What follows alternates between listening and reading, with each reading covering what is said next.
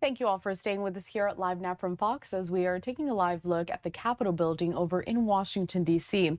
A lot to discuss on this Monday, April 6th. My name is Karal Lahara, and I'll be with you throughout the next several hours as I provide several of these updates, also previewing some of the major events that we're highlighting for throughout the day. Want to take us out quickly to a live image that we have at the White House over in Washington, D.C. Coming up today, 1 p.m. Eastern Time, President Trump is set to provide an update on the war in Iran. This was posted via the White House over the weekend, in which the president said he would host a news conference also featuring several military members. And at the same time, I do want to focus on those latest developments coming out of the Middle East as I bring us out to this, a live image that we have over at the Strait of Hormuz. This is courtesy of marine traffic, and it just shows some of the traffic in those vessels that are still caught there in that strait and trying to make their way through. The Associated Press saying this, some of the major moments and updates from throughout the day today. The head of intelligence for Iran's paramilitary Revolutionary Guard was killed. That's according to Iranian state media. Now, Israel claimed the killing on Monday, so earlier today. The Israeli defense minister said this, quote, Iran's leaders live with a sense of being targeted. We will continue to hunt them down one by one. Also, Israel and the United States carried out a wave of attacks on Iran throughout this Monday, killing more than 25 people. Iran responded with missile fire on Israel and its Gulf Arab neighbors. And then also, President Trump has set a deadline for Tehran to reopen the Strait of Hormuz. That deadline is looming and does continue up until tomorrow evening, so that's Tuesday. President Trump gave Tehran a deadline that expires Monday night at least, saying if no deal was reached to reopen the strait, the U.S. would hit Iran's power plants and other infrastructure targets and set the country back to the Stone Ages. That was a direct quote from the president. Now, following that threat in which he posted on his Truth social media platform, Iran's paramilitary speaker called the threats of targeting Iran's infrastructure, quote, reckless. I also want to bring us out to this, a live image that we have over in Tel Aviv, Israel, because, of course, we know that the U.S. and Israel are conducting those joint strikes against Iran, but also in other parts of the Middle East, including in Lebanon. At the same time, Egyptian, Pakistani, and Turkish mediators have sent Iran and the U.S. a proposal calling for a 45-day ceasefire and the reopening of the Strait of Hormuz to give time to find a way to end the war. That's according to two Middle Eastern officials and what they have told to the Associated Press. Iran and the U.S. have not responded to the proposal, which was sent late Sunday night to both Iranian Foreign Minister and the U.S. Middle Eastern envoy Steve Witkoff. The officials spoke on the condition of anonymity to discuss the private negotiations. We also have live images coming out of Beirut and Lebanon, another area in which we have seen a lot of activity happening throughout the last several days, including smoke out there in the distance as those strikes continue. The death toll from the war has risen to more than 1,900 people in Iran and over 1,200 people in Lebanon. Iran's government has not updated the toll for days. In Gulf Arab states and the occupied West Bank, more than 24 people have died, while 19 have been reported dead in Israel and 13 U.S. service members have been killed. Millions of people in Iran and Lebanon have been displaced. Want to get out to this, also some images that we had earlier on today, given a missile strike that happened over in Haifa in Israel. Take a look at this on your screen. As we know that cleanup efforts are underway at this time, and we do also know that the Israel Defense Forces did post a statement on this missile strike to their social media platform on X. I'd like to play out some of their remarks next. I'm standing here in Haifa. Behind me, you can see the destruction site. Earlier this evening, a missile that was launched from Iran hit this site, a building in the middle of the city of Haifa. In this building, right at this moment, there are 4 people captured, missing. Other than these people, many others injured, and we needed to evacuate them to hospitals. Once again, the Iranian regime aims its missiles to civilian target, to the civilian population of the state of Israel. And here, again, we have a major destruction site and you can see serious damage here behind me. The Israeli public is resilient. The IDF keeps on fighting and defending the state of Israel. And that was the short social media post courtesy of the IDF. They posted it again to their social media platform on X. Fox News correspondent Trey Yanks also posting this regarding that missile strike. He says 4 bodies recovered from the ballistic missile impact site in Haifa, Israel. Still a lot to discuss, a lot of developments to get to this morning, particularly when it comes to negotiations between the U.S. and Iran, now that we know that President Trump has given a deadline for Tehran to reopen the Strait of Hormuz. I want to bring into the conversation now Jonathan Sayed. He is an Iran program research analyst at the Foundation for the Defense of Democracies. Jonathan, good morning. Hi, it's great to be with you again. Always good to have you. All right, so let's start with this. Some major news from earlier today. Reports are saying that Iran and the U.S., they have received a draft proposal to get a ceasefire underway for at least the next 45 days to reopen the Strait of Hormuz and to hopefully end the war. Jonathan, what do we know about some of the major points in that proposal? And really, what points would need to be there to get both sides to agree to that ceasefire? I think the main question on everyone's minds, of course, a lot of us are relying on leaked information, but the main question is how far is the demands going from the American side?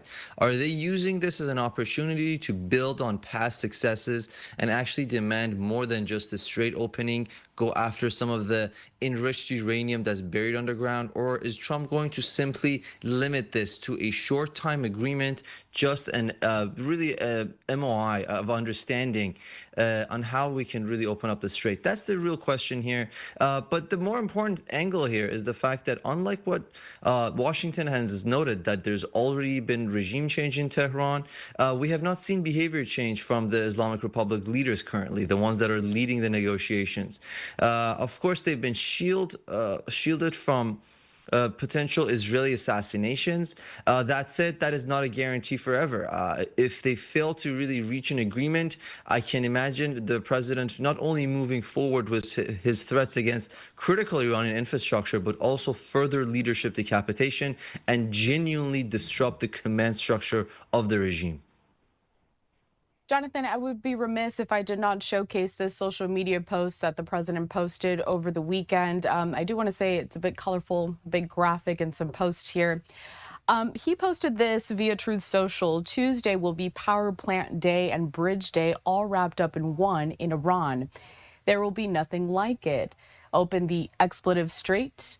And he just continues on to say, or you'll be living in, and I'm assuming that our viewers can guess what he's saying here. So he is increasingly putting this pressure on Iran. I have to know, how is the Iranian regime responding when they see the president take to social media to issue these sort of demands, and within this context?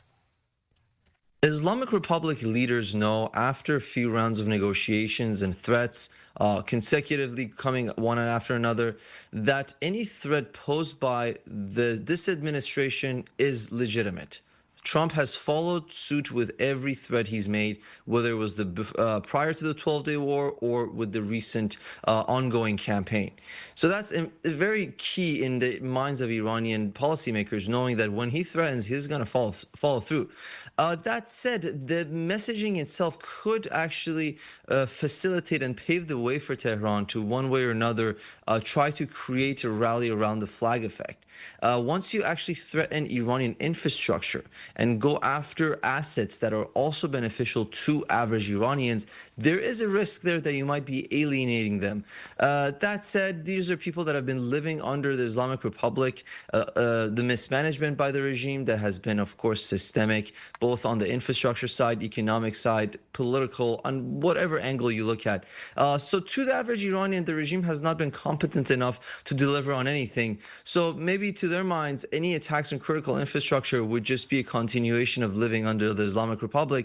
But that said, bridges and power plants, those are critical things. Ultimately, Iranians have been living under very harsh conditions, and worsening that could escalate the situation internally.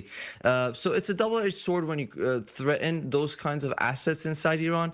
That said, if the idea is to somehow create some sort of an anti-regime movement again and reignite that momentum, the best way to go about it is to ensure that you really play into the grievances of Iranians, you play into the challenges that they have versus the regime. But I would end it with this: talking to folks on the ground and being Iranian myself, the understanding there is a lot of these key infrastructure can be rebuilt. We can rebuild roads and bridges and power plants, but what we cannot do is to revive the tens of thousands of young, innocent, unarmed protesters that were massacred on the street. So time is of essence. So long as this campaign continues to be about liberating Iranian people, or at least paving the way for them to define their own destiny, I think the average Iranian will be on board. But that said, messaging is important. PR really matters during wartime.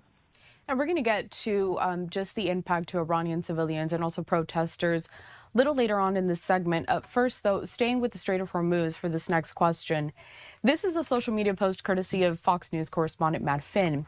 He says this: the UAE insists even if there is a ceasefire, Iran cannot remain in control of the Strait of Hormuz and call the strait everyone's problem. The issue, Hormuz, has to be a part and parcel of the settlement of any conflict with clear agreement on that. Jonathan, is there any kind of scenario in which Iran would cede control of the strait? And what are possibly some of the internal conversations within the Iranian regime when they see global leaders talking about the future of the strait and that Iran may not have full control of it? So when we talk about global leaders, let's say, pushing back against the Islamic Republic, so far we haven't seen really much or anything from Europe. France actually caved and did not vote for that UN resolution against the Islamic Republic, which is why their ships can now operate in the Strait of Hormuz. The United Arab Emirates has been the only one that's taken even remotely an assertive stance against the regime. I do think Washington is going to take that into account. So far, Persian Gulf states, Europe, of course, China and Russia, nothing really meaningful coming from them for them to really condemn the Islamic Republic, which is quite concerning, and of course gives the regime an incentive to continue with its, of course, destructive behavior and regionalizing the war.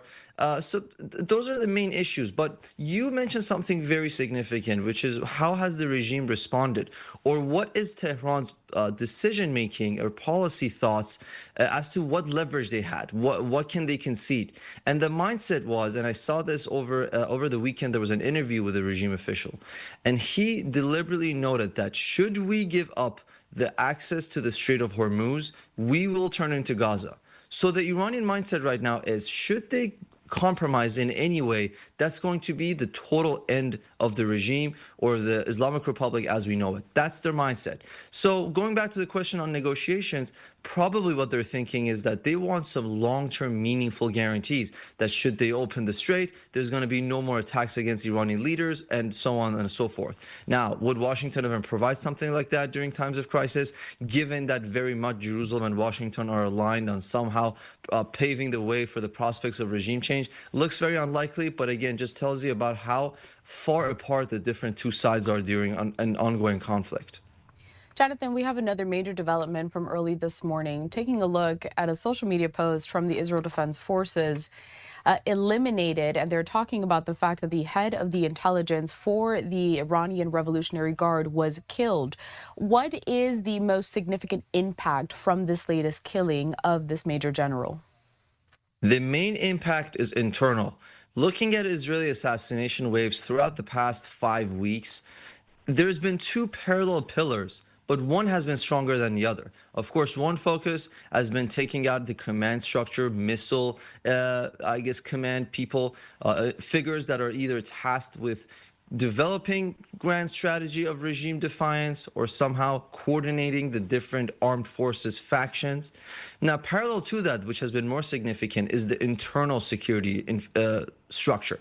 So individuals that are involved in repressing protesters, killing unarmed Iranians, or somehow terrorizing the masses of the population to deter them from taking to the street. And that's what this individual is. So being of course, the intel command of the RGC, one of his main responsibilities is actually surveilling dissidents inside and, working behind the scenes to ensure that the average Iranian has no hope and is afraid of taking to the street. That's their primary job. And of course, the RGC being a brutal instrument of torturing the Iranians and dissidents, this is a devastating blow. But the grand strategic agenda by Israel here is to, at least from what it seems, is to eliminate the top leadership, so the commanders of key forces, and then to go after mid-level commander, brigade leaders, things of that nature, and inform them that time is not on their side. Should they not somehow work with Israel or with the Iranian dissidents, they'll also be eliminated. So that's the strategy there. We have to keep in mind there's hundreds of thousands of Iranian armed personnel left. So it's not realistic to expect all of them to be killed during this war. I think the idea is to either have them defect through PSYOPs or arm the Iranian populace so they can define their own destiny and actually counter whatever is repressing them the most, which is this armed body of the RGC and military. We're taking a live look over in Tel Aviv, Israel. Again, Israel is the one that is claiming responsibility for that latest killing. And there's a couple of more social media posts that I want to get your reaction from, Jonathan. And these next couple of posts have to do with Kurdish forces. It's something that we talked about when this war first broke out several weeks ago. Fox News correspondent Trey Ying says this, and he posted this over the weekend. The United States sent guns to the Iranian protesters through the Kurds. President Trump told Fox News, quote, "We sent guns to the protesters, a lot of them, and I think the Kurds took the guns." Now, some Kurdish factions also responded, and Trey has another social media post. He says this. They responding to the remarks from President Trump, quote, "We did not receive any weapons during the time of demonstrations in Iran." Fox also reached out to additional Kurdish parties for comment. We're waiting to hear on that. So the question with this, what kind of moves are we seeing from Kurdish forces, Jonathan, and what do we know about potential communication between the Kurds and the U.S.? There are so many moving parts with the Kurdish developments that it's really hard to narrow down. But the overall image here was that United States and Israel were somehow entertaining, deploying, or at least assisting Iranian and Iraqi Kurdish faction. But what ended up happening, at least looking at online reporting, indicates that the Kurds did not receive enough reassurances that should they launch a ground operation against the Islamic Republic, they will receive sufficient air support or just military backing as a whole. Because they saw what happened in Syria, they were afraid that if they were to attack the regime and not be fully backed, the regime stays in power, and that is horrible news for them. So that's one guarantee they did not get. On the other hand, the situation would be really volatile. Looking at the Middle East, the idea of arming insurgent groups and separatist groups and sometimes terror groups against one another has not worked out long term. The idea is that you should work with a country's national identities to get systemic change, as opposed to trying to appeal to some sort of sectarian or ethnocentric grievances, in this case being the Kurds. Further indication as to why it would not be the best idea to somehow arm separatist groups. So again, that's all the moving parts with the Kurdish problem.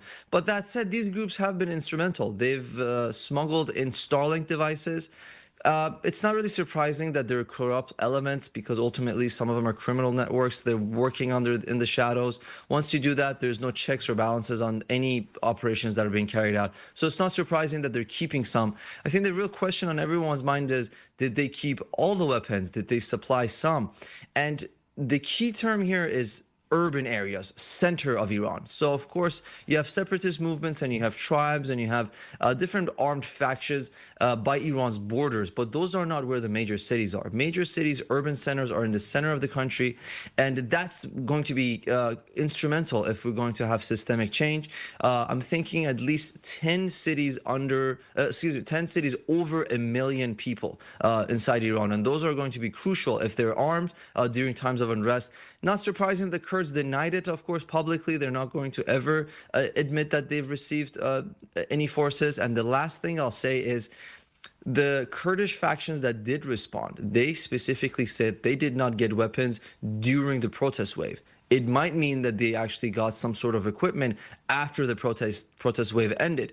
But ultimately, everyone's watching for a call to protest and a major uprising inside the country. And the only thing that could actually change the calculus is if there are armed resistant groups or units across the country. So far, we haven't seen that, but it's not surprising. So it's going to be defections paired with arming dissidents against the Islamic Republic. So you just mentioned there that some people are waiting for this call to protest. It brings me to this next question. There's reports that Iran has executed yet another man over charges stemming from those nationwide protests that happened back in January. So what is the updated status? How frequently are these executions still happening? And how is all of that really being done down there in the ground as Iran still is engaging in active fighting? It is most crucial to them to actually execute as they're carrying out the act of fighting, simply because they want to remind the average Iranian that they're still in control. They are their fingers on the trigger, as the police chief noted, and they're there to kill. It's plain and simple. And I think the best example of that is the week prior, what they did was, I think it was 2 weeks ago, sorry. When they were celebrating the holiday of Nowruz, they actually did a public execution. They were publicly hanging dissidents and protesters who took part in January as a clear message to the Iranians public. A very medieval practice. Having witnessed it myself as a child, actually growing up there, it's an image that really stays with you, and it only serves a psyop purpose and nothing more. But unfortunately, the trajectory is on the rise.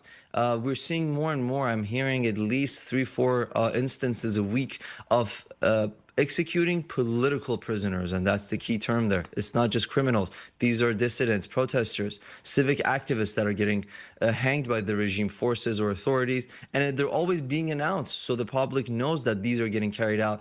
And that's what's really troubling. So once they were done with massacring about 40,000 people in January, now what they're doing is that they're killing the ones that they detained inside, and God knows what they did to them beforehand, not to mention how they're terrorizing the families. Which is why, again, to the Iranian people, should this war end before regime collapse, it would be the most devastating blow to them. It would be the biggest betrayal, because they will be stuck with a hybrid form of malign pillars, which would be an Islamist North Korea, even more authoritarian. And one thing about the Middle East, everything can always get worse, which is why effective calculation by Washington and Jerusalem is very crucial. This is a live look that we have over there in Beirut, Lebanon. Jonathan Sayed, an Iran program research analyst with the Foundation for the Defense of Democracies. We covered a lot of ground today, and of course, I'll be in touch and we'll continue to follow these developments.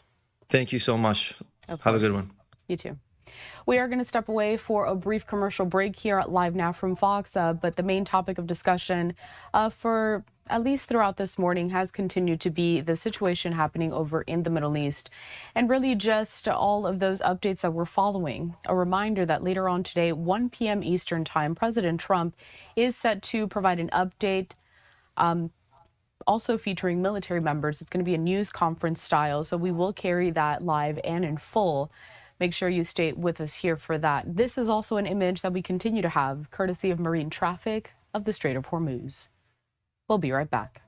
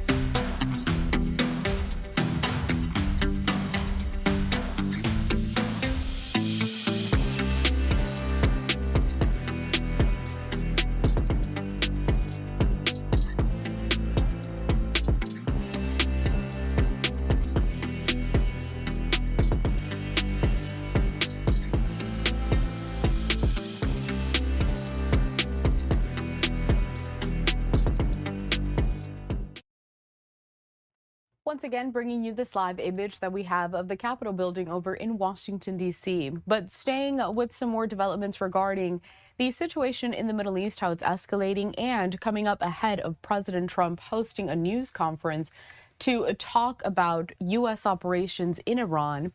I do want to head over to our partners at Fox 5 in D.C., where over the weekend they were talking about some of the economic impact felt here in the U.S. because of the war.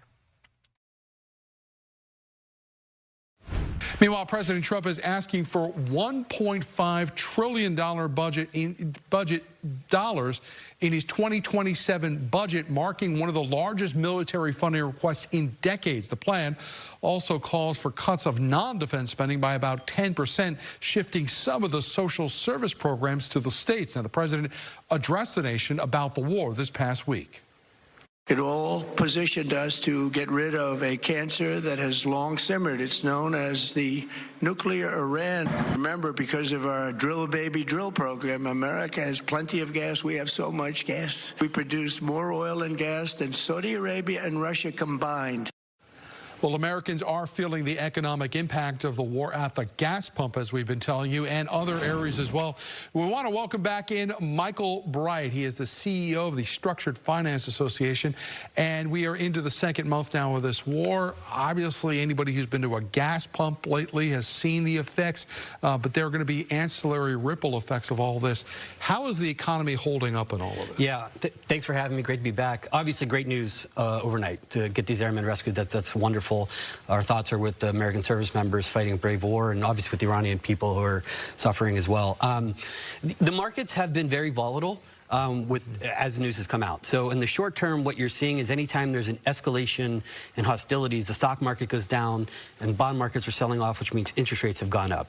That trend happens over and over. You know, every time there's a tweet that says we're going to de-escalate and negotiate, stocks go back up, interest rates go down, and vice versa when it looks like the hostilities are increasing. So that's been the short-term effect. Over the long run, really it's all about the Strait of Hormuz and when we can get oil flowing back through. A lot of people have pointed out the United States doesn't get oil from Iran, so why is the Strait of Hormuz causing so many problems in the gasoline price here? Yeah, there's a lot of fundamentals in commodity markets. So there are different quality levels of gasoline and oil from different places. So, you know, WTI Brent crude in the U.S. isn't really particularly good for aircraft and those types of things. You really need that from the Middle East.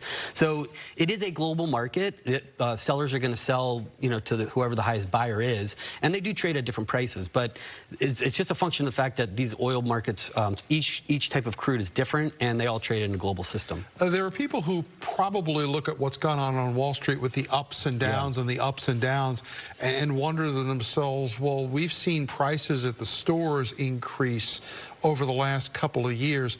Does what happened in the supermarket necessarily connect to anything that's going on in the financial markets? It definitely does. Well, what you're definitely seeing is consumers are stretched. So this is a concern for, you know, credit card delinquency rates, where you're seeing lower income, lower wealth borrowers really struggling to make ends meet. Fertilizer. Back to the Strait of Hormuz, a lot of that comes from there. So that's filtering through into the price of commodities and food and other services. All of it, if it leads to a stretched consumer, that means it's harder to buy, it means housing's less affordable, and yeah, it definitely has an impact on the markets. There is one obvious connection, that's the price of diesel fuel right now. That's even higher than where gasoline is right now. Anything that winds up on a truck usually has to use diesel. Right. So is that a direct connection, connective tissue right now between prices and this crisis over oil? Absolutely, it sure is, and it's causing everything in the economy to go up. I mean, oil goes into a lot of commodities, plastics and other things. Getting food from point A to point B requires the use of oil. All of that gets baked into the price.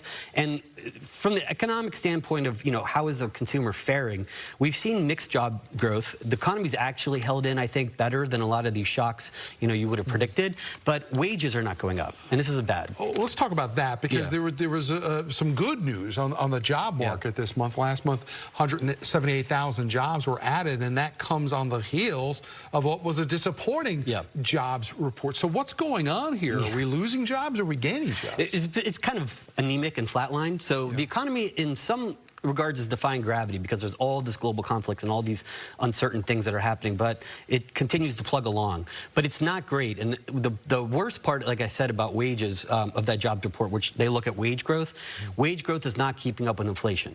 So maybe even if you're getting a little bit of an increase in wages, the price of goods is going up faster and higher than that. So I think that a speedy resolution to the conflict and get the oil flowing would be helpful. On a political front, though, these midterm elections are coming in November. Inflation is usually not kind to the party in the majority right now. Is there something Congress can do to maybe shore up the economy in the short term before voters head to the polls? Keeping the government open would be helpful. You know, making sure that the TSA workers are paid and getting rid of some of the dysfunction. There's really nothing Congress can do this year that would have that type of an impact that people would see. I think the American people would just like to see like a little bit less dysfunction. So that would be my advice to them. And thank you there to our team at Fox 5 in D.C. That was Tom Fitzgerald there hosting his Sunday program on the Hill. And I really just wanted to focus on what that discussion was about, which is the economic impact of the war in Iran. We're going to step away for another quick commercial break. Much more live coverage when we come back.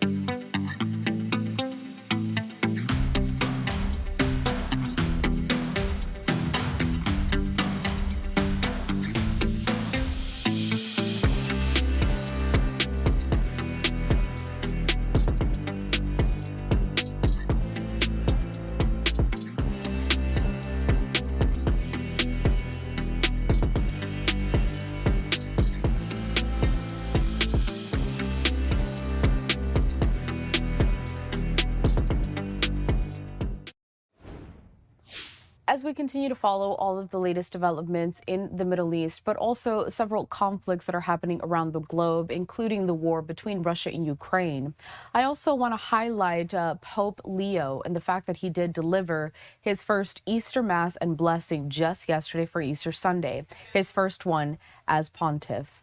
He did deliver a message of hope amid all of these wars that we're watching, and in case you missed it, I'd like to play his remarks for you next. Cristo risorto. Buona Pasqua. Brothers and sisters, Christ is risen. Happy Easter.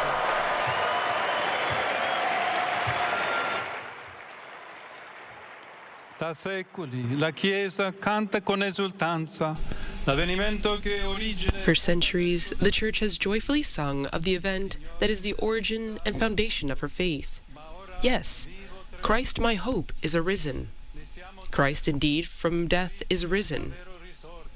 Have mercy, Victor King, ever reigning.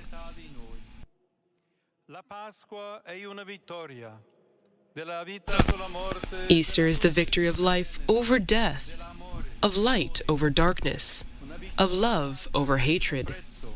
It is a victory that came at a very high price. Christ, the Son of the living God, had to die, and die on a cross. after suffering an unjust condemnation, being mocked and tortured, and shedding all his blood.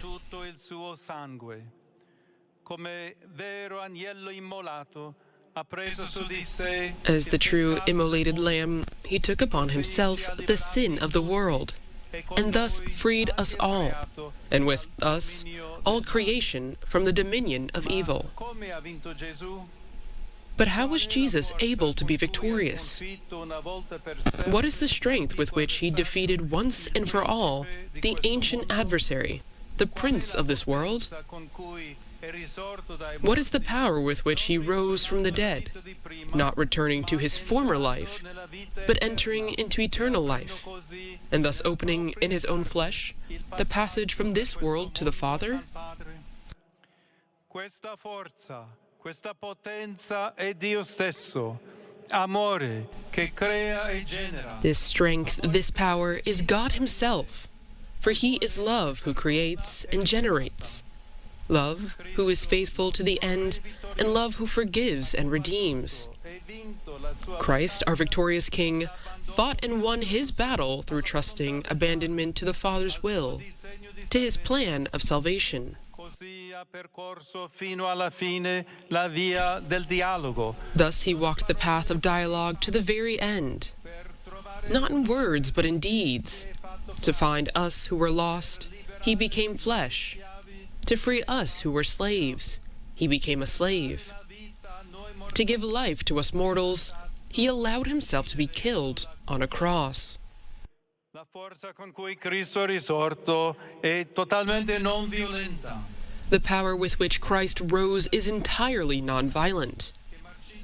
It is like that of a grain of wheat, which having rotted in the earth, grows, breaks through the clods, sprouts, and becomes a golden ear of wheat. It is even more like that of a human heart, which, wounded by an offense, rejects the instinct for revenge, and filled with compassion, prays for the one who has committed the offense.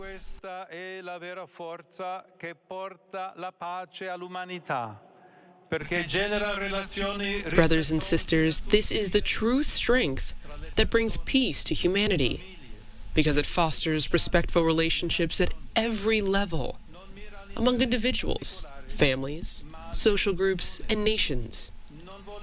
It does not seek private interests, but the common good. It does not seek to impose its own plan, but to help design and carry out a plan together with others.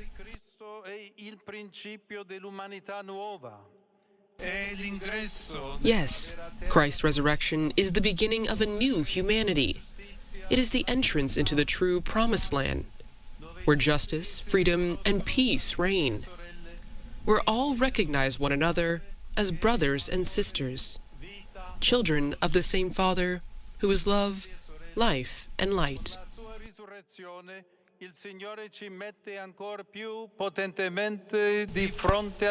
Brothers and sisters, through his resurrection, the Lord confronts us even more powerfully with the dramatic reality of our freedom. Before the empty tomb, we can be filled with hope and wonder, like the disciples, or with fear like the guards and the Pharisees, forced to resort to lies and subterfuge, rather than acknowledge that the one who had been condemned is truly risen.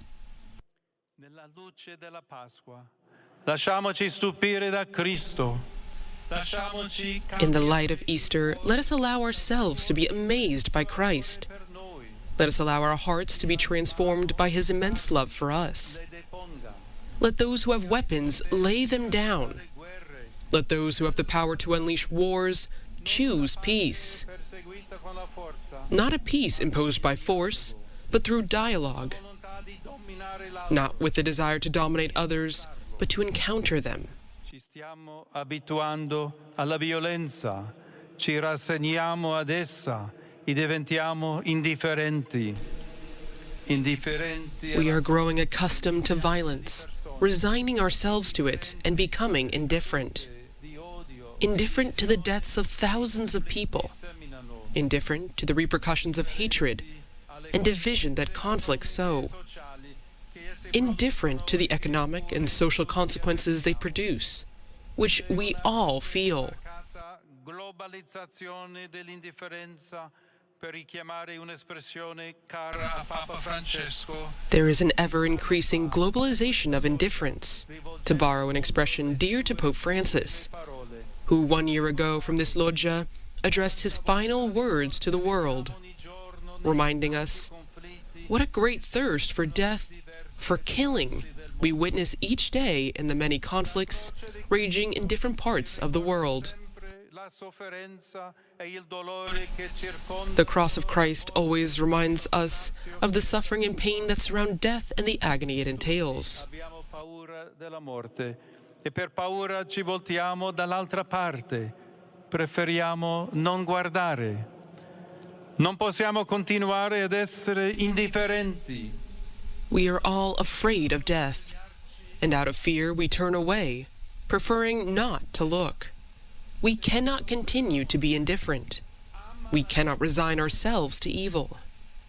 St. Augustine teaches, if you fear death, love the resurrection. Let us too love the resurrection, which reminds us that evil is not the last word, because it has been defeated by the risen one. Vi lascio la pace. Vi do la mia pace. He passed through death to give us life and peace. I leave you peace. I give you my peace. Not as the world gives it, I give it to you. Ma quella che tocca e cambia il cuore. The peace that Jesus gives us is not merely the silence of weapons, but the peace that touches and transforms the heart of each one of us. Let us allow ourselves to be transformed by the peace of Christ. Let us make heard the cry for peace that springs from our hearts. For this reason, I invite everyone to join me in prayer, in a prayer vigil for peace that we will celebrate here in St. Peter's Square next Saturday, April 11th. Di dominio e di potere. E imploriamo il Signore. On this day of celebration, let us abandon every desire for conflict, domination, and power, and implore the Lord to grant His peace to a world ravaged by wars and marked by a hatred and indifference that makes us feel powerless to the face of evil. Che soffrono e attendono la vera pace che solo Lui può To the dare. Lord we entrust all hearts that suffer and await the true peace that only He can give. Let us entrust ourselves to Him and open our hearts to Him. He is the only one who makes all things new. Happy Easter.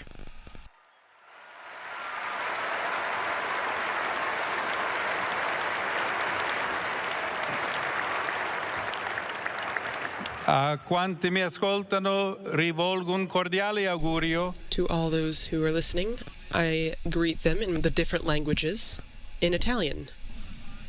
Happy Easter. Bring with you all the joy of the risen Lord.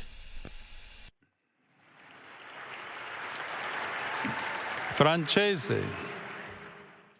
Joyeuse Pâques. In French, Happy Easter.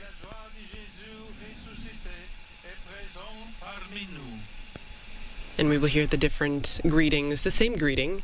Happy Easter, and bring with you the joy of the risen Lord. Happy Easter. May you bring the joy of Jesus, who is risen and present in our midst, to all you meet.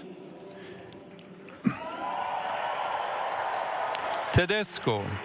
Frohe Ostern bringt allen die Freude des auferstandenen Jesus, der unter uns gegenwärtig ist. Spagnolo. Feliz Pascua. Lleven a todos la alegría de Jesús resucitado y presente entre nosotros. Portuguese. Feliz Páscoa. Levai a todos a alegria do Senhor ressuscitado e presente entre nós.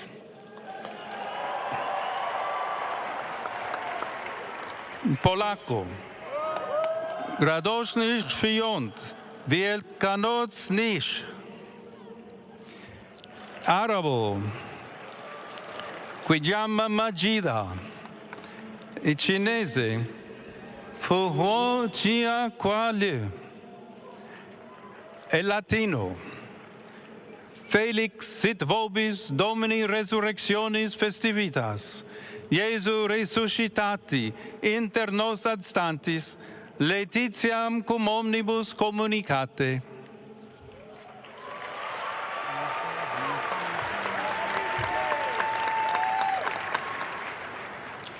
Regina Celi, letare, alleluia. Qui aquam meruisti portare, alleluia. Resurrexit, sicut dixit, alleluia. Ut pro nobis Deum, alleluia.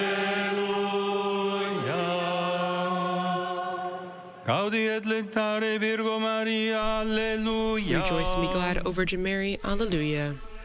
For the Lord has truly risen, alleluia. Oremus. Let us pray. O God, who through the resurrection of your Son, our Lord Jesus Christ, did vouchsafe to give joy to the world, grant, we beseech you, that through his mother, the Virgin Mary, we may obtain the joys of everlasting life. Through Christ our Lord.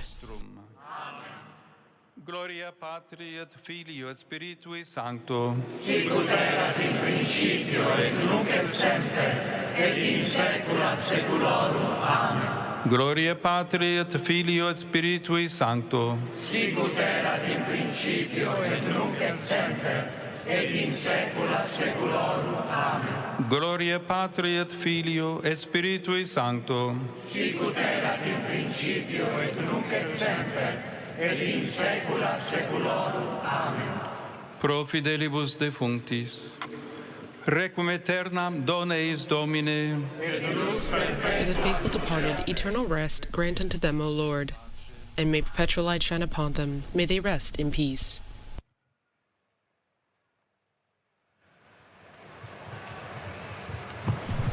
And now the Cardinal Protodeacon will announce the concession of the indulgence we receive with the Urbi et Orbi.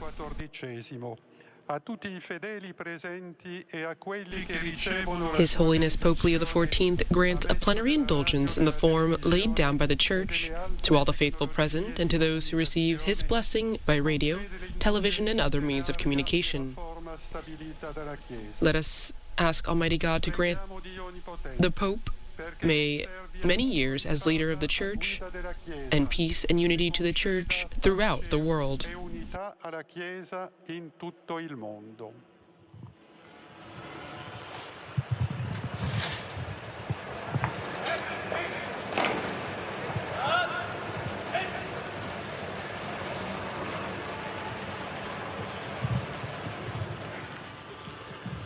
Sancti Apostoli Petrus et Paulus. May the apostles Peter and Paul, in whose power and authority we trust, intercede for us before the Lord. Precibus et meritis Beate Mariae Semper Virginis, Beate Michaelis. Through the prayers and merits of Blessed Mary ever Virgin, Saint Michael the Archangel, Saint John the Baptist, the holy apostles Peter and Paul, and all the saints, may Almighty God have mercy on you and forgive all your sins, and may Jesus Christ bring you to life everlasting. Jesus Christus ad vitam aeternam. Indulgentiam, absolutionem, et remissionem omnium peccatorum vestrorum. May the Almighty and merciful Lord grant you indulgence, absolution, and the remission of all your sins, a season of true and fruitful penance, a well-disposed heart, amendment of life, the grace and comfort of the Holy Spirit, and final perseverance in good works.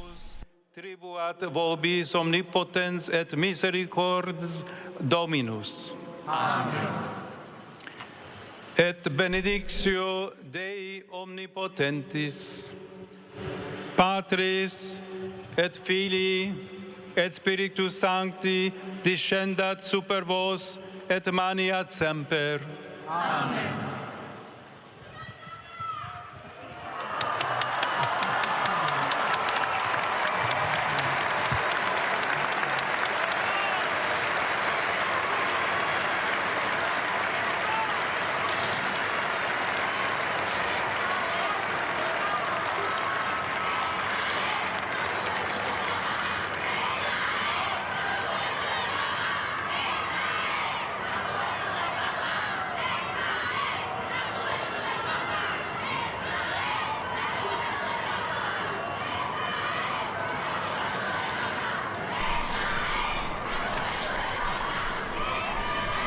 And with that, we all received the special people blessing, the Urbi et Orbi, to the city of Rome and to the world.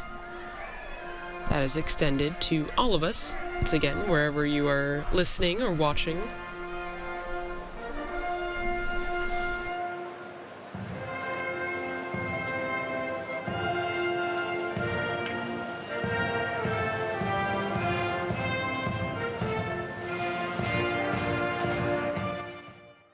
We were just watching there, and that was the blessing that Pope Leo gave just yesterday for Easter Sunday Mass there, as he calls for peace amid several of these global conflicts.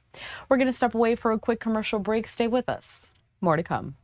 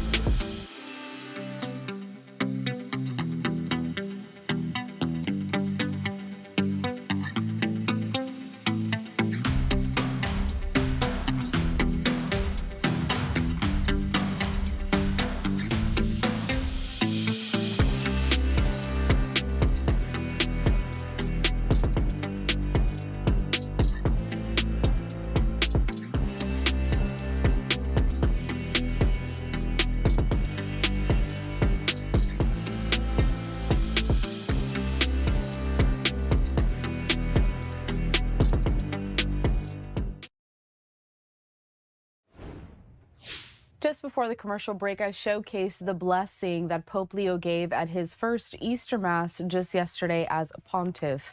I also want to bring up a few social media posts because we had a lot of world leaders also celebrating Easter Sunday. Now, the first post on X is courtesy of Vatican News. And it says, Pope Leo's Easter message, quote, "Let those who have weapons lay them down. Let those who have the power to unleash wars choose peace, not a peace imposed by force, but through dialogue, not with the desire to dominate others, but to encounter them." We're also going to cycle through some more of these social media posts. Here, it's a photo of Pope Leo from that Mass just yesterday. It says, presiding over his first Easter Sunday Mass in St. Peter's Square as pontiff, Pope Leo acknowledged that the Easter message of hope and light is not always easy to accept, since the power of death constantly threatens us both interiorly and externally. Yet the risen Christ gives us certain hope, the Pope concluded, which is much needed in the world today. We also have this, a post directly from Pope Leo XIV. With particular affection, in the light of the risen Lord, we remember today Pope Francis, who on Easter Monday of last year returned to the Lord. It was just last year that we did have that last message and blessing from Pope Francis, and then just yesterday, the first one from Pope Leo. Also, we have some lawmaker reactions here and some leaders in the U.S. First Lady Melania Trump issuing this, Happy Easter. And I believe it also includes a bit of a video. You do see the White House there in the background with some of those flowers. Speaking of First Lady Melania Trump, later on, also with President Trump, they're going to be hosting an event at the White House for Easter. President Trump and the First Lady will host the 2026 White House Easter egg hunt, or egg roll, I should say. That gets underway at around 10:30 a.m. Eastern time, and of course we'll carry it for you here at LiveNOW from Fox. We also have this, a post from House Speaker Mike Johnson here in the U.S. saying, today we celebrate the resurrection and the hope we have in our risen Savior. The angel said to the women, do not be afraid, for I know that you are looking for Jesus who was crucified. He is not here. He is risen just as he said. Happy Easter from the Johnson family.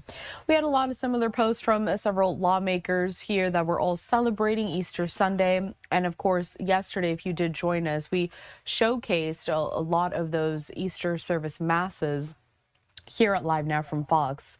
Israeli Prime Minister Benjamin Netanyahu also posting this, to our Christian friends in Israel, the United States, and around the world. We wish you a blessed and joyful Easter. I do want to bring us out, though, to some live images that we continue to have over in Beirut, Lebanon, because the central message from Pope Leo was peace and hope amid some of these global conflicts that we're following, specifically some of the latest developments that we've seen out there in the Middle East. And we know that several strikes have been happening in several areas, including Lebanon. There's been strikes in Israel. The U.S. has also been involved, U.S. military forces there in the region. And the war with Iran does continue to escalate. Later on today, 1 p.m. Eastern time, President Trump is set to host a news conference alongside military members to provide an update on that war. And then I just want to bring up one more social media post courtesy of Vatican News. On Easter Sunday, Pope Leo appeals to world leaders to lay down their weapons. We'll be right back.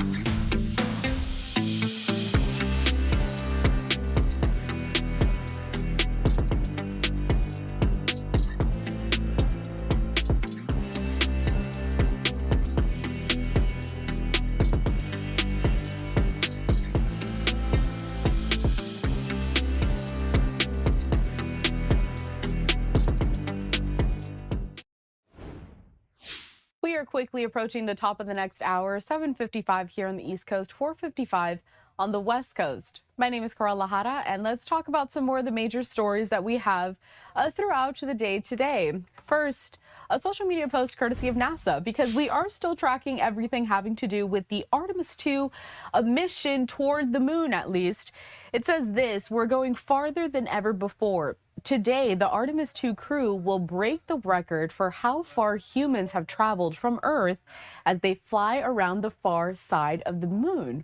I also want to bring up this. It's a schedule and a timeline, so to speak, of this Artemis II flyby later on today. And also we have some live images here, live or playback, not entirely sure, but these images are courtesy of NASA because they're tracking everything having to do with this mission as a whole. So there on the left-hand side, you see that at 9:50 a.m. Eastern Time, Artemis II crew wakes up. 1 p.m. Eastern Time, NASA begins coverage of that flyby. We will take it here, so you can tune in to LiveNOW if you want to watch it in full. 1:56 p.m. Eastern Time, Artemis II breaks the distance record set by Apollo 13. To 10 p.m. Eastern Time, Artemis II crew speaks on Apollo 13 record, and 2:45 p.m. Eastern Time, the 7-hour observation period for the moon flyby begins. So this is timed down to the minute. Of course, it has to be very precise, but joining us now to talk a little bit more about this mission and what we can expect is Amber Trujillo. She is a spokesperson for the Planetary Society. And Amber, you actually joined me right before this mission was blasting off just last week. Thanks for coming on again. Yes, thanks for having me, Carl. I am so excited about this, and I have so many questions. So let's just start with the basics here. A moon flyby, what exactly are we going to be seeing? What are the astronauts going to be seeing? Yeah, so this phase is a critical part of the mission. Not only are they, as you mentioned before, going to break actually an Apollo 13 record held before, going 4,100 miles farther than those astronauts have been. So they will be the farthest humans that have ever traveled from Earth.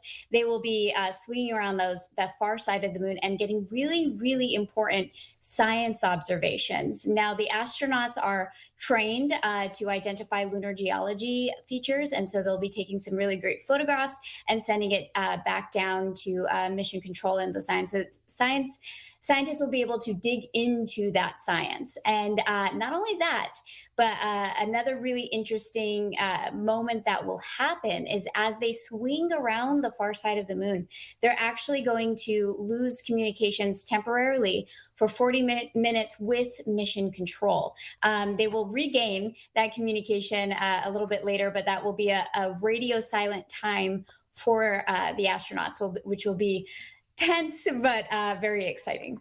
Okay, immediately going off of that last point that you made there, because it's one of my questions, this losing communications when they go on the far side of the moon. I mean, Amber, how risky is that?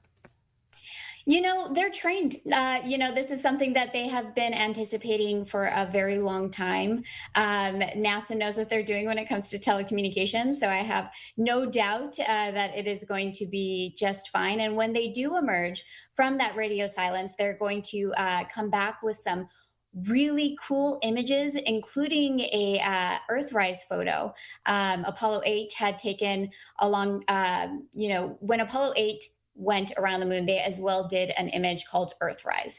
And it is very likely that they will be recreating that photo, which I personally am very excited for, as well as the extraordinarily important science that they will be gathering during that time period.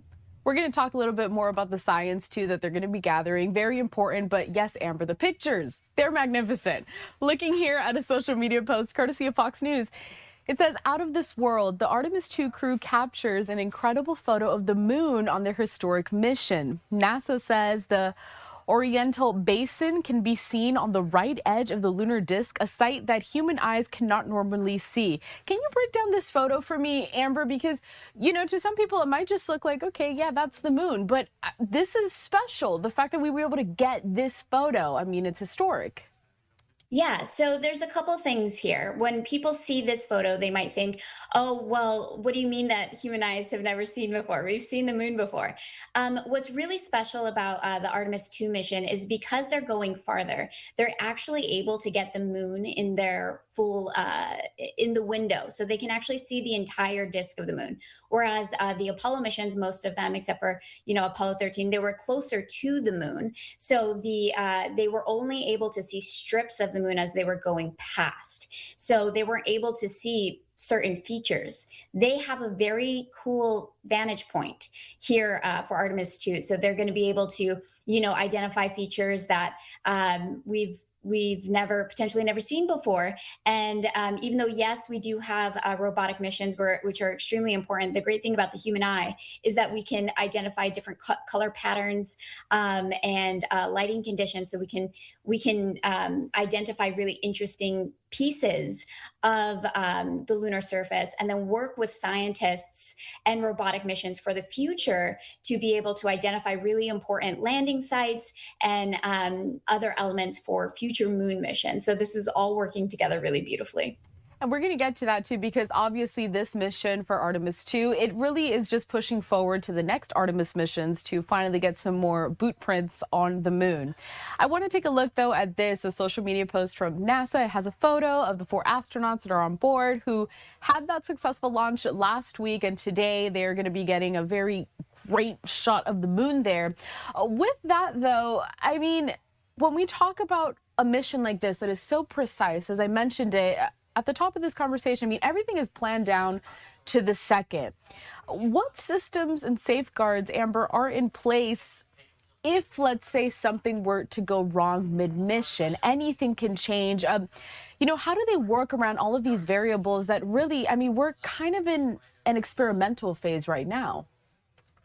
Yeah, so Artemis II is a test flight of the Orion capsule. So one of their big missions, the astronauts, their big missions on board right now is ensuring that Orion can have those capabilities in order to ensure that future missions are safe. NASA has been doing this for a long time. So they have a ton of redundancies in place. They're in a free return trajectory, which is basically just using the gravity of the moon. They have, they have redundancies with propulsion and the software. Not only is Orion piloted by the software, but they can always switch back to like an automated piloting situation. So it's really just the fact that NASA has been doing this for a very long time. They understand redundancies, and they've done their due diligence in order to ensure that the astronauts are going to be kept safe. So I have no worries with that. I have no worries either. I mean, I trust, if anything, an astronaut to be able to know how to navigate the space. I want to take us out to some images. I think that these are replays, but it gives us a good sense as to what mission control looks like here back on Earth, because we've been focused a lot on the astronauts, the crew members there, and what they're doing in space, but they've got a whole team down here just helping them in their efforts, offering that support. Do these teams work around the clock, like 24/7, and are they in constant communication? How do they monitor what's going on inside of the spacecraft? Yeah, so there's, within the Artemis program, there's hundreds of thousands of people that are working or have worked on the program. Within mission control, there is a set group of people. They're obviously they're not staying there 24 hours a day themselves. There's always someone there, obviously, but they themselves aren't going to be exhausted. NASA is going to make sure that everybody is well rested. As far as like communications, as I was talking about, they have various types of telecommunications that they're going to be that enables them to communicate with the crew, and they don't have delays. They don't have blackouts unless they go around the moon, right? That's the only time that they're going to expect for there to be a communications blackout. There could be other situations where a communication, blackout happens, but they don't anticipate that that's going to happen. They've done their due diligence to ensure that they are communicating with the crew. So yeah, I mean, that not only are there people there at Mission Control doing their work constantly to ensure that they're communicating with the crew, but there's thousands of people all over the world that are working in those telecommunication networks to ensure that they can communicate with Orion. They're tracking Orion. This is truly like an international effort. And yeah, the workforce is extraordinarily important for the Artemis program, and they're going to make sure that they're well rested. I want to go back to this timeline that we have for the mission today. Obviously timed out minute by minute. We even know when they're going to be waking up, the astronauts at least. I want to go to that last bullet point though. 2:45 p.m. Eastern time, 7-hour observation period for moon flyby begins. Something that I found so interesting when researching this entire mission, Amber, is how the spacecraft is actually able to go around the moon. It's kind of using the orbit of the moon to come back to Earth. It seems really complicated, and there's a lot of math and science involved there. And then this is just previously recorded. Those are the astronauts there up inside of the spacecraft there. But a 7-hour observation period, does that mean, you know, the moon's gravitational pull is going to get the spacecraft and then launch them back here? What does that timeline kind of look like? Well, so it's on a free return trajectory. So the whole point of that trajectory is, yes, using the moon's gravity to slingshot them back around. So the 7-hour observation period sounds like a really long time, and it is. But, you know, our 3 American astronauts have done, you know, spacewalks that have been 8 hours. So them observing this has within a 7-hour period is probably like a cakewalk to them. Jeremy Hansen, who is our Canadian astronaut on board, has not done a spacewalk before, but he is an accomplished fighter pilot. So I feel that it's going to be just fine with them, you know, observing the moon during that 7-hour period. But yeah, it's really just going to be, they're already on their way, right? That's what the trajectory means. That's what a free return trajectory means, is they're going to be using the gravity to swing around. And yeah, you know, they're already on their way. I'm really excited to see the observation. I'm super excited, like I've said before, about the science that is going to come out of this. And it's just going to be, I strongly recommend that people tune in during this live, which starts at 1 p.m. During the point when they are farthest from the moon, during the point where they have the communications blackout right before. That's going to be a really exciting time, kind of tension. And then right after, they're supposed to end that comms. So there's going to be some really important milestones during that trajectory. I'm really excited too, and I feel your excitement through the screen here, so it's making me even more excited.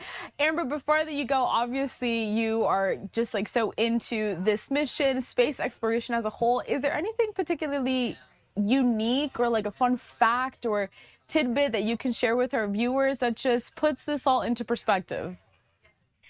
Oh, wow. A fun fact. I mean, it's full of fun facts.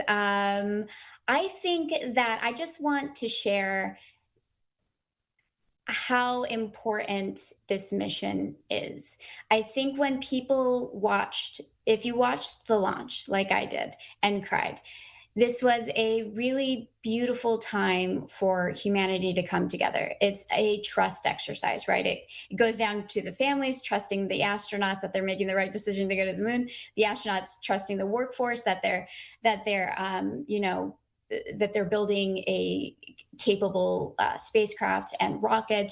And then it's the taxpayers, the American taxpayers, that are trusting the workforce in order to do something that's great for not only the nation, but the world. So this is an incredible trust exercise. And as we're looking forward to the future of NASA and NASA science, be sure to follow along with NASA's budget. Being at the Planetary Society, we are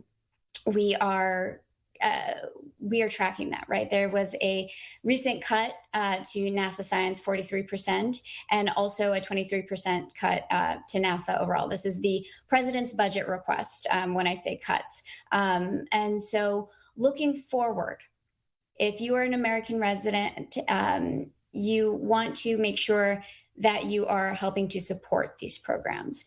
And at the Planetary Society, we have tons of resources for you to send a message to Congress. If you're inspired by this mission, you can send a message. You can join us at the Day of Action over in Washington, D.C.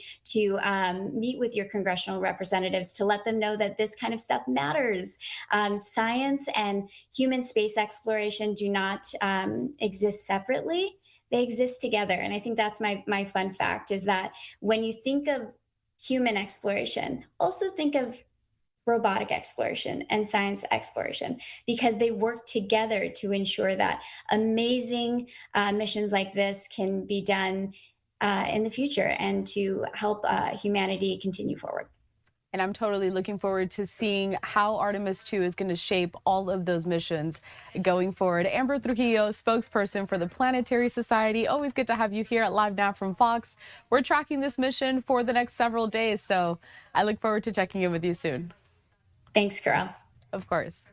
I do want to take us out to a couple of more social media posts because, again, it's a big day in terms of Artemis II moon coverage. I have one social media post here from meteorologist Lauren Blanchard. She says Artemis II lunar flyby, 1 p.m.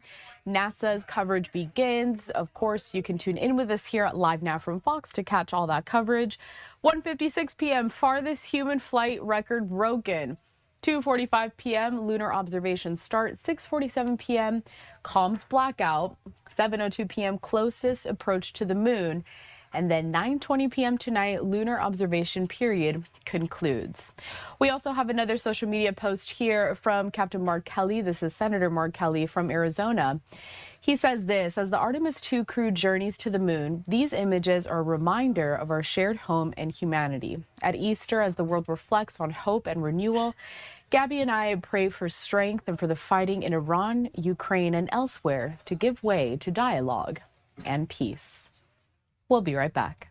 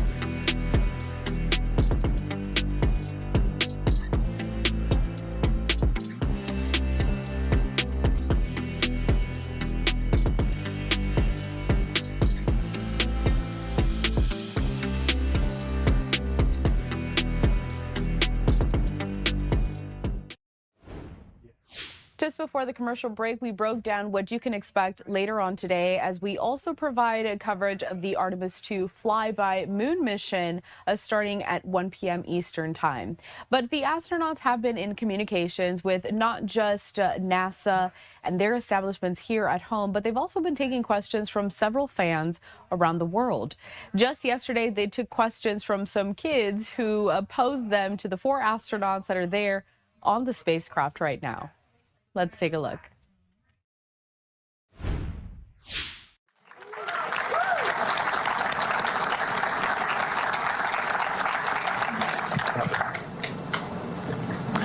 Good. See you. Thank you, Jeremy. We have many Canadians who are eager to ask you some questions. We're going to start right ahead with those. The first question is from Dia in Mississauga, Ontario. Do astronauts get special training to do CPR in space? How do you actually do that when there's low gravity?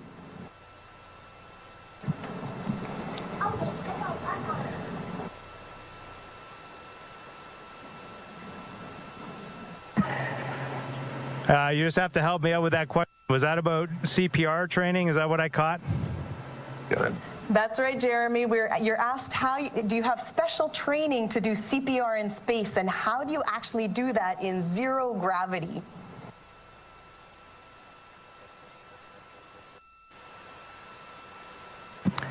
Yeah, it's a great question because we're all alone up here, just the four of us, and if we ever had to do it, we definitely want to plan. And so we talked about it on Earth before we came here, and one of our tests this week was actually to try those techniques out. And we have about 3 different spots in the capsule where we can do it. There's probably one that I can show you in the camera view if I just slide Reed over here.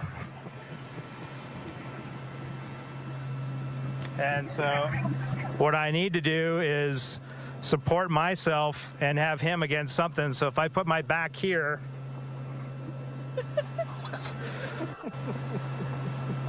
we rearranged the wall. And Reed here, I can push on him.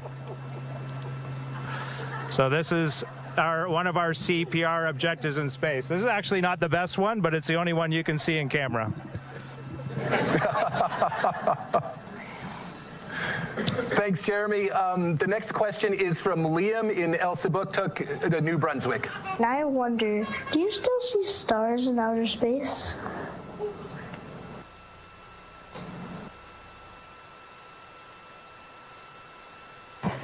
Yeah, I was actually just talking to my crewmates about that today. I've definitely seen stars in outer space, and I was saying I haven't seen as many as I thought I would. So, Reed? We have so much illumination from the sun on the moon and the earth right now. It is hard at times to see stars. Just like when you walk out in the daytime, you see a blue sky but no stars. We look outside and we see the black space and no stars. But tonight we're going to be pointed into deep space and we're going to turn out all the lights in the spacecraft for the first time on the mission. And if you give yourself about 20 or 30 minutes, we do this all the time on the International Space Station. Christina and I just have great fond memories of this. You'll start to see the stars, and if you give it enough time, you will see so many stars. It's hard to see the constellations because there are so many stars out there. And the coolest part of those stars is they do not twinkle at all. They are just perfect. They almost look fake. They're just perfect pinpricks of light. So that is our homework for tonight, Jeremy. We are doing that. We'll take a picture. Great. We now have a question from students in Sanikiluaq, Nunavut. What types of food do you eat in space and how do you cook it?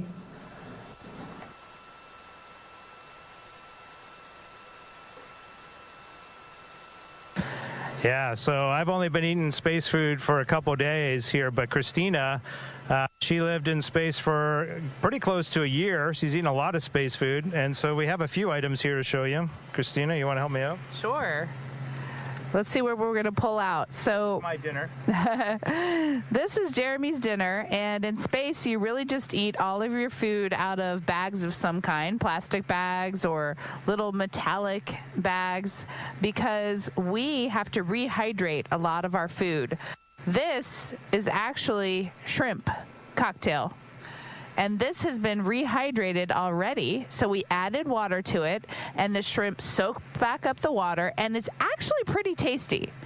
This is an example of a food that has not been rehydrated yet. It got all dried out for flying up here in space, and those are green beans. So we do have to eat our vegetables even in space, but don't worry, they do give us mac and cheese.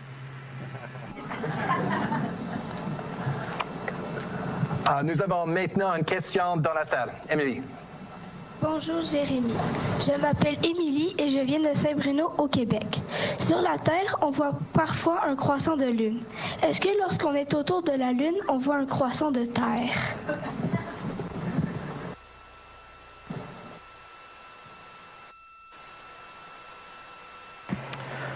And before I answer that question, I got to go back one. Here's the maple syrup that we opened up and had at lunchtime today. So we had a little bit of Canada on board today, and I shared it with my crewmates, and I think they enjoyed that. So it was great. Pour la question, en fait, oui, on voit des croissants de la Terre, et c'est quelque chose d'incroyable pour moi. Par exemple, la journée avant le TLE, le Translunar Injection, quand nous sommes réveillés, on a vu une Déméter, et ça c'était la première fois que j'ai vu quelque chose de magnifique comme ça. Et pendant cette journée-là, on a vu la Terre au complet, et on a vu la Terre noire. Alors ça c'était une perspective vraiment unique. And the question was, do we see a crescent Earth just like we see a crescent moon when we're in space? And the reality is we do, and we've seen it all. We've seen a half Earth, partial crescent Earth. We've seen a dark Earth. And when we woke up for TLI, we saw just it looked like a bowl of Earth just sitting there for breakfast in the sky. It was really, really unique. Thank you, Jeremy. The next question is from Joel in Edmonton, Alberta. You undertook lunar geology training in Canada, Iceland, and at the Lunar Sample Laboratory facility. Are there any lunar landforms that you're particularly excited to see up close?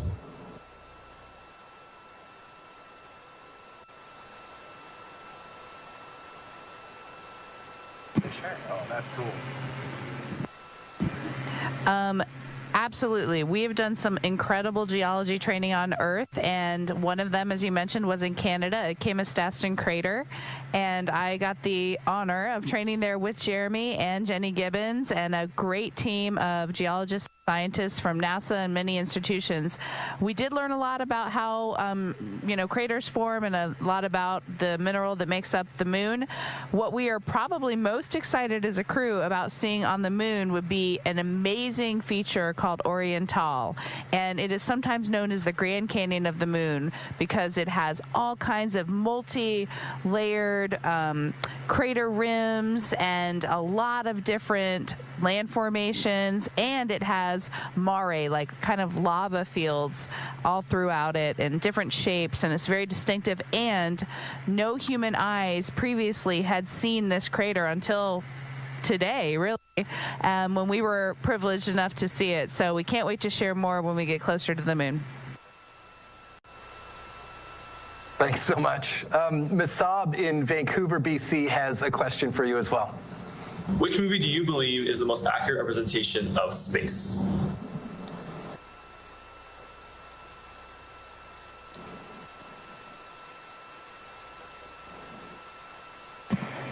Well, there are many great space movies. For our specific example here, one that really captures it, I think, is Apollo 13. Now, we haven't had any major malfunctions like Apollo 13 did, but they ended up on a very similar trajectory to us. And that movie really shows you a lot what it's like with just 3 humans, trapped in a tiny capsule and surviving in space together. So that's just one of many, but it's one of my favorite space movies. You have a space movie? That's one of my favorites. Yeah. I love that movie. All right, we have another question, Jeremy, from here in the room. I'm Adelaide from Ottawa, Ontario. How has your family helped you prepare to go to space? And do your kids get time off school?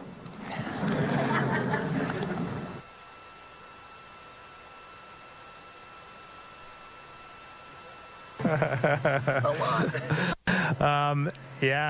Of course, in life you do things as a team, and my primary team is my wife and my 3 kids, and they have been extraordinary in supporting me through this endeavor. Some of the ways that they've helped me is just by giving me grace. Sometimes with this job, I can't be there for them when they would like me to be there. There's a lot of sacrifice from the family, and so they've definitely done that for me. And they've been my greatest cheerleaders along the way. So super grateful for Catherine, Devin, Ashley, and Caitlin.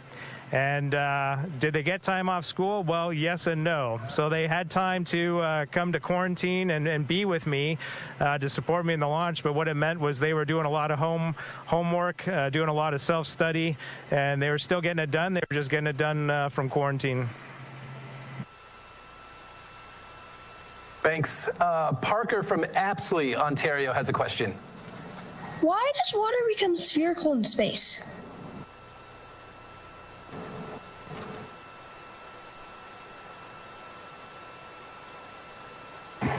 Well, my three crewmates lived on board the International Space Station for a significant amount of time, and so they've done a lot of playing with water, and so they were giving me a tutorial today at lunch. Maybe I'll just get Reed to give you the tutorial that he gave me right now. Oh, let me... Well, here you can see the spherical balls that I just let loose on the cabin. You got one coming. All right, Reed.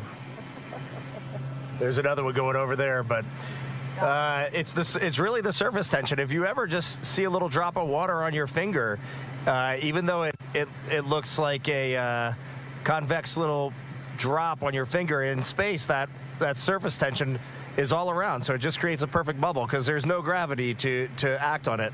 And so it just stays in this perfect sphere, and it actually becomes a lens. And earlier today, we were laughing because we could make Jeremy's face go upside down or right side up, and it's pretty amazing. It's fun to play with water in space. Victor's sending us a towel to clean up the mess. Thanks for that demonstration. We now turn to Jackson from Calgary, Alberta. How did you get to be on the Artemis II mission?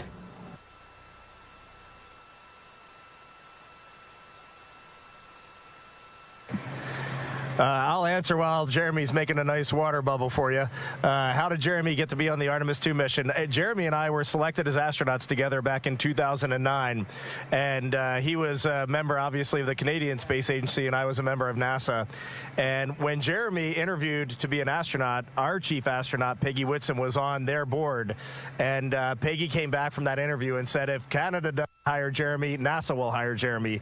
He did that well. So I think if you go through Jeremy's life, he grew up just a very inquisitive kid. He had huge dreams. He saw a picture of Neil Armstrong in an encyclopedia a long time ago walking on the moon, and it just sparked his curiosity and his imagination. And he always tells people that the most important thing when you have a dream and an aspiration is that you tell people, you talk about that. Some people may not believe you can do it, but you know you can do it. And the more you talk about it, the more people will begin to believe that you can make your dreams come true. And that is exactly what Jeremy did. So he turned his tree fort into a spaceship, and he became a fighter pilot in the Royal Canadian Air Force. And then he got to the Canadian Space Agency in 2009, and the rest is history. And I'm still not that good at water and space yet. I'm still learning, but I'll keep practicing. Amelia de Mirabel au Québec a une question pour toi, Jérémy. Quel rôle les jeunes d'aujourd'hui joueront-ils, selon vous, dans le futur de l'exploration spatiale? Et quel message avez-vous pour les inspirer?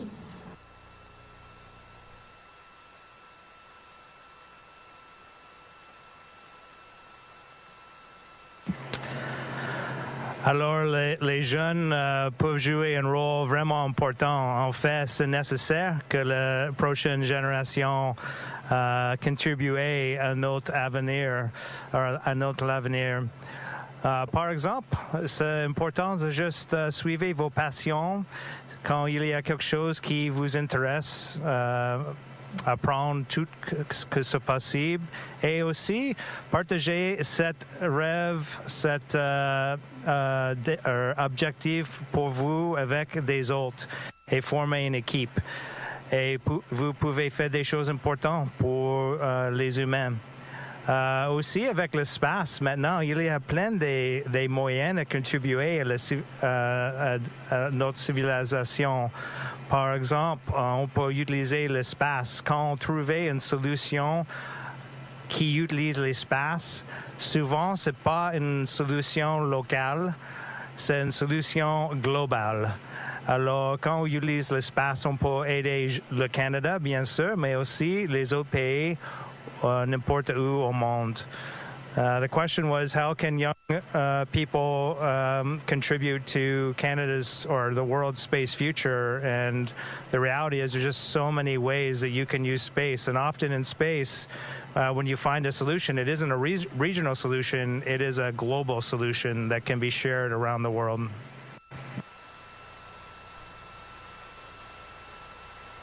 La prochaine question vient de William, qui est avec nous dans la salle.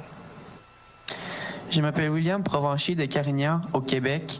Est-ce que les astronautes sont formés pour pouvoir réparer tout et n'importe quoi à bord de la capsule Orion?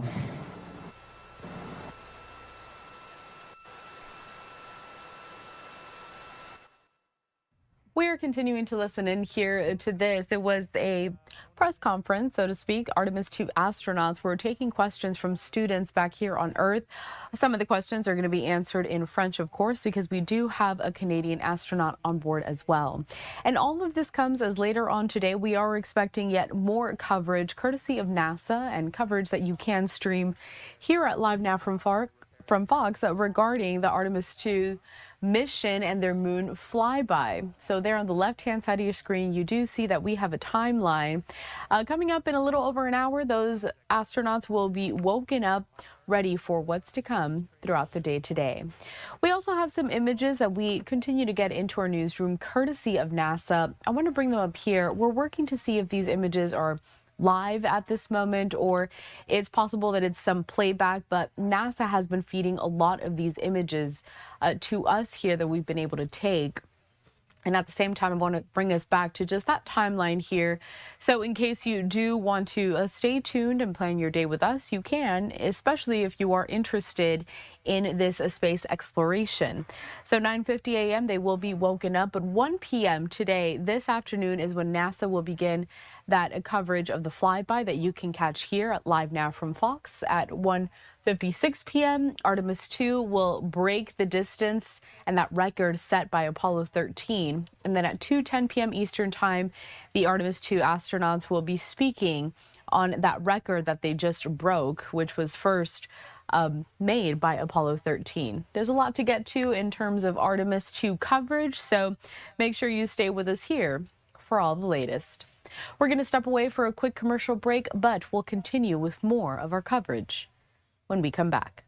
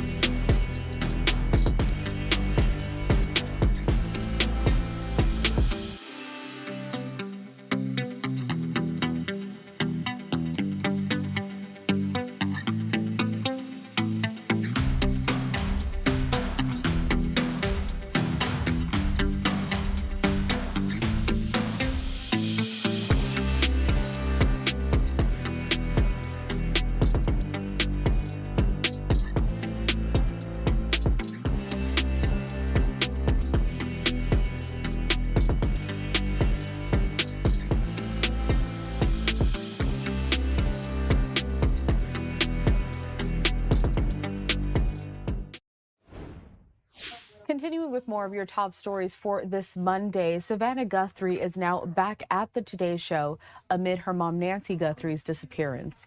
Taking a look at a social media post courtesy of the Associated Press, it says Savannah Guthrie is making her return to NBC's Today Show Monday for the first time since her mother's disappearance more than 2 months ago. Want to bring up some footage of both Savannah and her mother Nancy. Now, this disappearance is something that we had been tracking for several weeks now as the search does continue. After running through a series of news headlines, Guthrie said, quote, "We are so glad that you started our week with us, and it's good to be home." Her co-host, Craig Melvin, said that it's good to have you back at home. Those are some direct quotes from earlier today as Savannah, again, did make her return there. Now, at the end of the 25-minute portion of the show, she offered a high five to her co-host. Now, Guthrie, one of morning television's most recognizable faces, has been a Today host since 2012. And she has acknowledged that she's a changed person and that it's hard to go forward not knowing what happened to Nancy Guthrie, who authorities are still looking for. They believe also she was taken against her will from her Arizona home. You do have here some footage, not just of both Nancy and Savannah, but some of the footage around Nancy's home there in Arizona. Now, despite an intense search involving thousands of federal and local officers and volunteers, there has been no sign of the 84-year-old mother of three since she was reported missing back on February 1st. The Today Show has followed the story closely for the last 2 months, but it wasn't mentioned during the first hour of Savannah's return on Monday. Savannah did issue, though, a statement and a post on Easter Sunday ahead of her return to the show earlier today. Want to play it for you next. Good morning, everybody. Happy Easter. And Easter is happy. It is flowers and pastels and baby bunnies. It is sunshine and joy and hope. It is rebirth and second chances and new life and fresh starts. It is the most important day of the year for all of us who believe, even more than Christ's birth, more than his death, his resurrection, his second birth into a permanent life. That is what is most crucial to us. His revival and resurrection mean the same for us. We celebrate today the promise of a new life that never ends in death. But standing here today, I have to tell you, there are moments in which that promise seems irretrievably far away, when life itself seems far harder than death. These moments of deep disappointment with God, the feeling of utter abandonment. For most of us, there will come a time in our life when these feelings hold sway. In our tradition, we are taught to take comfort in the fact that our friend, Jesus, in his short life, experienced every single emotion that we humans can feel. That his taking on the form of humanity made him not a distant observer to our pain, but a hands-on experiencer of it. Recently, though, in my own season of trial, I have wondered. I have questioned whether Jesus really ever experienced this particular wound that I feel. This grievous and uniquely cruel injury of not knowing, of uncertainty and confusion, and answers withheld. In those darkest moments, I have thought, bitterly and perhaps irreverently, that I have stumbled upon a feeling that Jesus did not know. After all, don't the gospel stories recount Jesus informing his disciples of his destiny, that he had been sent to die to ultimately be raised up? They didn't get it, but he did. He at least knew his fate. And yes, it grieved him deeply, to the point of shedding tears of blood in the Garden of Gethsemane. But still, he knew the ending. He knew the plan. There would be suffering, but then resurrection. And so I thought, he never suffered this excruciating not knowing. It isn't wrong to think such thoughts, to challenge our God with questions, God does not ask us to be stoics, with standards of pain, with Zen-like remove, or shallow sloganeering about the hard battle God gives to his toughest soldiers. Our questions to God, our wrestling with God, this is his opportunity. For through our authenticity and vulnerability comes a portal of revelation, the imparting of truth and wisdom. And so it went for me, this portal opening as I stared at yet another incongruently luminous desert sunset amidst my spirit's utter darkness. Suddenly I remembered the grave. I remembered 3 days in the grave. No one talks much about that. We focus mostly on Easter. Of course we do. We cut to the happy ending and the joy of Sunday morning. And yes, we do observe the Friday before, the agony of crucifixion. We mourn by candlelight that darkest night. But after Jesus died, after he breathed his last, what did he actually know? On the cross, he cried out, my God, why have you forsaken me?" That is the anguished cry of someone who does not know the answers. Where did his soul and his spirit go in those days in between? And what was he thinking? Did he think his time in the grave would be a day or two or 1,000 years? In the grave, did his agony seem indefinite to him? That torment of uncertainty, the way indefinite pain can feel eternal? Perhaps he did know this feeling after all. As humans living on this earth now, we are all suspended in that moment of uncertainty. Not 3 days, but thousands of years between his cross and our resurrection with him. Our faith gives us a spiritual conviction that we will be reborn, that God will redeem this pain, that every tear will be wiped away, that our Easter is coming. But we live viscerally in the meantime, the mean time of feeling unsure, lost, abandoned, disappointed, enraged, forgotten. Our comfort is that our God has felt those feelings from a perspective of humanity, that he has compassion on us, and that he promises, if not immediate answers, his sweet presence. He promises closeness to the brokenhearted, somehow, miraculously, his loving and gentle presence that makes the mean time less mean. Perhaps this is too dark a message to share on Easter morning. But I have long believed that we miss out on fully celebrating resurrection if we do not acknowledge the feelings of loss, pain, and yes, death. It is the darkness that makes this morning's light so magnificent, so blindingly beautiful. It is all the brighter because it is so desperately needed. So I close my eyes this morning and I feel the sunshine. I see a bright vision of the day when heaven and earth pass away because they are one on earth as it is in heaven. When we celebrate today, this is what we celebrate. And I celebrate too. I still believe. And so I say with conviction, Happy Easter.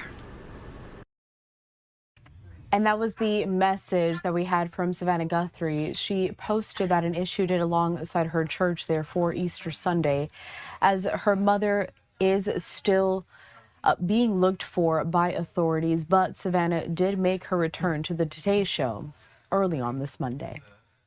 We'll be right back.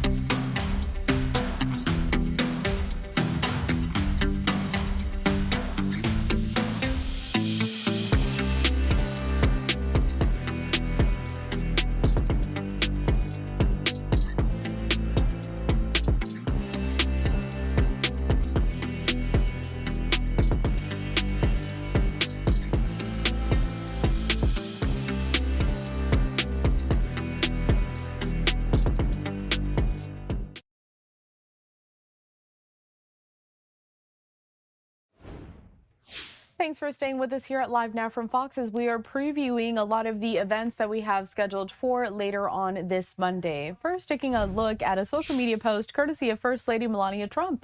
She says Happy Easter, and that means that later on today we are going to be seeing the First Lady along with President Trump. They're going to be hosting an Easter celebration at the White House. Joining us now with more on the festivities is Stephanie Ramirez with our team at Fox 5 in D.C. Stephanie, what can we expect?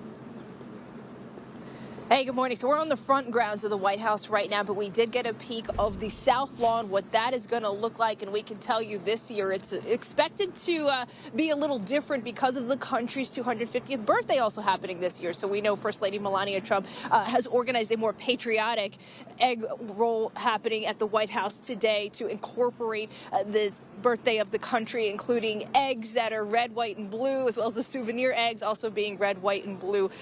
Guys, we know this is one of the oldest traditions of the United States. I'm going to also point our camera elsewhere so when you come back to us, you can just see some of the activity outside of the White House here. But yeah, this is a tradition that dates back to 1878 during President Rutherford B. Hayes' administration, and other events included in this year's celebration. The egg roll plus America's 250th includes an expedition. You see what they did with the words there, an expedition educational U.S. territory and state matching game.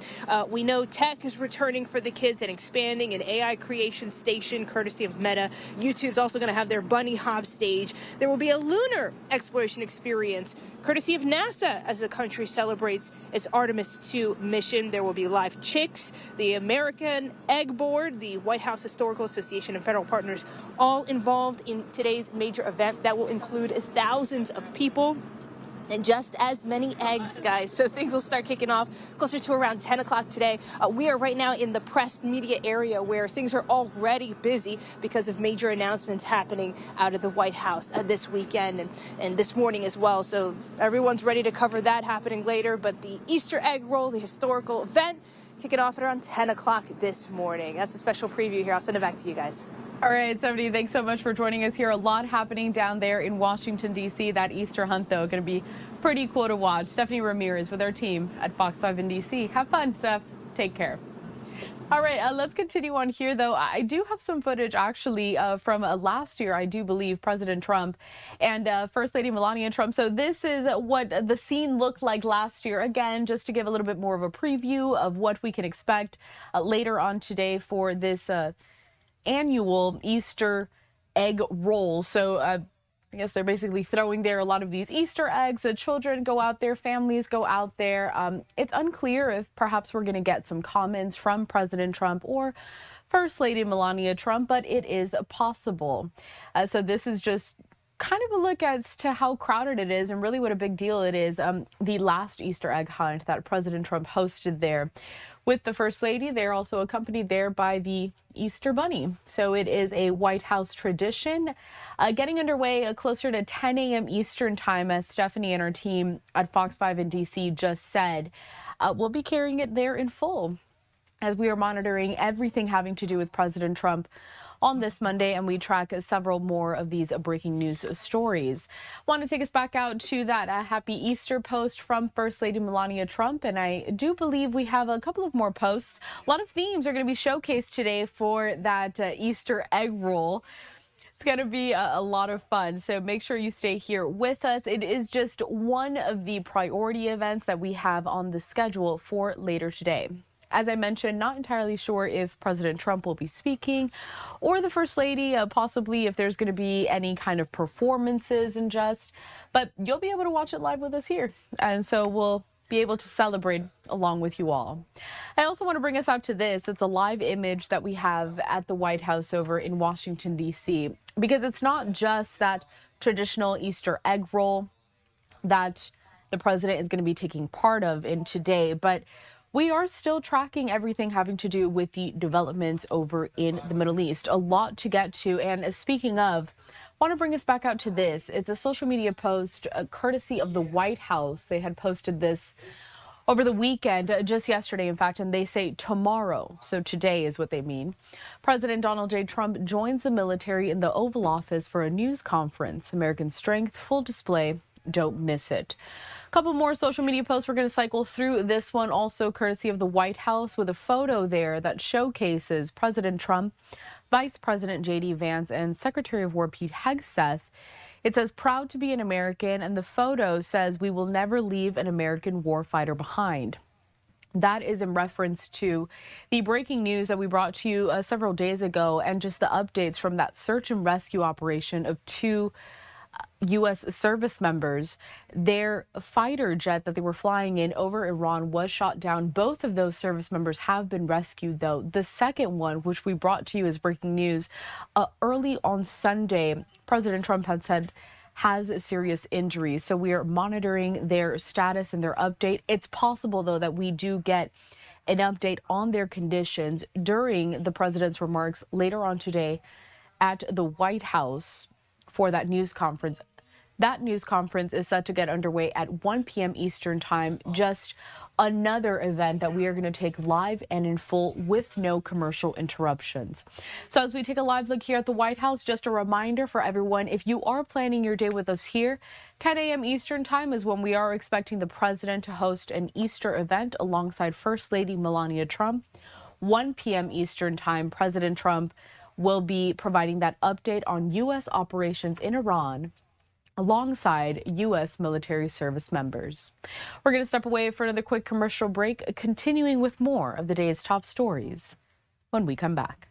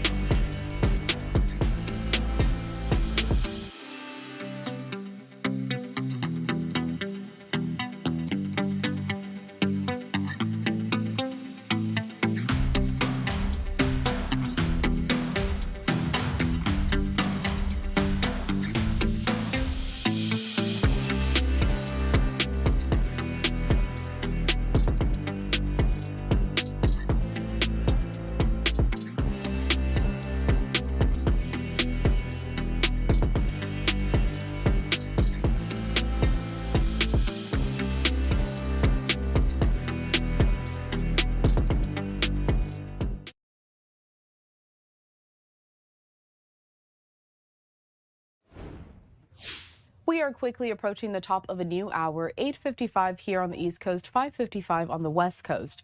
My name is Karala Hara, and I want to recap some of the major breaking news stories that we're still following, specifically having to do with developments in the Middle East. Taking a live look at the White House over in Washington, D.C. Today, 1 p.m. Eastern Time, we are expecting President Trump to host a news conference and provide an update on U.S. operations in the Middle East and specifically in Iran. The Associated Press reporting this, that the Israeli defense minister earlier today said Israel attacked the South Pars petrochemical plant in Iran. So the tensions do remain high, as President Trump has also issued a deadline and a warning to Tehran to completely reopen the Strait of Hormuz. Also, the head of intelligence for Iran's paramilitary Revolutionary Guard was killed, according to Iranian state media. Israel claimed it was responsible for that killing earlier today. Israel and the U.S. also carried out a wave of attacks on Iran today as well, killing more than 25 people Iran responded with missile fire on Israel and its Gulf Arab neighbors. President Trump's deadline for Tehran to reopen the Strait of Hormuz is looming, with the president giving Tehran a Monday night deadline, Washington time, warning that the U.S. would hit Iran's power plants and other infrastructure targets.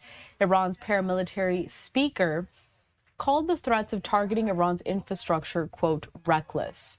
And finally, Egyptian, Pakistani, and Turkish mediators have sent Iran and the U.S. a proposal calling for a 45-day ceasefire and the reopening of the Strait of Hormuz to give time to find a way to end the war. So there's a lot to get to in terms of all of these developments. Joining us next to break it all down is Mark Akansian. He is a retired Marine colonel, senior advisor with the Center for Strategic and International Studies. Mark, good morning. Good to have you on. Thanks for having me on the program. Of course, I want to start with this news conference that we are expecting later on today. President Trump is going to be joined by military members at the White House in D.C., expected to provide an update on U.S. operations in Iran. Obviously, Mark, a lot of these operations are highly sensitive, some of the times very confidential. So what can the public realistically expect to learn about the U.S. and how it's conducting its operations there in the Middle East? Well, my guess is that the first thing the president will talk about is the rescue of the two aviators. That was a remarkable military operation, and he will, I think, celebrate that and maybe give us some more details. There are negotiations going on, as we've heard, and he may say that he has paused the threat to strike Iranian infrastructure as to continue the negotiations. And it's possible, and he might describe U.S. other military operations, but I think he's going to stick to those 3 points. No worries, Mark. We get phone calls all the time here as well. I want to go back to some of the comments that we heard from President Trump, not heard, but we read over in his social media platform over the weekend. I want to take us out to this one. It's one that's making headlines. A lot of people are talking about it. I'm not going to read it in full. There's a lot of colorful language. There's some expletives here. But basically, he starts by saying Tuesday will be Power Plant Day and Bridge Day, all wrapped up in one in Iran. I want to go off of this, kind of the sentiment and what we're seeing from the president at this moment.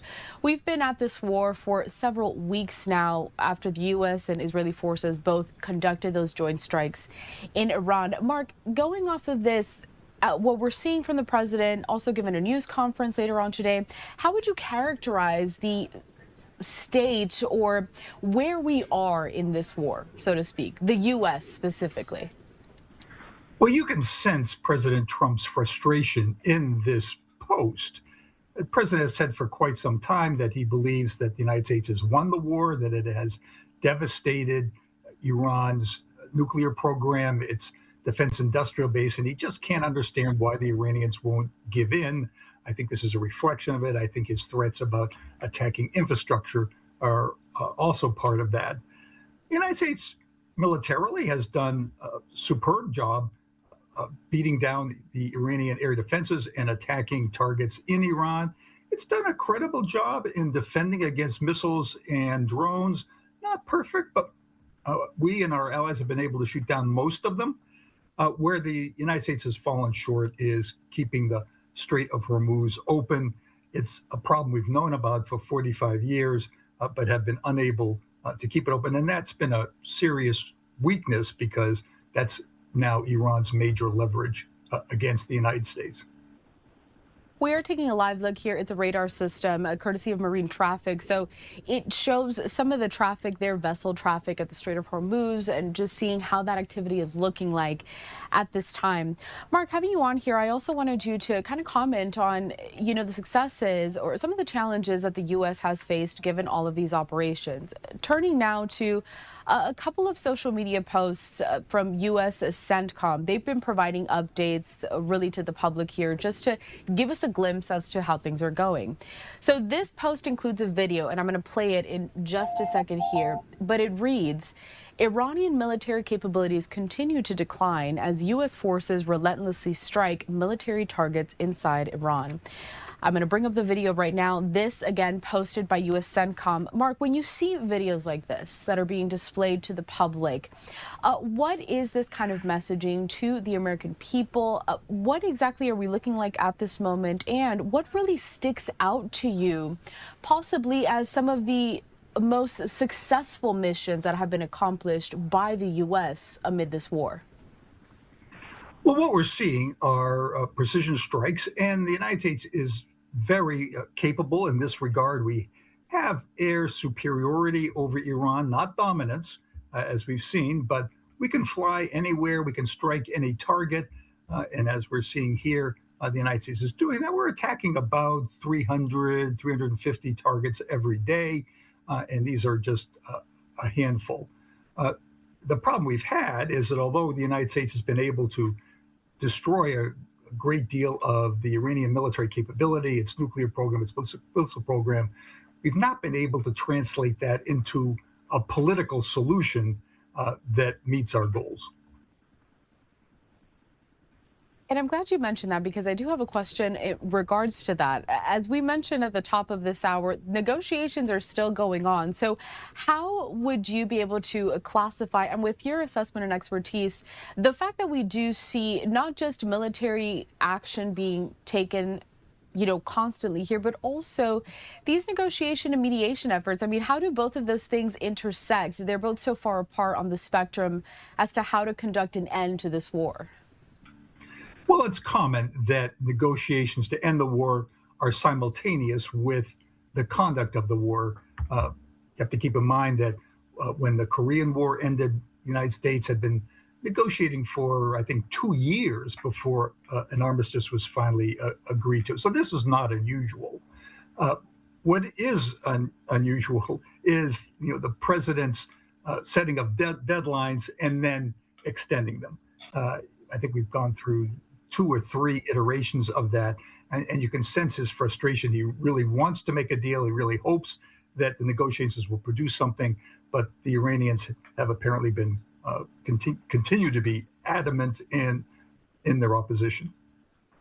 We're taking a look here at a social media post courtesy of Axios, in which they just break down that latest development from earlier today. The U.S., Iran, and a group of mediators are discussing terms for a potential 45-day ceasefire. Sources said the chances for a deal in the next 48 hours are slim, but this last-ditch effort is the only chance to prevent a dramatic war escalation. Going back to possibly what we're going to hear from President Trump later today at that news conference regarding these operations. Now, Mark, you started by saying most likely we're going to get an update from that rescue operation that happened over the weekend, in which 2 U.S. service members, they were rescued after their aircraft, the jet fighting plane that they were in, it was shot down over Iranian territory. It brings me to this. When we have U.S. troops that are deep in Iranian territory, what are some of the challenges that they face, and how do commanders and leadership within several of these sectors prepare and plan to make sure that troops stay safe? Well, the United States has an elaborate mechanism for rescuing aviators that are downed in enemy territory. We have specialized equipment. We saw some of that with this rescue mission. For example, helicopters, they're called HH-60Gs. They have special armament, special navigation, long range fuel, so they can get into enemy territory and survive, pick up aviators. But we also had special forces ready to go. We pulled together capabilities from all across the services. That's something that basically only the United States can do between the joint operation and the specialized equipment. We make a commitment that we will leave no one behind, and that we will go to great efforts to rescue aviators and any prisoners. We've seen that here, and we've seen it through U.S. history. We've also had a lot of messaging courtesy of the Trump administration about, again, those successes that the U.S. has had there in Iran, particularly when trying to degrade some of their military capabilities. But over the weekend, we did see that Iran took credit for shooting down one of these aircraft that was part of the U.S. military. Mark, is there anything that has surprised you, really, when you see how Iran is conducting its offense in this war? Something that perhaps it stood out to you? The fact that Iran can still strike back is not surprising. I think it did surprise much of the population because we have become accustomed to conflicts with essentially very little casualties and very little loss of equipment. But in wars, it's inevitable that you're going to lose equipment. By historic standards, our aircraft losses are extremely low, but they aren't zero. And if the air war continues, we'll lose other aircraft. That's just part of conflict. I think the Iranian ability to shut the strait off and keep it shut off has been a surprise. The United States Navy has been thinking about this for 45 years, but was unable to come up with a solution to keep it open. And although the administration says that it has built plans for this whole operation, everything's going according to plan, I can't believe that having the strait shut for 5 weeks was part of this. So that has been unexpected. Speaking of the Strait of Hormuz, this once again is that live radar system. We also have a social media post courtesy of Bloomberg. Traffic through the Strait of Hormuz has climbed to its highest levels since the early days of the war as more countries secure apparent safe passage agreements with Iran. So that is something we're following closely. Mark, my final question for you today, because again, we are waiting for that official update from President Trump to get a lot of these questions answered. In your assessment, based on the recent deployments we've seen involving U.S. military personnel out to the Middle East, what does that potentially signal in terms of a long-term military presence there in Iran and in several of those surrounding nations? Well, it's been a lot of focus on U.S. ground forces that are headed to the Middle East. We have to keep in mind that those forces are extremely limited. About 7,000 when you count all of the Army paratroopers and Marines that are on the way. Not all of the Marines have arrived. People talk about boots on the ground, very worried about that. This is not a force that's going to land on the mainland. It's not going to march on Tehran. It's nothing like the forces the United States had for Desert Storm and the invasion of Iraq, where we're talking hundreds of thousands. But they are capable of seizing islands in the strait, and in connection with naval operations, mine sweeping, air cover, Army helicopters, air defense systems, might be able to open the strait. It would, however, be a major combat operation, and there would be casualties. And then really, Mark, sorry, just finally, I actually wanted to ask ahead of this news conference that we're getting, is there anything you feel that you should add to our viewers? I ask so many questions to different experts, but sometimes, I like to know from the expert's perspective, perhaps there's a point that hasn't been mentioned during our discussion or something you think that really should get more attention as we watch all of this develop. I think people have to keep in mind that this is a war. And the Iranians, although their military capabilities are much reduced, will retain the ability to strike back. So we will have losses, we will have casualties, not at a very high rate, fortunately, but those will continue, and that's inevitable. Continuing to have this live look there at the White House, Mark Cancian, retired Marine Colonel, Senior Advisor with the Center for Strategic and International Studies. We appreciate your time this morning here at Live Now from Fox. There's so much to get to in terms of how this has developed. Several weeks are already. We'll see what President Trump has to say, and I hope we can check in soon. Thanks for having me on the program. Of course. We do want to step away for a quick commercial break. Before I do so, though, taking us out to another social media post. This is courtesy of Marine Traffic, which is the website that allows us to have that live radar look at the Strait of Hormuz. Now it says this: Strait of Hormuz Transit and Risk Monitor. Transit activity in the Strait of Hormuz strengthened over the weekend, with crossings reaching 10 on Saturday and 11 on Sunday, according to Marine Traffic data. Sanctioned vessels accounted for almost half of Sunday's movements, highlighting a shift in traffic composition alongside rising volumes. No verified physical attacks or incidents during this period, despite elevated geopolitical rhetoric. While this suggests near-term operational stability, Evolving political developments may still shape vessel behavior and risk exposure in the days ahead. And then it does provide where you can read that latest analysis, but we are tracking this very closely. At the same time, we also have a live event that is just about to get underway. It brings us back here from more of those international headlines. We're going to bring it back to New York City. Right now, we are seeing New York City Mayor Zoran Mamdani. He's going to be participating in an event. He's about to step up to the podium. So what we're going to do is step away for a quick commercial break. More from New York City's Mayor Mamdani when we come back.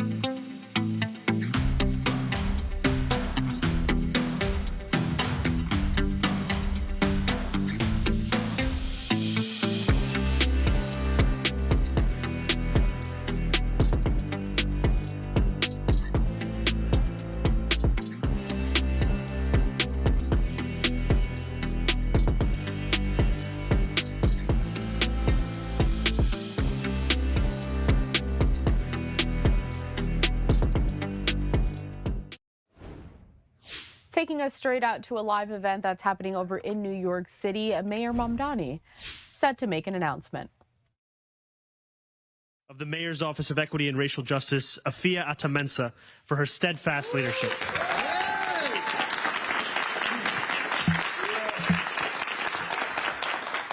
In addition to thanking our commissioner as well as the Medgar Evers president, Dr. Ramsey, I want to thank Council Member Sandy Nurse and Public Advocate Jumani Williams, who are here with us. And we have a number of our leaders from within city government. We have our city planning chair, Sadea Sherman. We have our commissioner, Alistair Martin. We have Dr. Sarah Saeed of the Civic Engagement Commission. We have our SBS commissioner, Kenny Minai, our DOP commissioner, Sharoon Goodwin, our chief climate officer, Louise Young, and our commissioner, Yesenia Mata, as well. Now, as I look back, I also see our lawyer, Ramsey Qasim. And I want to give an acknowledgement as well to our chief of United Way of New York City, Grace Bonilla, who is here with us, truly. And I'll just end with some final acknowledgments also to the ED and chair of the Commission on Racial Equity, Linda Tajani, one of the commissioners, Kirsten John Foy, as well as members of the advisory board on the implementation of the Racial Justice Charter amendments, Fred Davey and Uday Tambar. And a special shout out to Dabash Nagash, a deputy commissioner of MOERJ, and the 9 equity planning commissioners, if we can give them a round of applause.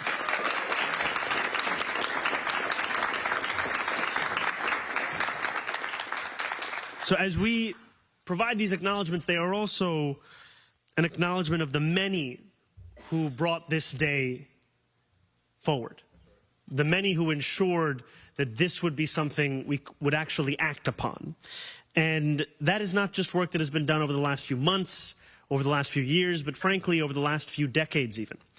And I want to give a special remembrance for Bob Law, the radio legend, He was a tireless advocate for racial justice. And when we take a step forward on a day like this, we also do so looking to pay tribute to his memory.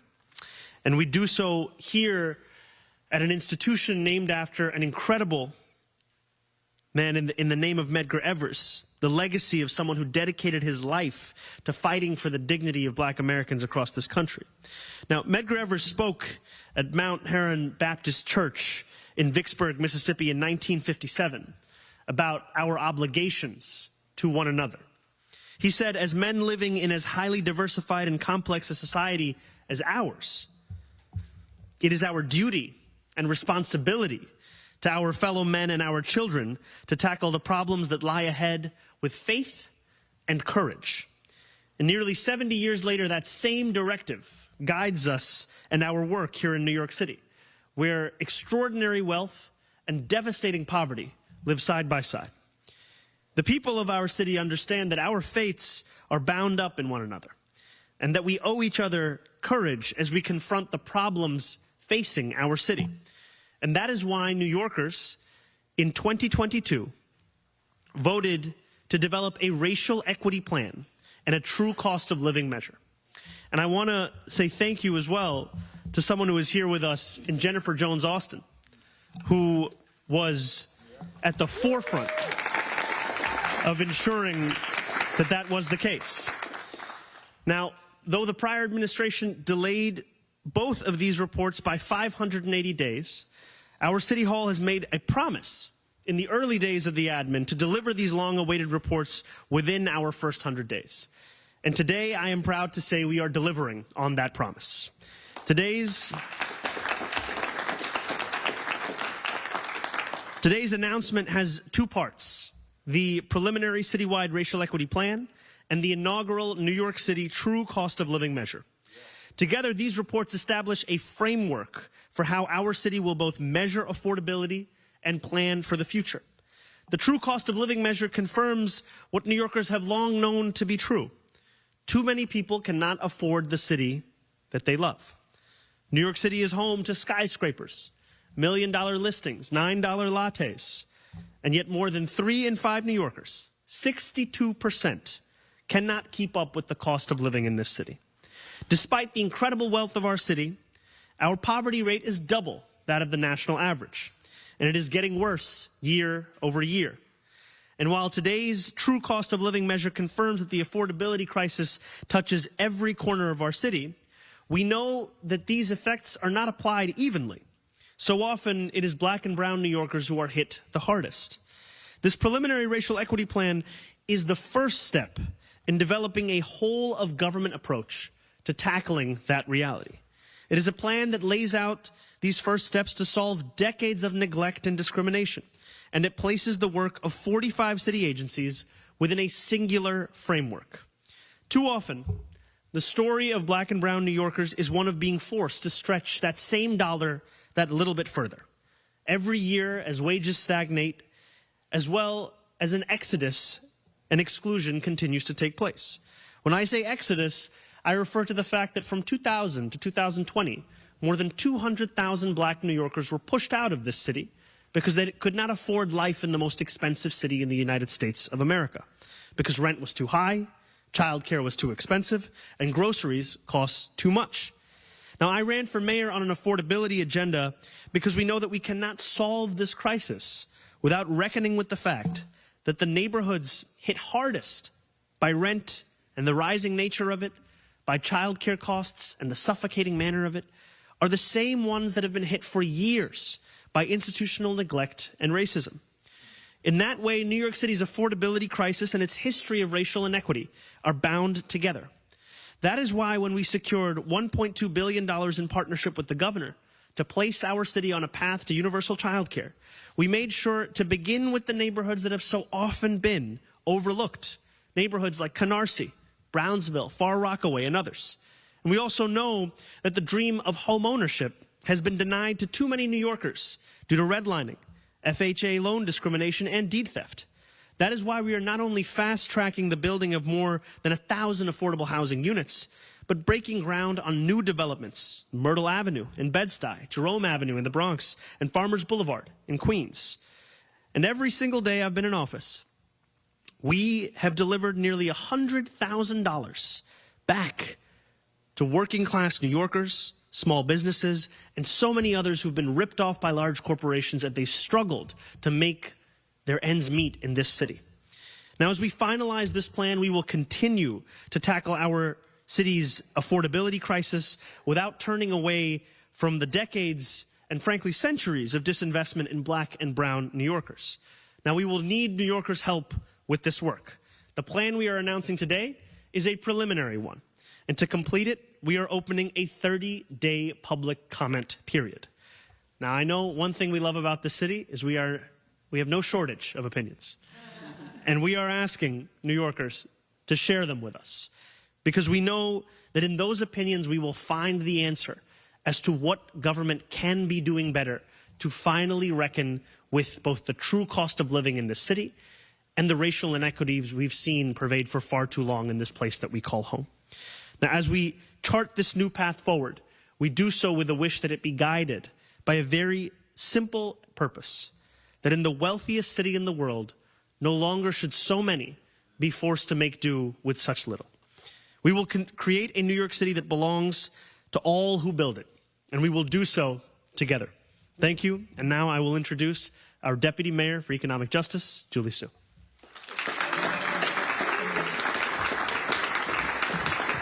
Thank you so much, Mayor. New York City, as you just heard, is one of the richest cities in the entire world. Yet for too many New Yorkers, that wealth feels like someone else's city.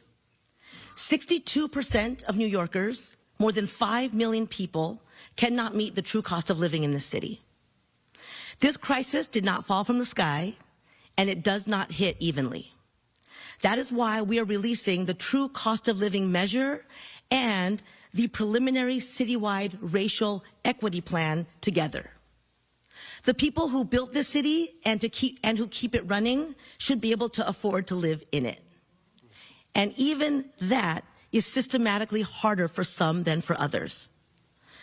So 44% of white New Yorkers cannot afford the real cost of living in New York City.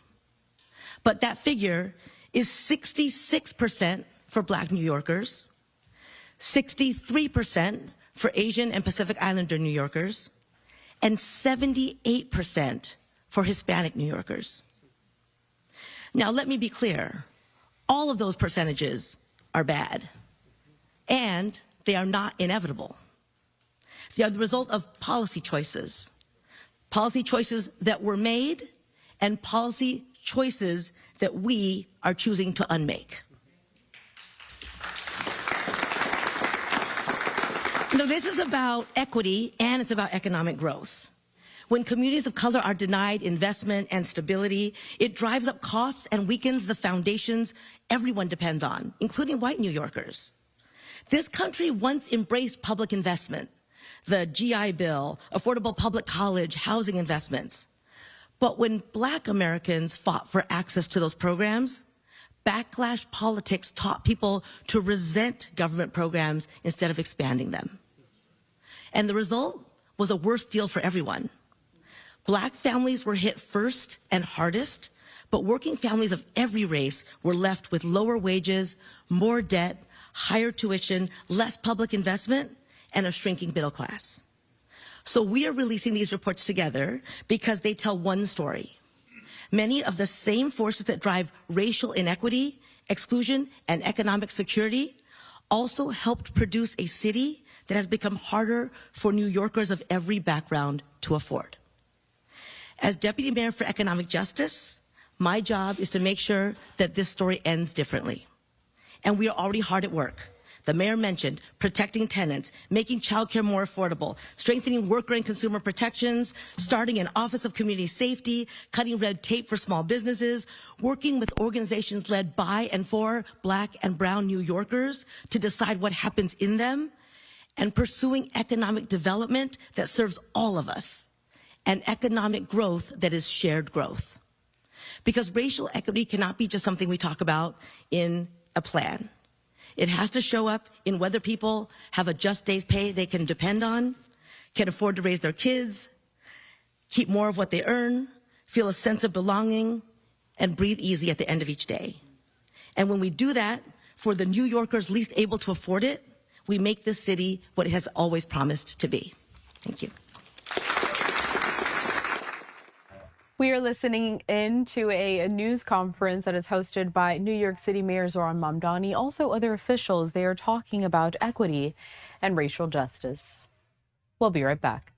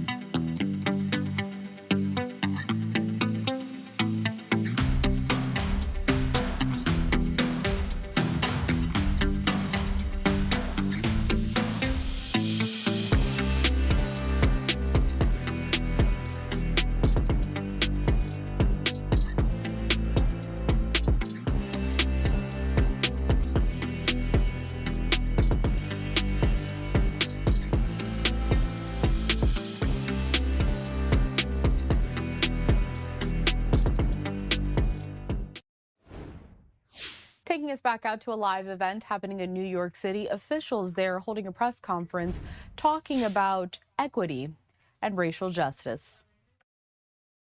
The city and the 9 racial equity planners who are here with us, planning managers, our accountability partners at CORE, and to Dr. Ramsey, Esmeralda Simmons, Dr. Brenda Green, Lori Daniels Favors of Medgar Evers College, a hallowed institution named in honor of one of America's most prolific civil rights leaders.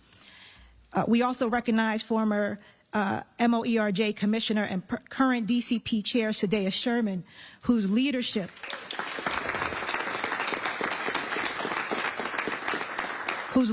helped bring this plan to New Yorkers through her work both with the Racial Justice Commission and all the iterations that is now the Mayor's Office of Equity and Racial Justice. And importantly, we thank the New Yorkers who continue to show up, speak out, and remain committed to change. This work belongs to you. As we move forward, I implore each of you, agency leaders, partners, and community members alike, to stay engaged, to lead into the work and to hold yourselves accountable and hold each of us accountable. Because the success of this plan will not be measured by its release, but by its impact. Together, we have an opportunity to confront the inequities embedded in our system and to build something better, something more just, inclusive, and more reflective of the values we share. Thank you so much. And it is my pleasure to call up our public advocate, Jumaane Williams.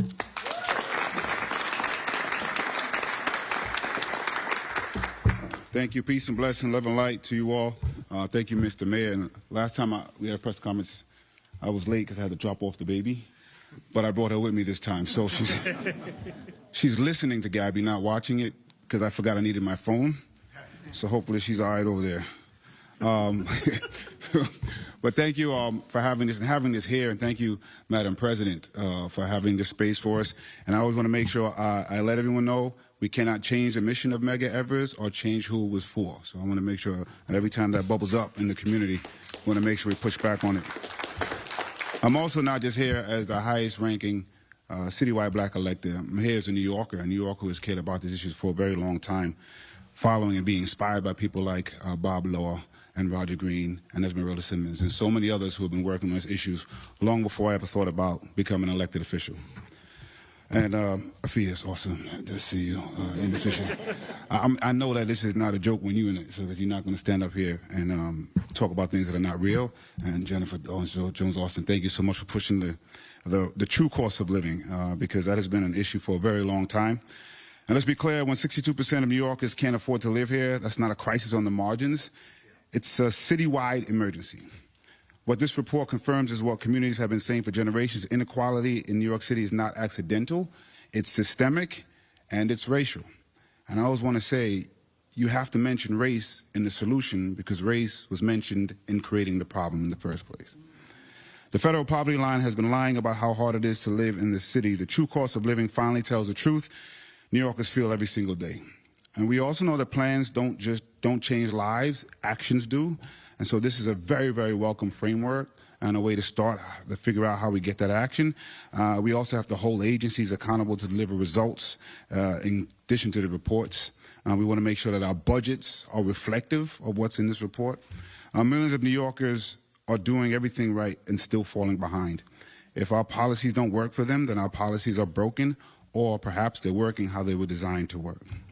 When most of our children are growing up in families that can't make ends meet, that's not just an economic issue, it's also a moral one, and it demands urgency from all of us.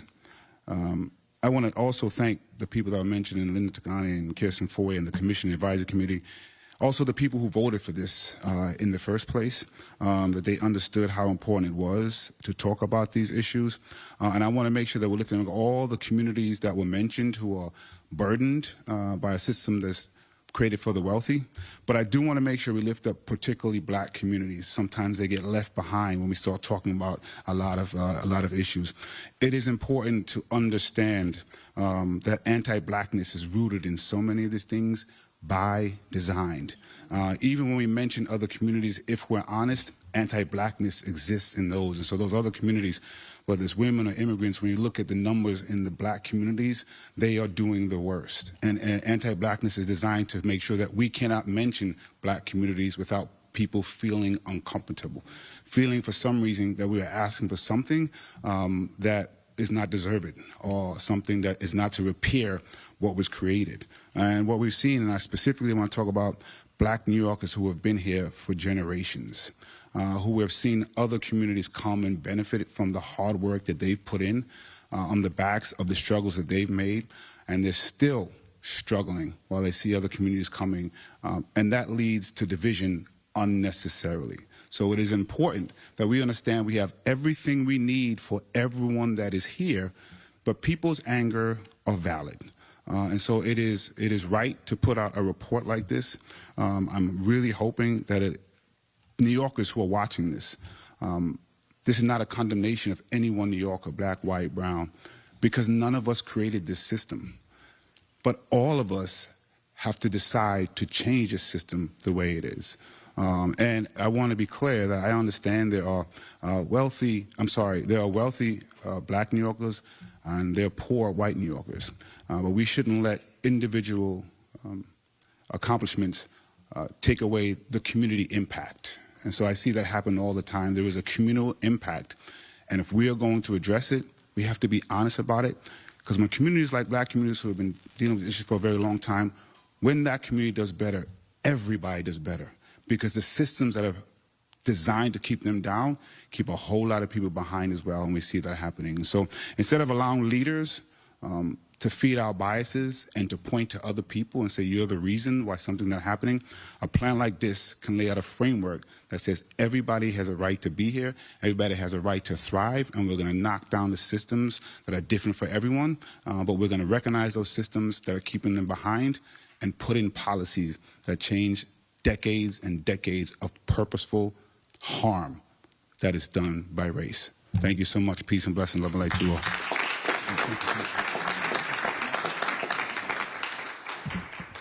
Councilmember Sandy Nurse. Thank you. Good morning. Thank you. Thanks. Greetings, everyone. Good morning. Happy Monday. It was really quiet when we walked in here, but I think we're all jazzed up now. Thank you to the mayor and to Commissioner Artemis for all of your work in the last couple of months, getting this out the door and getting this over the finish line. This plan and this report is long overdue. I am here in my capacity as the chair of the Civil and Human Rights Committee, and beyond that, I've had nothing to do with the work here that's being put forward today. But I am looking forward to advancing this work here through our committee and where this conversation is housed in the council. I'm really excited to move that forward. But I think it's very alarming to hear the statistic of 62%. Of 5 million people who are walking around this city living in a crisis every day. Mothers, single mothers, elders, our children who are living in the shelter system. It's a 5-alarm fire, and we all know it's existing. This report just puts it in black and white for all of us. The fact that a single adult needs $75,000 just to like cover costs, not even to have a little bit of savings. Not to mention that if your tire blows out, if you get sick at work, you got somebody else who's sick, you could just completely spiral into a crisis and not get out of it. So many New Yorkers are struggling, and not only is the cost of living in the city crushing New Yorkers, but there are these historical, structural, racist forces that are just stacked against them and have been stacked against them for centuries. And it is very clear that without dramatic action, we will continue to reproduce inequality and inequity in this city.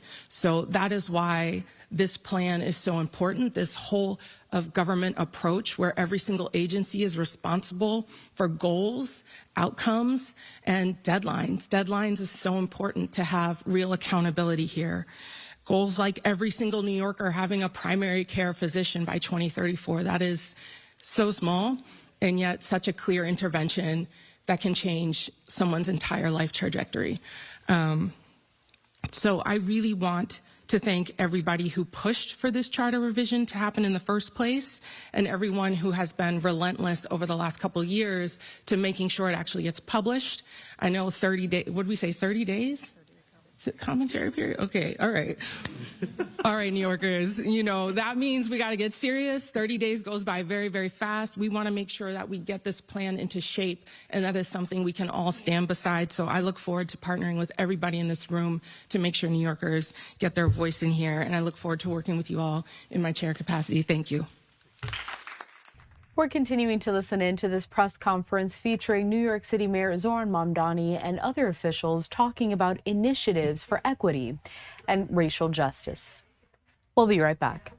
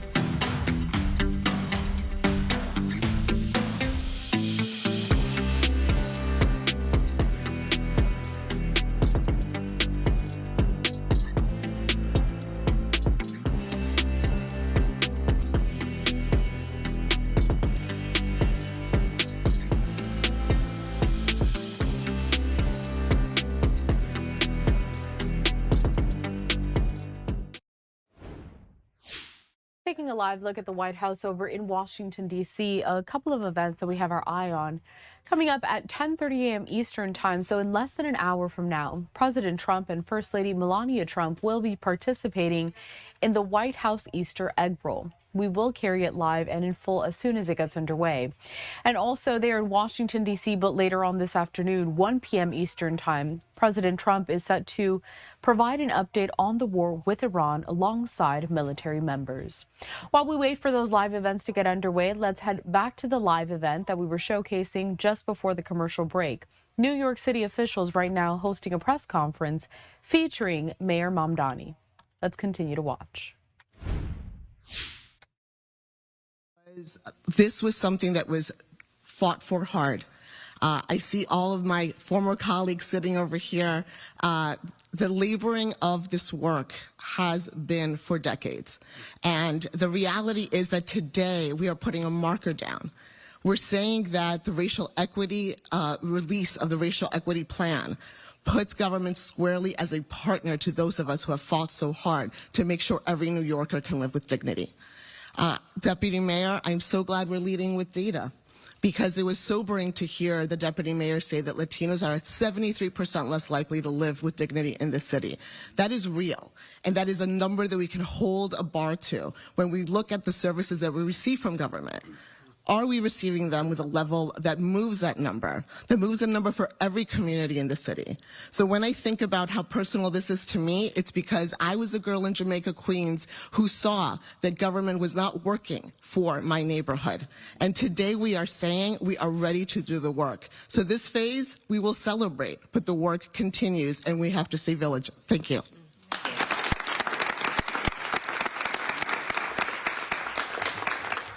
Thank you all for being here today. Thank you again to our partner, to the Hispanic Federation. Thank you. FIPWA, Urban Institute, United Way, and so many others. So, New Yorkers, a reminder, we need your comments. We need you to take a look at this plan, and you can do so and complete a form at bit.ly.com/REP survey. That's bit.ly.com/REP survey. We are excited for this first step and looking forward to doing the work. Thank you.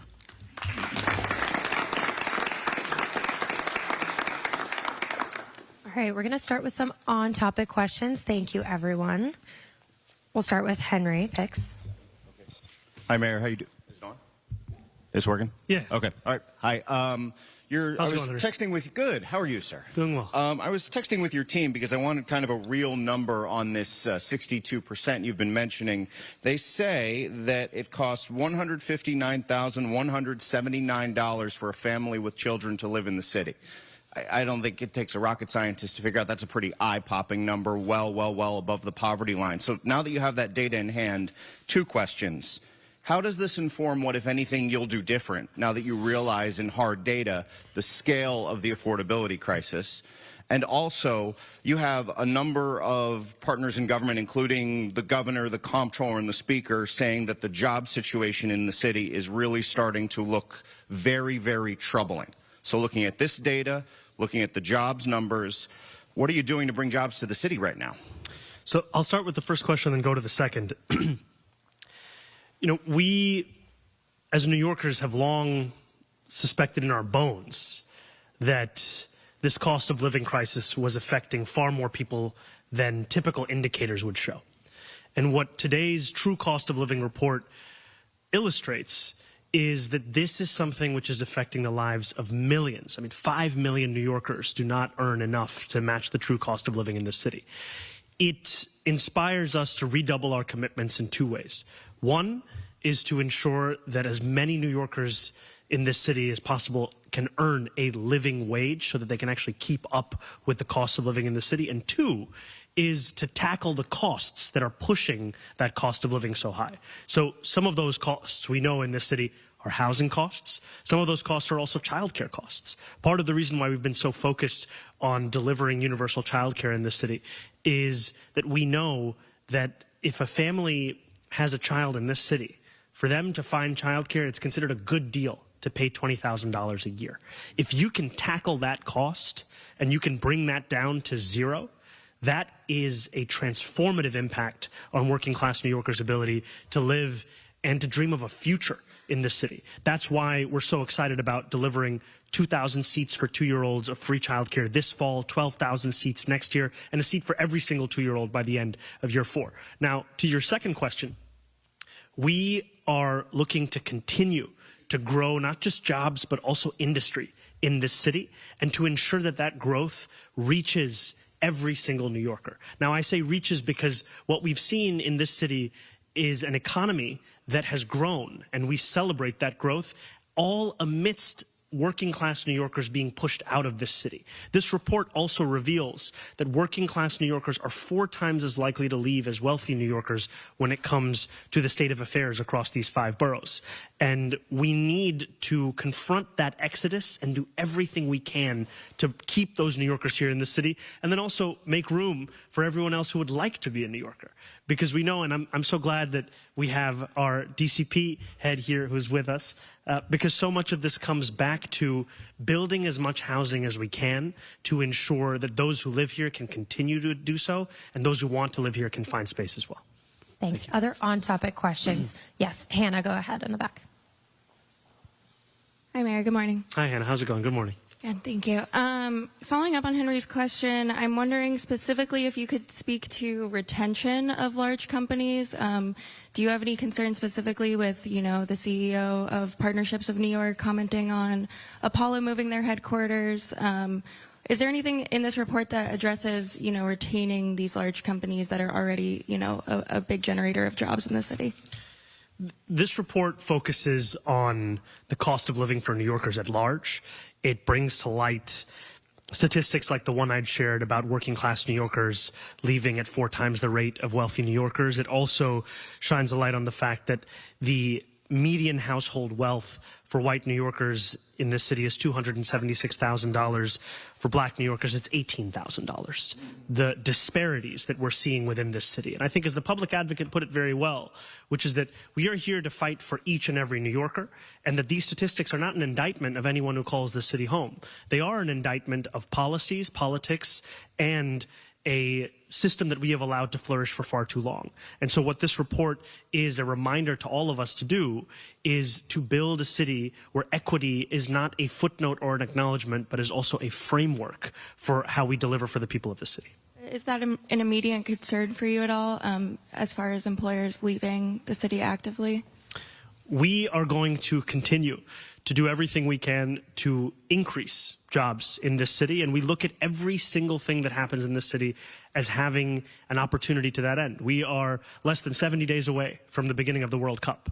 Now, I will tell you as a soccer obsessive that I have, many have dreamt for many years about this moment, purely thinking about what happens on the field. But now as the mayor of the city, I'm thinking about the immense economic opportunity, the billions of dollars that this could yield, and the responsibility we have in our city administration to ensure that that is an economic opportunity that extends far beyond just the typical areas where a tourist might go and into the beauty and the breadth of these 5 boroughs. And when we're talking about corporate America in our city, we're seeing commitments, whether it be from Bank of America or American Express or so many other large-scale companies, to not just the present of this city, but also the future of this city. And that's work that we will continue to do.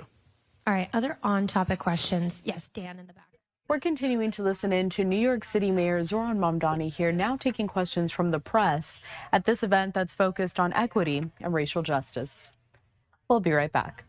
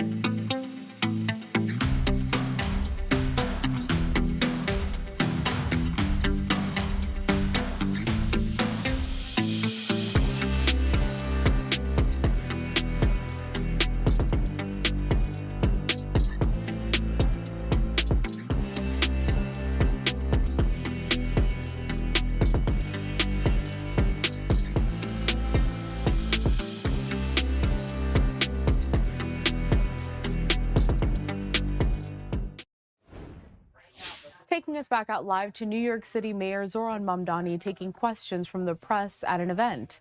On the other side of this, my colleague Ryan Schmelz will continue the coverage. Administration. In this, we inherited work that was underway, we strengthened it, and then we made a decision to put it in front of New Yorkers so that this work could be informed by them, as the council member was saying, through the public comment period that is starting imminently. I'm just going to pass it over to our commissioner if there's anything you'd like to add. The only thing I would add is I think it was important that you see the commissioners that we have here today, that each of their agencies, they were able to digest and move this forward. So we are committed to moving this plan forward. We are thankful to the mayor to making clear and delivering on his promise that we have this within the first 100 days. Thank you, Commissioner. Thank you to all of our commissioners and partners. Now we're going to move on to off topic, and we'd ask if you guys would just step to the side. Thank you all so much. Thank you so much.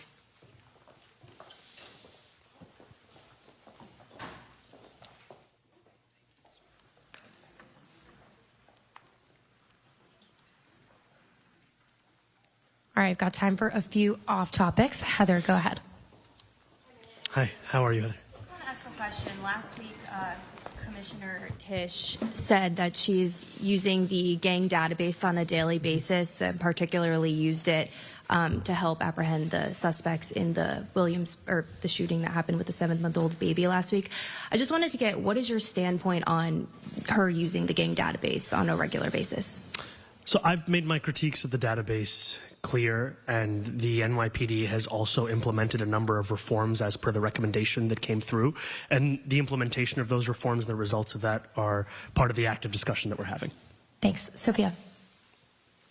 Hi, Mr. Mayor. How's it going? Good. I know you're heading to Staten Island later, so I have a question about Staten Island. Let's do it. As part of Streets Blog's annual review of placard parking at precinct houses, we discovered... Can you say that 5 times fast? Yeah, that was a tongue twister. We discovered that Staten Island's 120th precinct had 82% of police officers' personal vehicles ticketed by cameras for reckless driving multiple times. One cop parked there had 57 camera tickets, another had 40, another had 25, another had 24. You get the point. Why does the city provide free parking to police officers who drive recklessly through school zones, or will you do something about that? We'll absolutely follow up on this. Thank you for flagging this. Thanks. Other off topics. Henry, go ahead. We've got time for 1 or 2 more. A third bite at the apple? Well, 1 and 2 were like 1A, 1B. I will say, and I'll flag just because I know he's in his phone, your attorney's here because you might want to reference City Hall. Hi, sorry, but I'm just trying to give you the early heads up here. I was wondering if in relation to the migrant shelter federal investigation, if City Hall has been served with any search warrants or subpoenas. This, of course, the investigation that seems to be implicating those in the orbit of the former speaker, current council member, those in the orbit of the governor. Has City Hall been served? Thank you. Thank you. I'm going to pass it over to my chief counsel. Not at the moment. It's better when he says it. Can I go back now? One more. Yeah, you can go back. No more questions. A little more dramatic. All right. Thank you all so much. That's all the time we've got. Thanks, Henry. Thank you very much. You were listening to New York City Mayor Zohran Mamdani taking a number of questions there unrelated to the event he just had on racial equity and racial justice, but then also taking some more city-based questions there towards the end. Hello, everyone, and welcome into Live Now from Fox. I'm Ryan Schmelz. We're going to be following a number of stories today for the next couple of hours, as I'll be joining you here for between now and 1 o'clock. So we're going to go and take a shot of the White House right now, where we are expecting President Trump later on today to host the annual Easter egg roll, which is a very popular tradition going back several presidential administrations whenever the Easter season does come around. Now, we did get some breaking news here right out of the Supreme Court where key Trump ally Steve Bannon has been found, a longtime ally of President Trump, won a Supreme Court order that is expected to lead to the dismissal of his criminal conviction for refusing to testify before Congress. Now, the Trump administration had prodded the justice for some time. The justice threw out an appellate ruling upholding Bannon's conviction for defying a subpoena from the House committee that was investigating the attacks of January 6, 2021. The dismissal, according to the Associated Press, would largely be symbolic, as Bannon has served a 4-month prison term in the past after a jury convicted him of contempt of Congress in 2022. A federal appeals court in Washington had upheld that conviction. Now, some important details here from my colleagues Shannon Bream as well as Bill Mears over at the Fox News channel. This from them. The high court order allows the Trump DOJ to go ahead and dismiss the conviction using its prosecutorial discretion. By ordering the district court to revisit the conviction, the Supreme Court vacated an appeals court ruling that upheld the conviction. The Trump Justice Department has signaled it would dismiss the case after the fact, saying it would be in the, quote, interest of justice. The move would mostly be symbolic since Bannon has already served the 4-month prison term for the 2022 contempt conviction and paid a fine, as you saw there. And as we just mentioned, Bannon has already served significant jail time for being held in contempt of Congress for defying a subpoena from the House committee that was investigating the January 6 riots at the Capitol. Now, we do have a tweet here from the Associated Press saying this: breaking, Steve Bannon wins a Supreme Court order likely to lead to the dismissal of his contempt of Congress conviction. Now, keep in mind that all happened back when Democrats were in control of the House of Representatives, the Senate, as well as the White House. And this came after the 2020 election results where President Trump lost. Democrats then took control of Congress, both with the House and the Senate, as well as the White House. And this is one of the big goals of Speaker Pelosi, was to have a pretty in-depth investigation into the events of January 6th. Republicans heavily criticized the committee and how they went about it. They actually started their own committee investigating a lot of these events going back to the 2020 election and the investigation into the January 6 attacks. That is a Republican-led investigation instead. But again, here's this breaking news report from the Associated Press. Steve Bannon wins a Supreme Court order likely to lead to the dismissal of his contempt of Congress conviction. Now, we're also awaiting at some point for there to be a pro forma session before the House of Representatives. And why that's going to be key is that we are still in a shutdown of the Department of Homeland Security, which has led to significant TSA backups. It's led to numerous government employees not be able to get a paycheck, and we're still awaiting when that there could be a solution here. Now, the Senate has passed a bill that would allow for the shutdown to end, but the House has pushed back pretty extensively on this. And actually, let's go ahead and look here at the front door of the White House. We have a nice shot there of the Easter egg roll getting ready to get started in just a little bit here. It's supposed to start around the 10:30 hour when President Trump is supposed to speak, as it'll probably be joined by the First Lady as well as numerous members of the administration. But until we get to there, we've got a number of other things too. And keep in mind also, President Trump is expected to have a press conference later on this afternoon that he announced on his Truth Social account, saying that he's going to give an update on the latest with Iran. So a lot of news happening in Washington, D.C. right now, and a lot of updates to come. So some of the Iran latest here from Reuters: the peace proposal sees comprehensive agreement within 15 to 20 days, according to sources.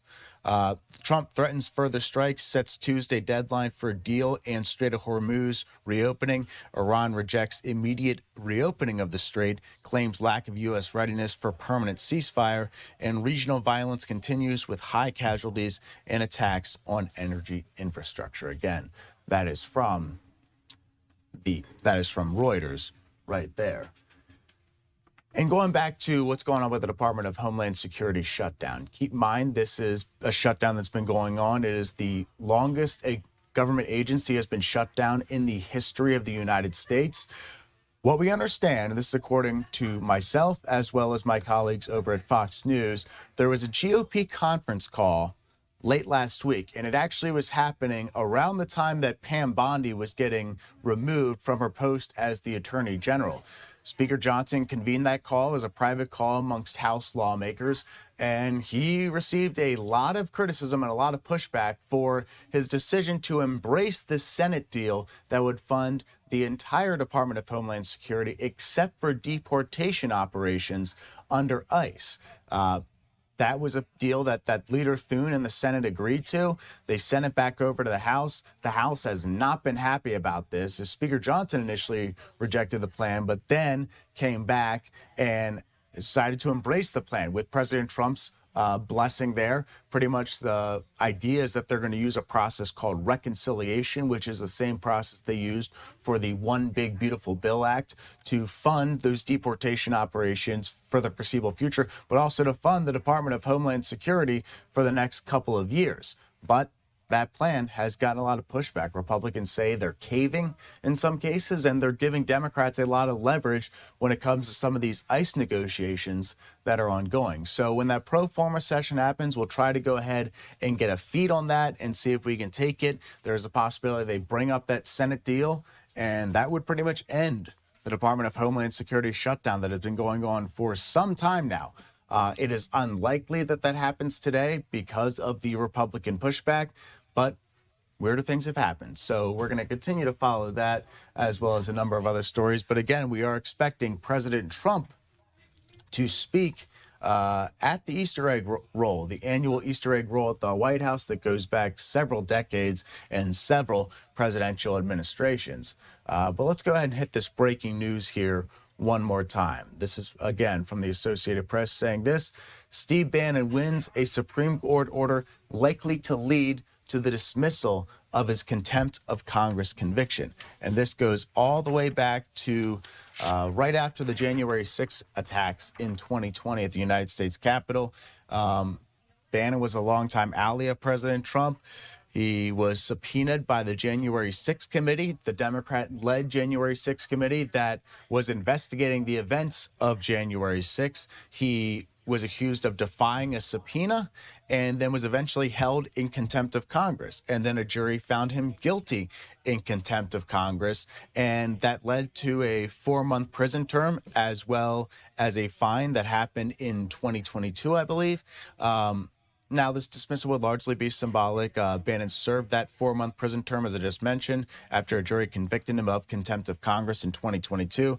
A federal appeals court in Washington had upheld the conviction, but it looks like the Trump DOJ has been pushing for this case to be thrown out. And from what I understand is now that the Supreme Court is siding with Bannon in this case, it looks like it is all the more likely that that case will, in fact, be thrown out. Let's go ahead and get our first break in of the hour. When we come back, we'll see if we can take that House pro forma session live. We've also got some other news we're following until President Trump gives that speech at the annual Easter egg roll. Stay with us. You're watching Live Now from Fox. I'm Ryan Schmelz.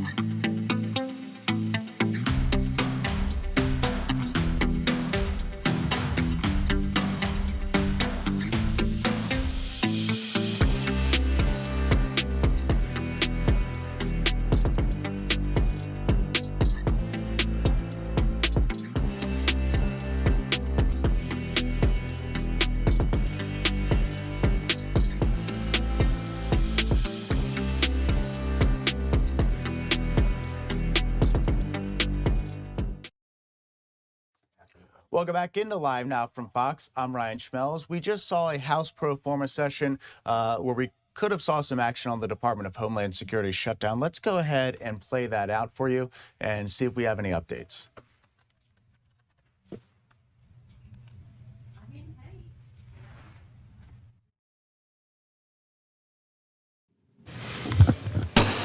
The House will be in order. The chair lays before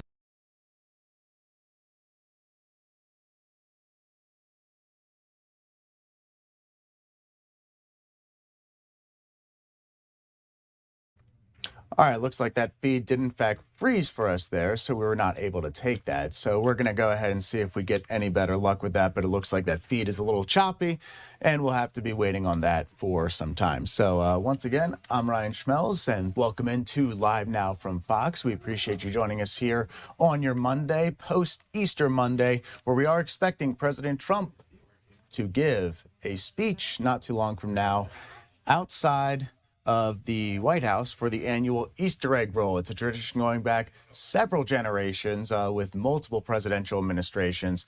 But this year, obviously comes amid the conflict in Iran. We're not expecting President Trump to probably make any news during this annual Easter egg roll, but we are expecting him to have a press conference later on today around the 1:30 hour or 1 o'clock hour-ish. When he's going to be addressing the press with members of the military. We don't know which specific members of the military just yet, but we are expecting President Trump to speak today, both at this Easter egg roll as well as with the press a little bit later on as well. And this comes as also not just with the Iran conflict, but also with Steve Bannon, the longtime Trump ally to President, learning this. According to the AP, Bannon wins a Supreme Court order likely to lead to his dismissal of his contempt of Congress conviction. And again, this is from my colleagues, Bill Mears as well as Shannon Bream. Now, the high court order allows the Trump DOJ to go ahead and dismiss the conviction using its prosecutorial discretion. By ordering the district court to revisit the conviction, the Supreme Court vacated an appeals ruling that upheld the conviction. The Trump Justice Department had signaled it would dismiss the case after the fact, saying it was in the interest of justice. The move would mostly be symbolic since Bannon has already served a 4-month prison term for the 2022 contempt of Congress conviction and paid a fine. Now, that investigation stemmed from a House Democrat-led committee that included a couple Republicans, Liz Cheney, as well as Adam Kinzinger. Republicans fiercely criticized that investigation, saying it was mostly political and called it a witch hunt in many cases. President Trump also decried much of that investigation as well. Now, Bannon was found in contempt of Congress after he refused to comply with a subpoena from that investigation, and ultimately did end up serving 4 months behind bars and paying a fine. But again, thanks to the Supreme Court ruling here, looks like Bannon is on track to have this dismissed by President Trump's led Department of Justice. Now, we do have some other news coming out from the White House as well. Let's see if we can get a live look here. Once again, the same look we had with the Easter egg roll. Getting ready to get started, you see some guests out there as well. One thing that was kind of brought up last week and dropped last week was President Trump's budget, which includes $1.5 trillion in defense spending. This is something that got a lot of praise from House Republicans who sit and lead the Armed Services Committee. So the House Armed Services Committee led by Mike Rogers, the Senate Armed Services Committee led by Roger Wicker of Mississippi, saying this President Trump's budget release marks a historic $1.5 trillion defense budget proposal, fulfilling his promise to the American people to deliver peace through strength and restore the United States as a manufacturing power. This funding will ensure our military remains the most advanced in the world, supporting unparalleled force capable of defending our interests in the 21st century. America is facing the most dangerous global environment since World War II, growing threats from adversaries such as Russia, China, Iran, North Korea, Islamic radicals, and narco-terrorists require decisive action and renewed urgency to reinvest in our defenses. This bold commitment provides the resources needed to rebuild American military capabilities and confront those challenges head on. So a number of key things here. Another couple highlights from the president's budget includes reducing non-defense spending by $73 billion or 10%, while still providing support for the nation's veterans, seniors, law enforcement, and other critical priorities for the federal government. That's coming from the White House there. That's a statement for the White House. Now, savings are achieved by reducing or eliminating woke, weaponized, and wasteful programs, and by returning state and local responsibilities to their respective governments. So a pretty expensive budget from the Trump administration, certainly very high on military spending, with cuts to non-discretionary spending as well, which comes as the president released his budget last Friday, a Good Friday news dump there with him releasing his budget request. This obviously is going to have a long path towards becoming law. There's going to be negotiations that have to be had with both Republicans and Democrats on various committees. They're going to try to do what's called the appropriations process, where they pass 12 individual spending bills that fund their respective agencies all the way through the next fiscal year. So that fiscal year ends at the end of September and then begins October 1st, and then would run all the way through October 1st the next year. That will be the next fiscal year 2027. But again, we are awaiting President Trump to speak, as well as the First Lady at this annual Easter egg roll. We'll also probably see some other members of the Trump administration as well. Let me go ahead and play out some video from last year's Easter egg hunt, which included kids having fun, as you can see there. A pretty packed crowd as well. President Trump and the First Lady in that shot you can see with the Easter Bunny. So we'll see what the Easter Bunny looks like this year. I was seeing some of the clips of President Biden's Easter Bunny, and he looked a little bit different from the one you see there with President Trump. But this is a tradition that goes back several presidential administrations. It's been a key event at the White House and a very notorious event at the White House, which welcomes kids of all ages, members of the public, and obviously you could see there the pretty big line of press as well, trying to get their shots of President Trump. And he may take some questions while he's there, but if he does not, well, we are expecting him to take questions later on today when he has that press conference with members of the military. We do not know specifically who he is expected to bring to that press conference, but it is expected to be a press conference. And as we expect with President Trump, it could be a pretty lengthy one as well. But this is the shot live where we are awaiting President Trump to address the press and address the public as well. Now, we are still following the latest with the Artemis mission and everything going on with NASA. We did get an update yesterday from NASA on the Artemis latest. Let's go ahead and listen into that for a little bit, and we may have to dip out in just a couple of minutes for our next break and ahead of President Trump's remarks at the White House. But let's go ahead and listen in.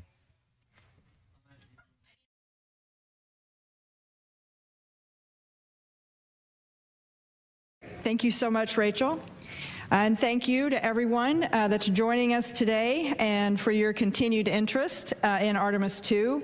Our mission continues to go incredibly well. Our crew is healthy as we prepare and gear up to fly by the moon tomorrow. We're all extremely excited for tomorrow. We got a couple of great images that I want to share with you today, along with all of the great stuff that's available online. But we've got a few things I wanted to share this evening. We have a short video with some of what yesterday included. If we could pull up this video, it's got a lot of cool information in it. Can we see that? This is Artemis Mission Control. You're getting a live look inside the Orion spacecraft, named Integrity by the Artemis II crew. This is a magnificent accomplishment to be up here, to see the moon, to see the Earth, and to know that we are between those two celestial bodies, and you can see it when you look out the window. The Earth is almost in full eclipse, the moon is almost in full daylight, and the only way you could get that view is to be halfway between the two entities. It is truly awe-inspiring up here. And Houston, we have some Earth and Moon viewers here who are putting in requests for different motions so that they can see things in the window. We're seeing them in the camera views, and we're enjoying it. Look at those scientists go. And Jackie, We got Jeremy on there just for a minute before his PAO event. He's just got to look at this. As soon as I put my hands on the 400, it's just, you know, I'm not one for hyperbole, but it's the only thing I could come up with. Just seeing Tycho, there's mountains to the north. You can see Copernicus, Rainier Gamma. It's just everything from the training, but in 3 dimension and absolutely unbelievable. This is incredible. Kathy Moonjoy. In Houston, I can tell you that Christina now has the 400 millimeter, and she also is the queen of hyperbole. It's incredible. Kathy, Christina doing her best Reed impression at the window. I love that. And I also really love how they talk about being able to see in 3 dimensions. Just helps remind us all that what we can do with our amazing human eyes is be able to see in stereo vision and get that depth perception. It's just wonderful to hear them talking through what their observations are. And I'm sure you'll hear from Kelsey about how well they've learned all their training, being able to tell us exactly the features they're looking at. We also woke up the crew today with a short a message from Apollo astronaut Charlie Duke cheering them on, and I think we get to listen to that here. Is that available?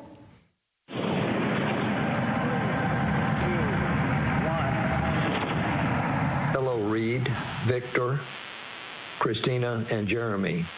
This is Apollo 16 astronaut Charlie Duke.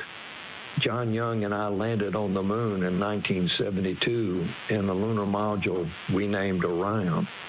I'm glad to see a different kind of Orion helping return humans to the moon as America charts the course to the lunar surface. Below you on the moon is a photo of my family. I pray it reminds you that we in America and all of the world are cheering you on. Thanks to you and the whole team on the ground for building on our Apollo legacy with Artemis. Godspeed and safe travels home. Wonderful. And then I had one last image there I think I saw come up for just a moment. This was another picture of Earth from Orion's window, and it really gives you a sense of just how far away the crew is from Earth. This was taken earlier today by Christina. I just think it's beautiful. So we're really gearing up now for what's going to be an exciting lunar flyby tomorrow. Our flight operations team and our science team are ready for the first lunar flyby in more than 50 years. I know you guys have asked questions, and we've heard them over and over again, lots of questions about what's so special about the moon. And just wanted to say a couple words. You know, the moon and the Earth are fundamentally made of the same material. You know, in the way back, the Earth, the former proto-Earth, was hit by a Mars-sized object, a massive collision that left lots of debris out in space that then coalesced into what is now Earth and Moon. So our whole Earth-Moon system literally is made up of the same materials. And so although Earth has gone through lots of evolution with plate tectonics and weathering, you know, the Moon has been there as a witness plate to see everything that's happened over the 4.5 billion years that we've been around. So very cool. So we're really excited to fly by and get to take these observations. Particularly having humans on board really complements the robotic exploration that goes on from NASA. They're definitely not mutually exclusive. We're working together hand in hand to grow our knowledge of what we know about the Earth and Moon system. There's a lot of science on this mission, not just the observations that you hear about from Kelsey, but our human health studies, such as the Avatar experiment that's being carried on board. All of these human health experiments are informing how we can keep our crews healthy on the longer missions that are coming up in the future. This mission is also the first opportunity we have for our science and engineering teams to work together in real time while our crew is at the moon. And I think this is another key piece of the science that we're doing on this mission is not just the observations, but learning how to work together between our flight operations and our science evaluation room and the crew. This is a really good example and a good test case to work through some of those things that we're going to need absolutely critically when we send our crew to the surface of the moon. It will also inform how we operate on the moon's surface during our future Artemis missions, and a great example of how everything that we're learning on this mission is going to feed forward to our longer-term presence on the moon. So with that, I'm going to pass it over to Rick. Thank you, Lori. Wanted to open by wishing everyone a happy Easter, and on behalf of the flight operations team, thanks again for your continued interest in our mission. Yesterday, the flight crew finished up their day with a manual piloting activity where they took the spacecraft into 6 degrees of freedom, 3 degrees of freedom, and then we purposely deselected a few thrusters to characterize the performance of the spacecraft with some thrusters disabled. We also performed a public affairs event with the Canadian Space Agency. We had a couple of routine medical conferences. The flight crew reviewed the science plan that our science team has put together for them. And then we also performed a few activities to help characterize the carbon dioxide removal capability of Orion. When we did a few back-to-back exercise sessions, we wanted to understand just how capable the CO2 removal system was, and the results have been very favorable to date. Today, the astronauts started their day with an opportunity to put their orange launch and entry suits back on. You can imagine that when you put your orange launch and entry suit on in 1G back in Florida, it's a lot different when you try to put it on in zero gravity. And so we gave the crew a chance to practice that before they have to do it on entry day. And since the crew were wearing their orange suits, we also used this time today to practice a few contingency scenarios where they may, if they had to spend extended time in those orange suits, how would they practice drinking their protein shake or delivering medication? And how would you set up the seats in Orion while you're wearing the bulky suits? These are things that they would need to do in a contingency, and we wanted to be able to practice these before if we found ourselves in a scenario where we would need to do them. Once we finish the suited operations, we're going to turn our focus towards trajectory correction maneuvers. We're going to perform the outbound trajectory correction maneuver number 3. This is actually going to be the first one that we actually do. We found that Orion was on such a pinpoint trajectory that we didn't need to do the first 2 correction maneuvers. The one today we're going to do later on is 9.9 feet per second. It'll take about 14 seconds, and it's going to use the auxiliary thrusters on the Orion service module. We have a few other medical conferences later today. We're going to do a demonstration of in-flight maintenance where we remove one of the panels of Orion to demonstrate that you know, if we needed to get back behind one of the Orion spacecraft panels, we could do so and maybe perform a maintenance activity if we needed to. And then while the crew's asleep, we're going to perform a demonstration on the ground using our optical comm system. We're going to increase the bandwidth to 100 megabits per second using our optical comm system and our ground station in White Sands, New Mexico. The most exciting portion of the overnight hours here on Earth is going to be when Orion enters the lunar sphere of influence at 12:40 a.m. Eastern Time. That is significant because that's when the moon's gravity has a stronger pull over the Orion spacecraft than Earth's gravity. And so that's a significant milestone on our mission. I also wanted to comment a little bit about my console activities. I worked the past 3 days as the lead of the planning shift on console and mission control, and I just wanted to highlight the exceptional job that those teams are doing a few hundred yards away here in mission control. The planning team is in charge of making sure all of the operational products are ready for the flight crew when they wake up in the morning. They're also in charge of executing some test objectives and activities to gather data on how Orion performs as it heads out to the moon. And I just wanted to highlight just what an exceptional job that team's been doing. And one of the highlights of work in the planning shift, we saw the photo that Lori showed a few minutes ago. We gathered around the console when we downlinked that image, and the planning shift is the group of about 10 people who get to see that image for the first time. So before any of the public got to see those images that you saw on social media, my planning team working the overnight hours while the crew's asleep, we were the first ones on planet Earth to see those images. So it's a pretty special time. I wanted to end my remarks with showing a video of some remarks from our pilot, Victor Glover, which I thought were particularly poignant and were worth repeating. And so let's go ahead and play that video. in all of this emptiness, this is a whole bunch of nothing, this thing we call the universe. You have this oasis, this beautiful place that we get to exist together. I think as we go into Easter Sunday, thinking about, all the cultures all around the world, whether you celebrate it or not, whether you believe in God or not, this is an opportunity for us to remember where we are, who we are, and that we are the same thing and that we got to get through this together. All right, we're going to wrap on those comments there from Victor Glover and the Artemis crew. Once again, I'm Ryan Schmelz. Thank you so much for joining us. We're going to go and have to take our next break of the hour, but we are still awaiting the start of the annual Easter egg hunt. You can see at the White House right now, a lot of activity, and the band is playing, so we could be hearing from the president within the next couple of minutes. So we're going to go ahead and get that break in now and then have more coverage for you when we come back. Stay with us.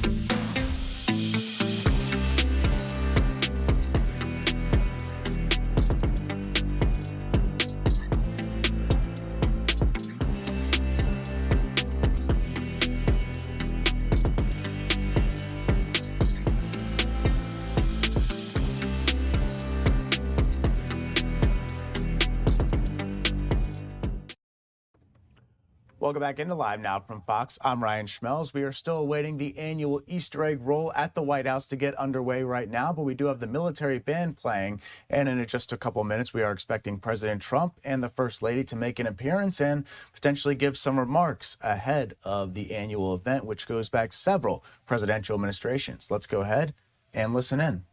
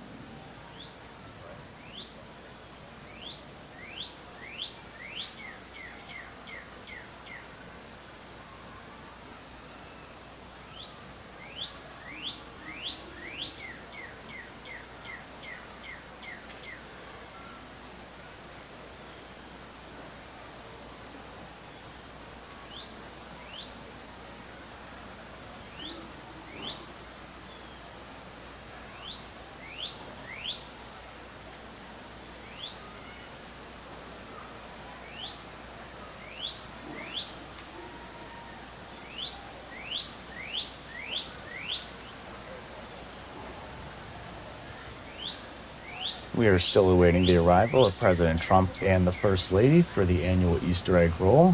You just heard the military band playing right there. We have not gotten any guidance on when President Trump is expected to arrive, but it could be any moment now, so we're going to keep listening in.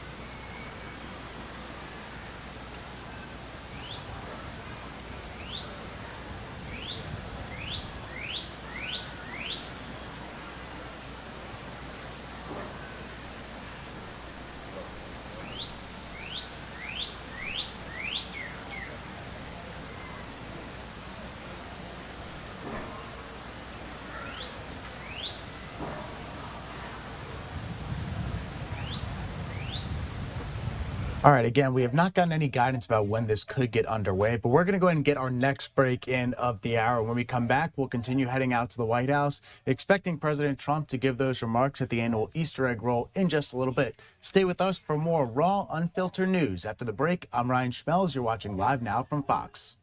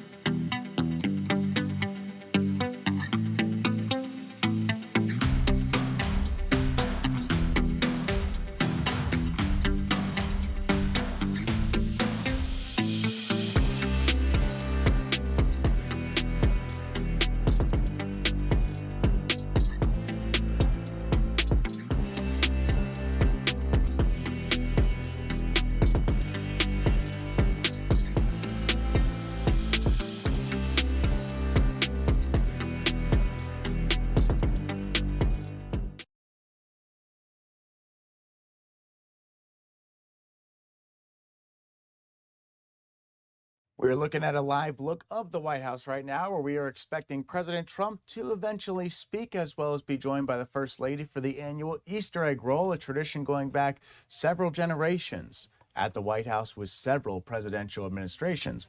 Hello, everyone, and welcome into Live Now from Fox. I'm Ryan Schmelz. We'll get back out to the White House in just a second, but we do have a little bit of a breaking news update here. The House just met for a pro forma session, which is a traditional thing that they do whenever the House is in recess. They could have brought up for unanimous consent a bill that would fund the Department of Homeland Security that was passed by the Senate late last week.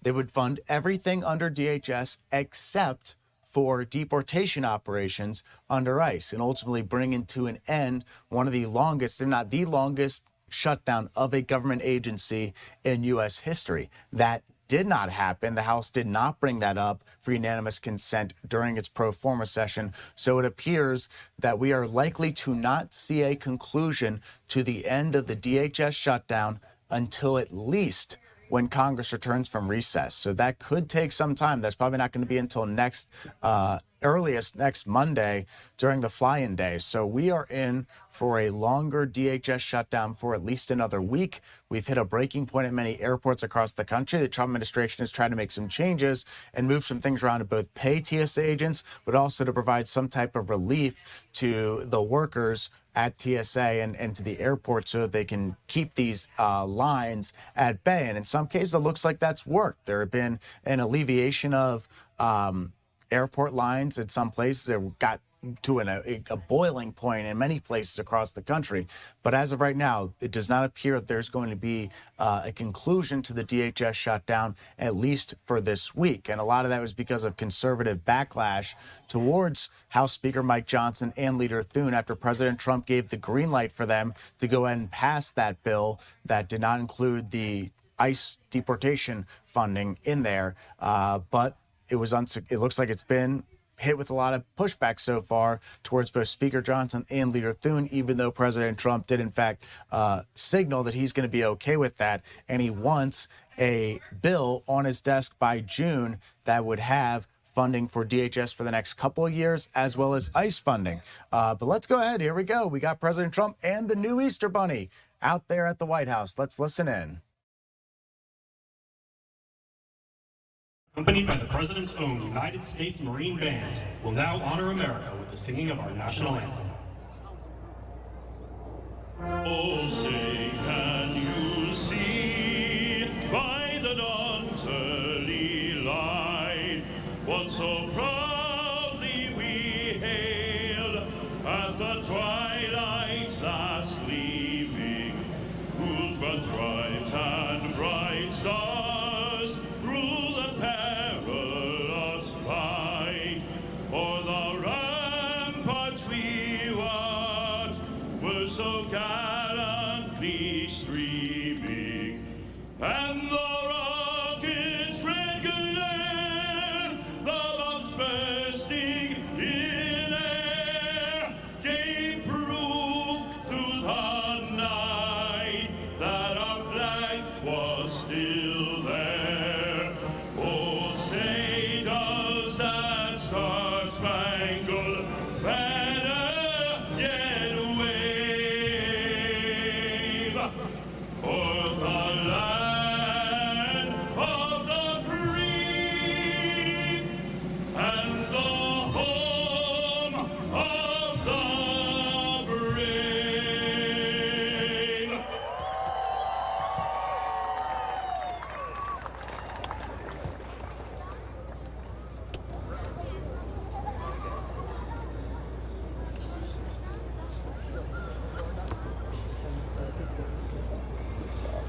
Does he have a good voice or what?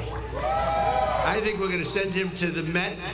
We'll get a little commission, make a lot of money, because that man can sing. Thank you very much. Not the first time we've heard him. So today is a very special day.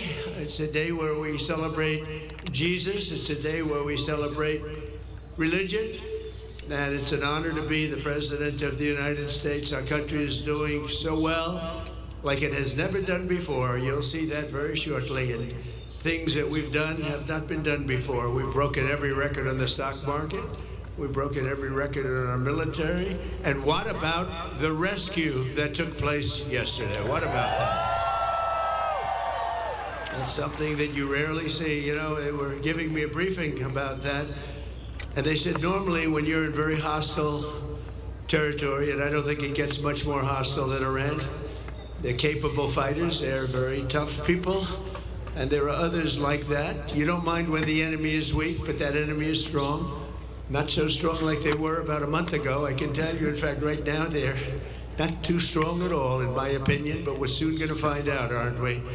But when a thing like that happens, where a pilot shot down, in most instances, you're really not able to go in, because you'll go in with 200 people and lots of jet fighters and helicopters, and you really don't have a chance. They get shot down. You lose 200 in order to pick up one. It's a horrible thing, but it's very rare that you can do it. And what we did yesterday is we picked up not one, we picked up two. We kept the first one quiet, and we were able to keep it quiet for about a day, which made it a lot better. But those two pilots were incredible, brave, and we thank them. And we're going to be having a news conference today at 1 o'clock at the Oval Office, and we look forward to it. But I just want to say we have a great military. We're the greatest military, the most powerful military any place in the world. You saw what happened with Venezuela. And it's an honor. I built it in my first term, and I didn't know I was going to be using it this much in my second term, but it's my honor, and they're the greatest people on earth. Our warriors are the greatest fighters on earth, and they very much appreciate you and love you, and that's why they do it. So this is all about today. I must tell you, I came out and I expected we were going to be talking about farmers, and we love our farmers. We were going to talk about so many different products, but you know what they want to talk about? Sir, this is about eggs. Eggs.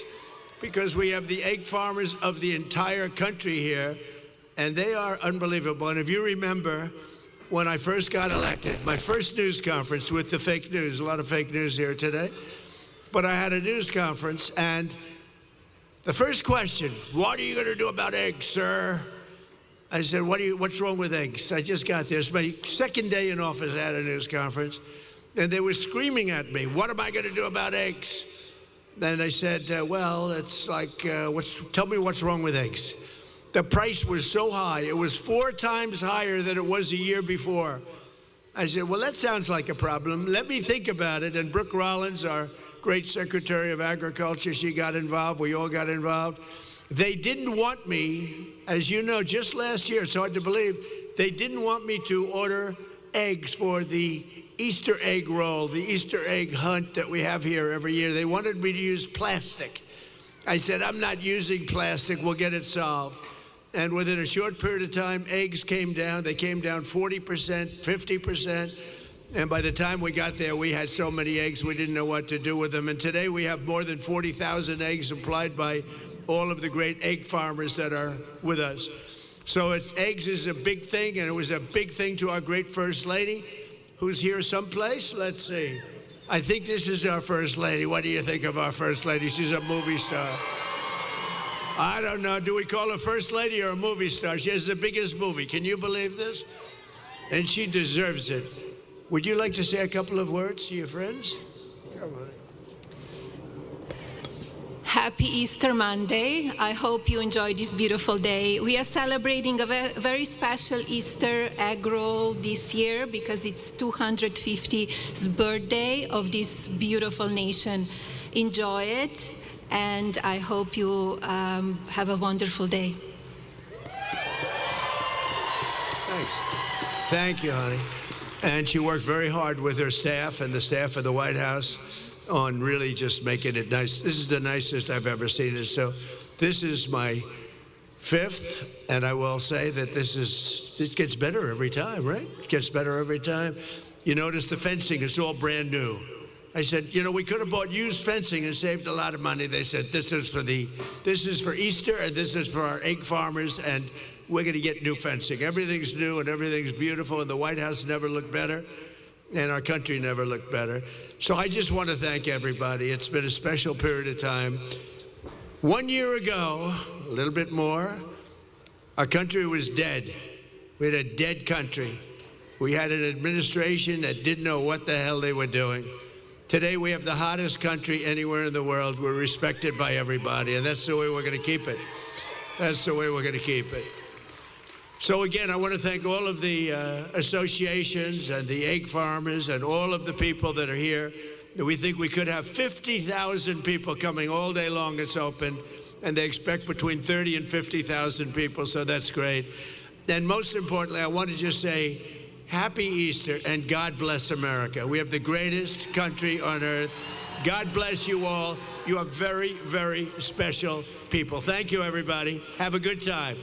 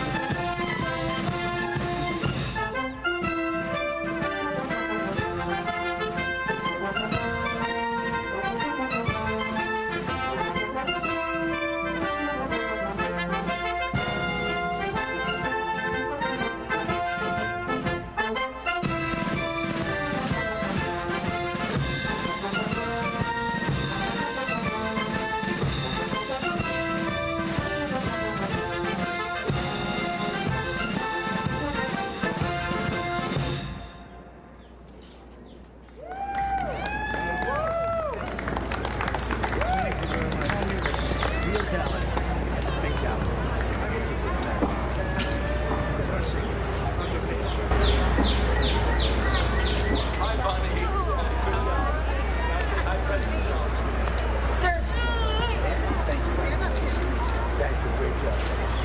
is Tuesday your final deadline? Mr. President, are you prepared to middle deadline? Mr. President, how's the airman maneuver? Is Tuesday your final deadline? Fire proposal from this morning. I've seen every proposal you can imagine. More proposals. Is Tuesday your final deadline? Is Tuesday at 8 p.m. your final deadline? Yeah. Mr. President, if Iran does not meet your demands, Mr. President, are you willing to continue the war? Well, you'll have to watch. Given your reasons, are you committed to committing It's an easy question. The answer is yes, but you'll have to watch. What do you think of the latest proposal? They made a proposal, and it's a significant proposal. It's a significant step. It's not good enough, but it's a very significant step. They have made, they're negotiating now, and they've made a very significant step. We'll see what happens. Have you spoken to Keir Starmer, son? Also, do you believe the UK could resurrect like Jesus this Easter weekend? Well, that's what they need. They have a long way to go. The UK has a long way to go. We don't want another Neville Chamberlain. Do we agree? We don't want Neville Chamberlain. Mr. President, how is the airman who was rescued doing?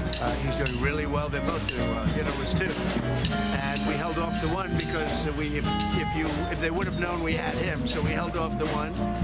They are both recovering very well. They were both injured, and they're doing well. Mr. President, are you committed to committing a war crime against What else? Mr. President, you said that Iran has no anti-aircraft equipment. How are they able to drop those? Well, you know what? When you do thousands and thousands of flights and you have one plane shot down and not mortally, the two pilots got out, they got a little bit lucky. And you know what? In war, you need a little bit of luck also. They got a little bit lucky. That's all they got. Ending the war. What's stopping you from ending the war? Well, it could end very quickly, the war, if they do what they have to do. They have to do certain things. They know that. They've been negotiating, I think, in good faith. We've had total regime change. You know, the people there now are much more reasonable than the lunatics that you had in phase one and phase two. They were lunatics. The people that we're negotiating with now on behalf of Iran are much more reasonable. You can call it what you want, but I call it regime change, and I think most people are giving us credit for that. The first regime was taken out. The second regime was taken out. Now the third group of people that we're dealing with is not as radicalized, and we think they're actually much smarter. Why did you use such vulgar language in that Truth Social post? Only to make my point. I think you've heard it before. Mr. President, have you spoken to the families of the airmen that were saved? Have you spoken to the families of the airmen that were saved? I'm going to be doing it right now. Mr. President, what do you say to Americans who are not a fan of the war? They're foolish because the war is about one thing. Iran cannot have a nuclear weapon. Had we not broken the Barack Hussein Obama agreement, you know what I'm talking about, the Iran nuclear deal. This is years ago, my first term. You would have had a total, Israel would have been gone, extinguished. Israel would have been wiped off the face of the earth, and the entire Middle East would have been, at a minimum, in big trouble. But I did it. That was phase one. We killed Soleimani. Without Soleimani, if they had Soleimani, it would be a whole different thing. Maybe. We'd still be winning, but it would have been harder. Because we are obliterating that country. And I hate to do it, but we're obliterating, and they just don't want to say uncle. They don't want to cry, as the expression goes, uncle, but they will. And if they don't, they'll have no bridges, they'll have no power plants, they'll have no anything. I won't go further because there are other things that are worse than those two. And we might have, well, the thing, if I had my choice, what would I like to do? Take the oil. Because it's there for the taking. There's not a thing they can do about it. Unfortunately, the American people would like to see us come home. If it were up to me, I'd take the oil, I'd keep the oil, and would make plenty of money. And I'd also take care of the people of Iran, much better than they've been taken care of. It's been a horrible. They've killed 45,000 people as of a month and a half ago. 45,000 protesters. We don't do that. So if I had my choice, I'd keep the oil. But I also want to make the people of our country happy. I think most people wouldn't understand that. I'll give you an example. Venezuela has worked out so incredibly. We have 100 million barrels of oil right now in Houston being refined. It's been great. The relationship with Venezuela, the leaders, has been fantastic. And I think we're going to have a long-term, very good relationship. And it might be beyond long-term. You understand what that is.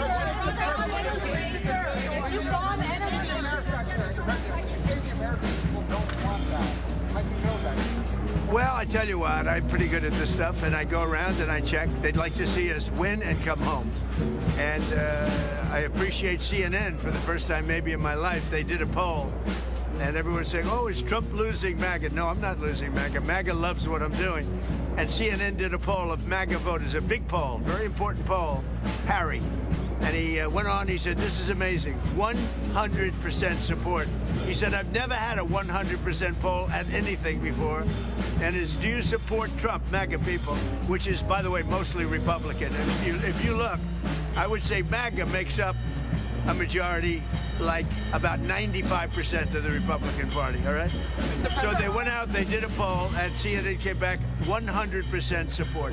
So they support what we're doing, but they would like to see it end and come back. But remember, wars last years. We're in there for 34 days, and we've obliterated a very powerful country in 34 days. Yeah, if it were up to me, I'd like to keep the oil. I just don't think the people of the United States would really understand. How is it taking care of the Iranian people if you're bombing? Yeah, who you with? Who you with? Yes. Well, that's a radical left group of lunatics that you're with. Let me just tell you, very fair question. The Iranian people, when they don't hear bombs go off, they're upset. They want to hear bombs because they want to be free.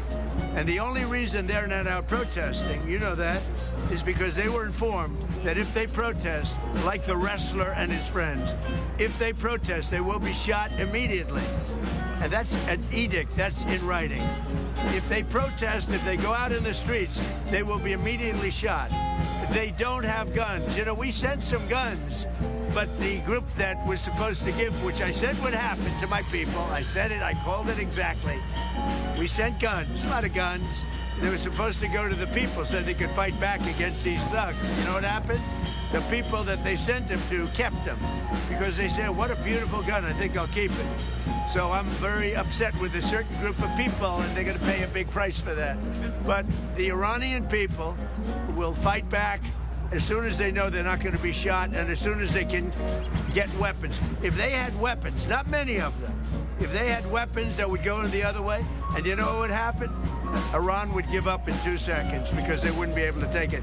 But in Iran, they have absolutely no weaponry, and they've been told point blank, if you come out to the streets, you will be killed. As of this morning, and we have this on pretty good information, 45,000 protesters have been killed. Pretty bad. Mr. President, you said Iran has been obliterated. Why are we still at war then? It's a big country. They can't fight back. They have no capability. I mean, they have some missiles left. They have some drones left, but essentially they have no capability. They had a lucky shot with an airplane, but we got them back out. The rescue was incredible. And it wasn't of one person. It was of two-person. There are those that say that's never happened before, because usually when you're shot down in strong enemy and deep enemy territory, you can't go after them because you'll end up losing 250 people to get one. So it's a terrible thing. But we had to make a decision. Do we do it or do we not? And we did. And, you know, we have some helicopters with a lot of bullet holes in them right now. Probably you know that. Now, I'm very honored to have rebuilt our military. We rebuilt our military in my first term. I'm using it in our second term. And we are the most respected country anywhere in the world with the greatest military anywhere in the world. Thank you. So we have a news conference. You'll all be there, so you can ask the question in a little while. We have a news conference in a little while. What would you like to ask her? What she wants to say. Madam First Lady, can you tell us your message to children in France? Well, all of this is happening for their future, so they will be safe in years to come. We're fighting for children that are now in a war zone. We're keeping them as safe as we can possibly keep them. But we're fighting for their parents, their grandparents. We're fighting for them. We're fighting for their future. And I will tell you, it was given to me loud and clear. The time the Iranian people are the most unhappy when you hear bombs all over is when those bombs stop. That's the problem. It's when they stop, because that means that are they coming back? We want to have them back, and you know everybody knows it, everybody sees it. So hopefully it could be over with quickly. Again, there are lots of different alternatives. We have many alternatives. We could leave right now, and it would take them 15 years to rebuild what they have. We could leave right now, but I want to finish it up. Iran, ready, cannot have a nuclear weapon. They are lunatics, and you can't put nuclear weapons in the hands of a lunatic. Thank you very much.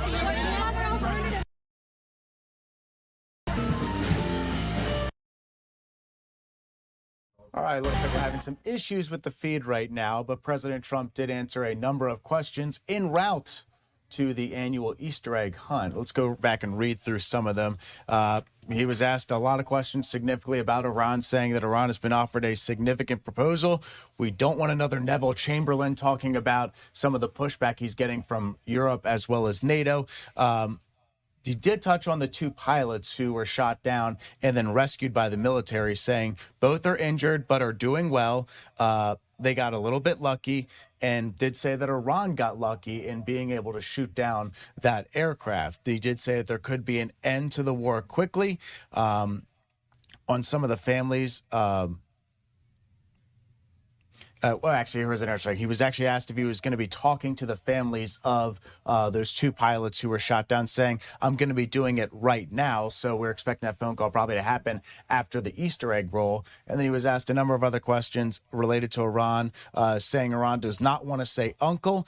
If I had my choice, I'd take the oil. Then he was asked about losing support from his base and saying, I'm not losing MAGA, citing a CNN poll that shows a significant amount of voters who consider themselves MAGA to still be strong supporters of President Trump. And he also addressed this accusation he made to Fox's Trey Yinks, saying that guns that were sent over intended for what we believe was the Iranian people and the uprising that could be happening there, claiming that it was taken by the Kurds, saying, we sent guns. I'm upset with a certain group of people. They're going to be paying the price. And he commented also on Iran's status in terms of their military, saying they have some missiles and some drones, and saying they got lucky when they shot down the United States aircraft that led to the rescue eventually of those two pilots. So we still have a lot to go here when it comes to the Easter egg roll. We're still awaiting President Trump to take part in it and see some of the kids. It looks like the president and the first lady are right now taking some pictures, and it looks like Kevin Hassett is not Kevin Hassett, sorry, Jameson Greer, the trade representative for the United States, is doing some talking here, and it looks like we're having some family pictures going on as well. Let's listen in and see if we can hear anything. Well, the economy is doing great. The high-tech sector is amazing. AI is booming. We got so many data centers going up. It's really incredible. Are you impressed now with your father? Yeah. He made a beautiful thing.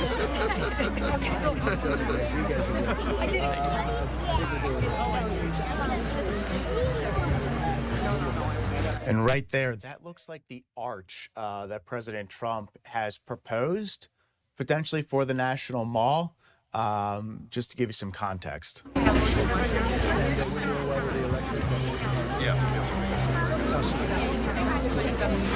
You know that? I think I'm on your schedule. They're all my kids. Come on over here, kids. You have a great dad. You'll be better than him. Come on. His name's also James, so you only have to remember one name.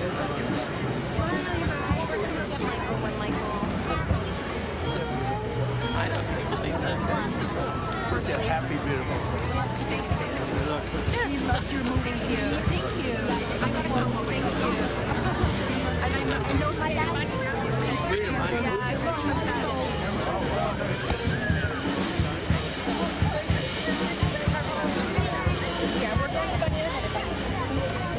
What a nice hat. Where did you get this hat? I want this hat. The tall egg guy back there, huh? Oh, the tall leg guy. So we go this way. Mr. President.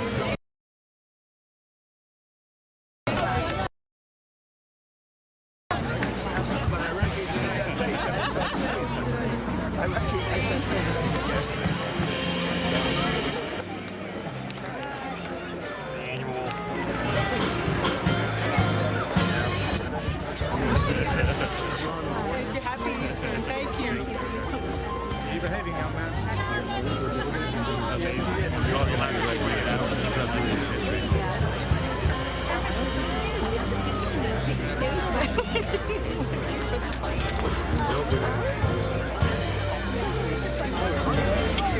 I love that hat. Look at that. I'm serious. I can't get a hat like that. Look, it's even got.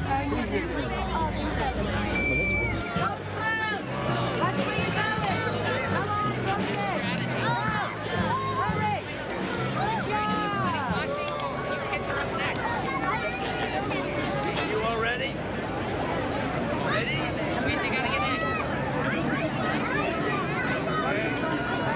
Everybody, this is very athletic. Focus, total focus. Is everybody focused? Ready? Get set.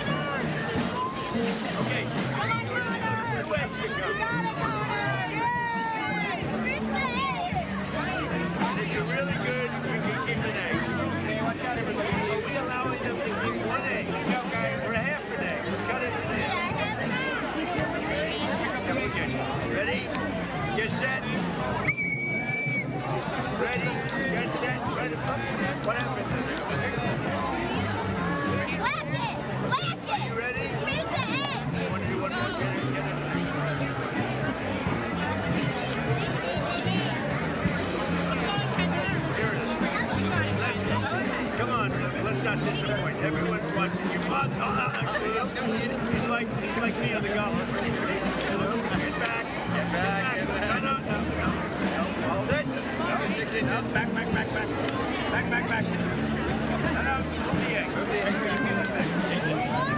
Just like it. Get it back. You ready? Ready? Get set. Wait. Okay, now go.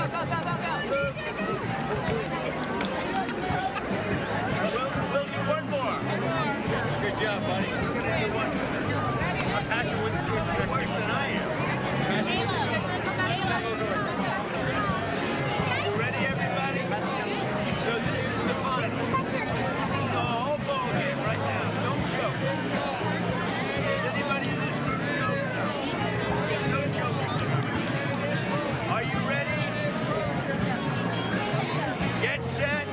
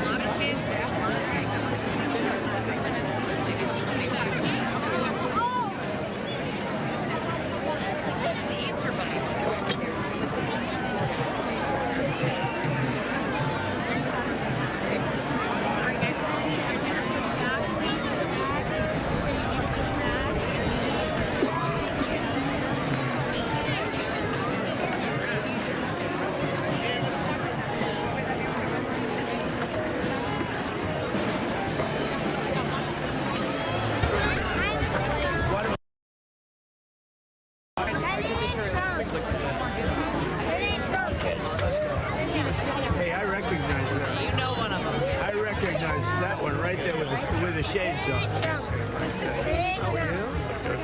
Nice guy. He's a wounded warrior. Break off. Who is?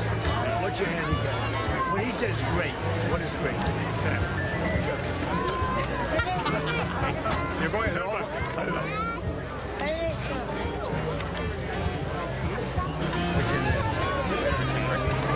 I made a drawing in a plane.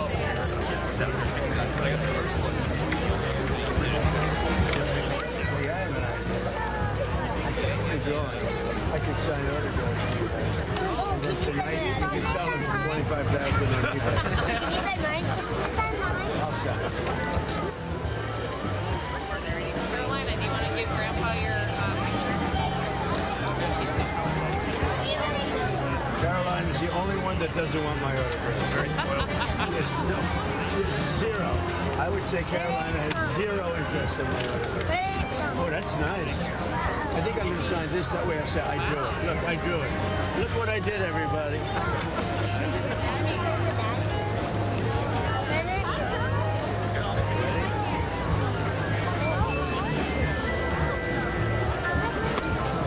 Biden would use the auto pen. He'd have an auto pen follow. Joe Biden, he didn't sign. He was incapable of signing things. So they'd follow him around with this big machine. You know what it was called? An auto pen. And he'd have the auto pen sign for him. He'd take the paper, hand it to his guys, and sign it with an auto pen, give it back. Not too good, right? Better to sign it.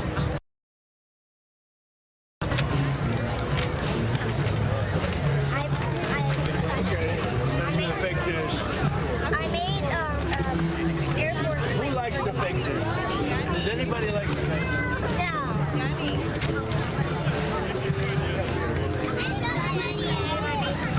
You're going to go to work for NASA? No. I mean,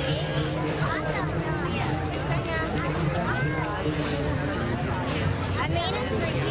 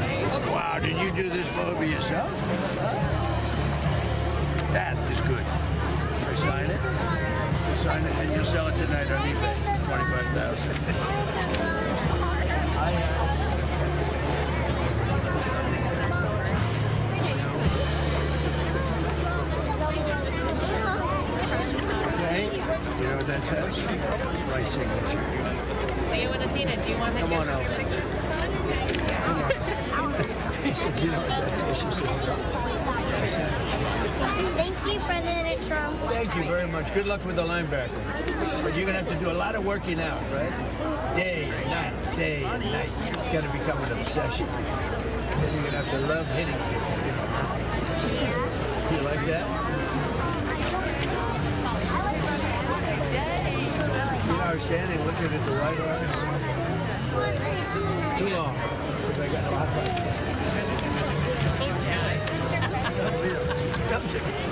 You're doing a lot already.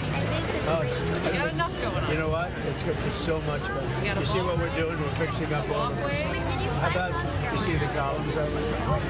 We're fixing up the whole facade. Hasn't been fixed since 1799. And I'm... No, I see spots over there. Look. They got hit by something. How high can you jump? Yeah, I'll be in charge of fixing the gym. No, but you're see up there? Look, okay, ready? See the middle column? Okay? See the right above the middle column? The two columns. Now go up a foot and a half to the... You see the broken piece of... You see it? It's broken. It should be like that. This is the White House. No, but you see what I'm saying? It's missing. It fell out 100 years ago. So the Easter egg roll gave you more things to do. No, but do you think anyone else would see that? No. See, I look at that, I say that's imperfect. You're a builder. I'm the best. You know who's got a good instinct? Eric. Luke, you have to leave your grandma before you sign a deck? Huh?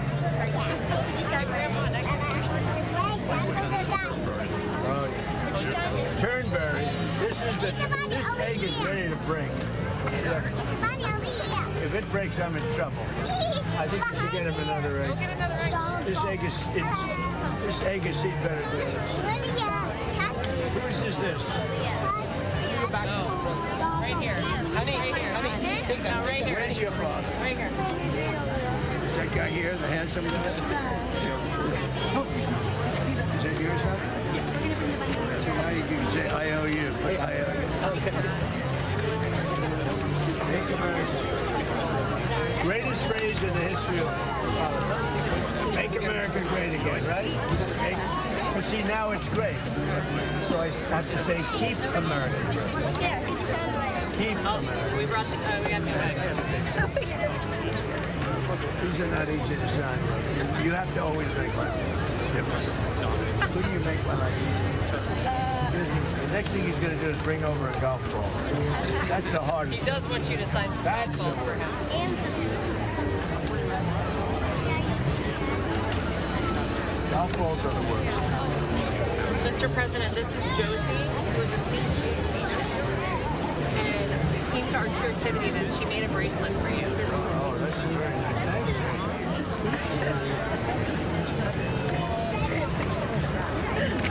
Whose spoon is that? It's a good idea. President Trump.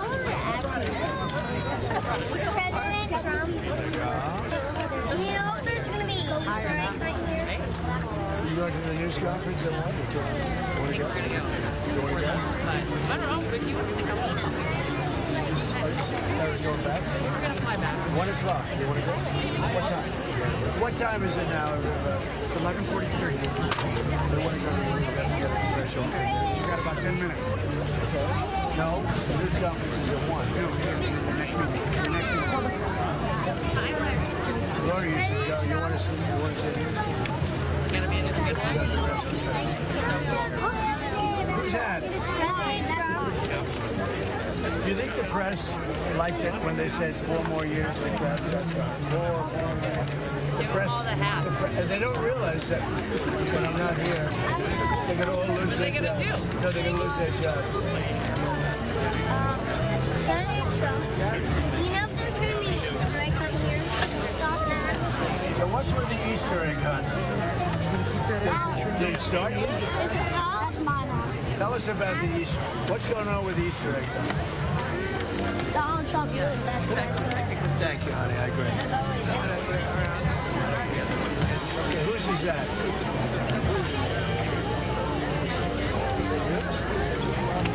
Somebody left theirs behind. They left too soon.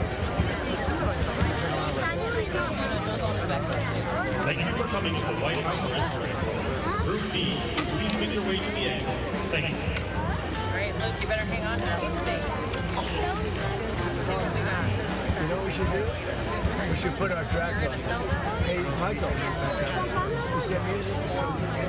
Why don't we put on music? Well, if they don't have it. They got the band over there.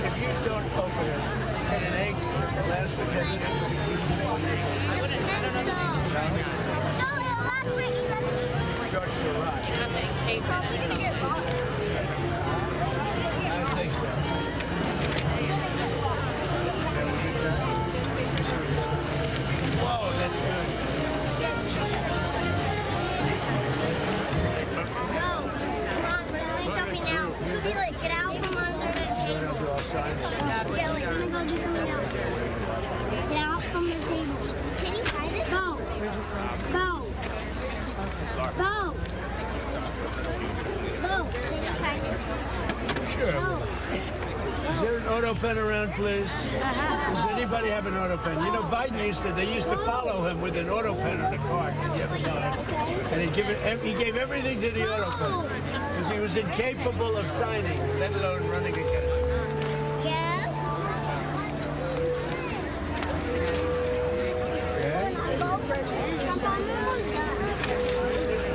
Everybody have a good day. We need a little music. Come on, get Michael moving. Come on, Michael. Good. All right, Carolina and Athena and Leo. Give it to Grandpa.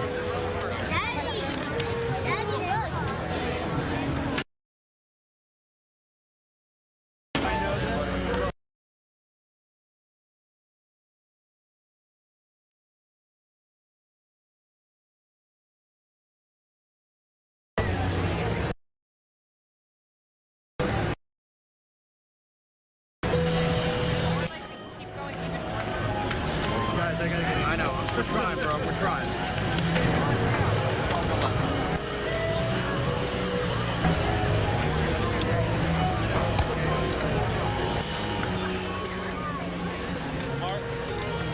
Mark?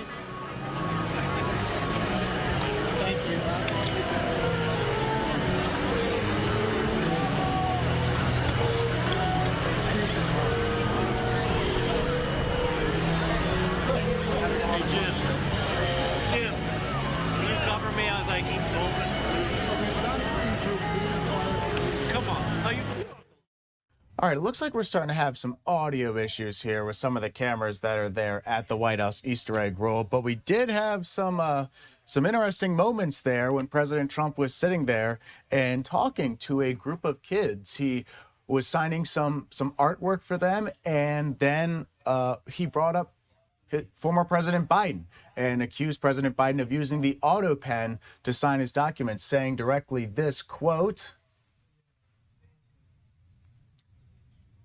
"He was incapable of signing things." So President Trump taking a shot at his predecessor there, as he has done before, but certainly interesting to see him do it with a group of kids there. So we're going to go ahead and take a break and try to get our feedback up and running. But stay with us. We'll have more from the White House Easter egg roll in just a little bit. I'm Ryan Schmills. We appreciate you watching Live Now from Fox.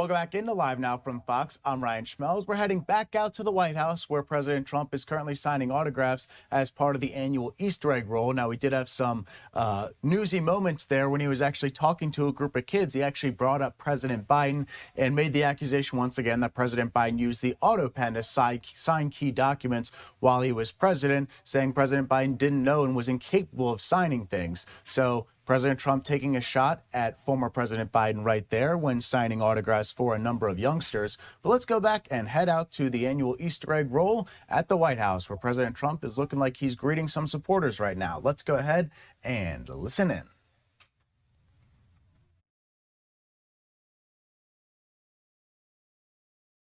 Hey, Tiffany.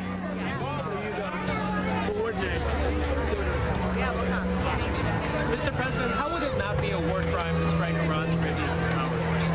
Because they killed 45,000 people in the last month. More than that. It could be as much as 60. They killed protesters. They're animals. And we have to stop them, and we can't let them have a nuclear weapon. Very simple. They want a nuclear weapon. They've been trying for a long time. I stopped them with the Obama horrible Iran nuclear deal. I stopped them in a lot of different ways. We got rid of Soleimani, the evil genius. He was an evil genius. We got rid of him. And then we stopped him with the B-2 bombers not so long ago. And if we didn't do it, Israel and the Middle East would have been extinguished by now. What other points did we hear from? Why'd you move the deadline, sir? Why'd you move the deadline? Oh, no. What, again?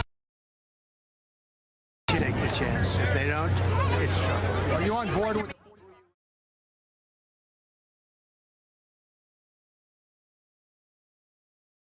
You're pathetic. Is this your camera? You what, fool? Go ahead, yes, ma'am. Just a 45 days. He's talking about 45 days. The only one that's going to set a ceasefire is me. I haven't set any ceasefire. But they will, they'd like to have a ceasefire because they're getting obliterated. So we'll see how they behave, okay?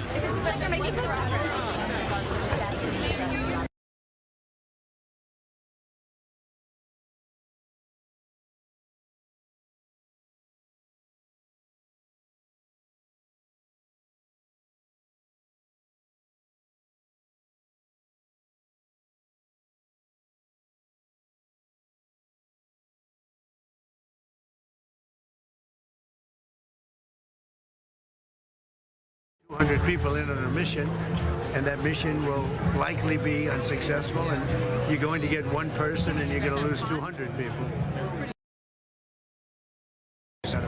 Well, we have a great military. Are you scared you're going to lose them? Like the diplomatic. Could happen. If it seems like diplomatic talks are picking up, are you willing to hold off on attacking? Well, I want to say I don't even want to talk about it because I've given them chances and they haven't taken them, so I don't want to really talk about it. Okay? Thank you.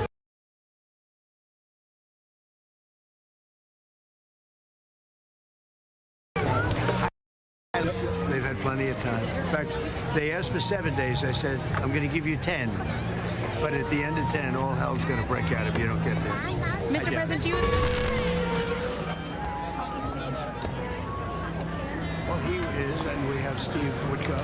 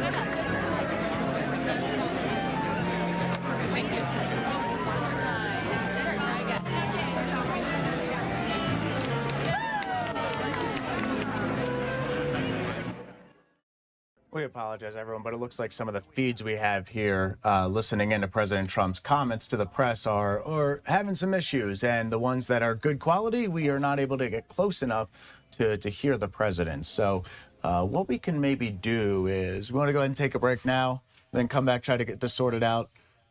Let's go ahead and do that. We'll go ahead. We're going to go ahead and take a break, see if we can get some of this sorted out, see if we get some feeds improved here. And if we have anything newsy out of those comments from the president, we can play that back in just a little bit. So go ahead and stay with us. Actually, no, we are not able to take a break right now. So let's go back and see if we can get this under control and see if we can get any better feeds here from President Trump. Let's go ahead and see what we can do here.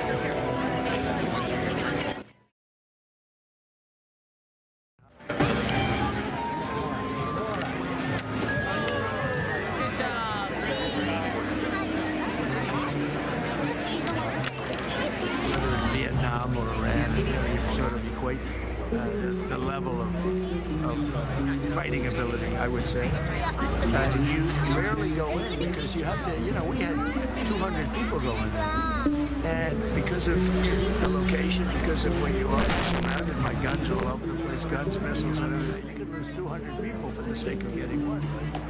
So as much as we want to get our wounded and get our people out of there, and we want to do it badly, but it just doesn't happen that much. And I said, let's go, let's do it.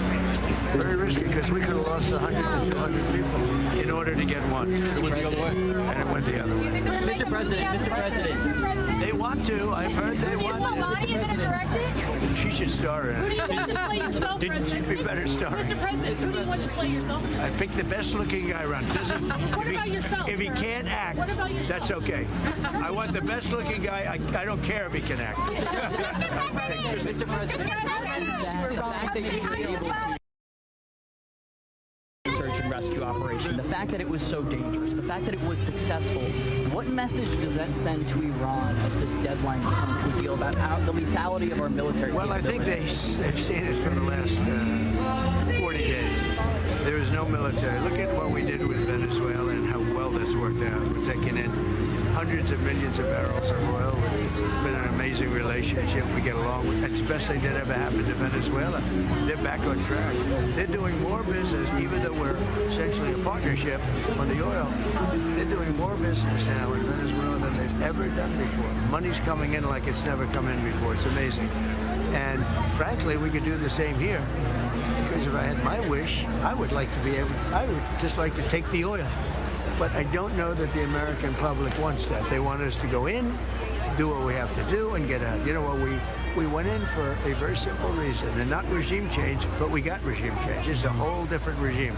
This is a different group of people. They're more moderate. They're smarter, much smarter. And, we blew up one regime, we blew up another regime, and now we're dealing with a third, and it is more moderate, it's better. But we didn't do it for that. It seems to be a byproduct. We did it for a simple reason. You know what that is? No nuclear weapon. And they will never have a nuclear weapon.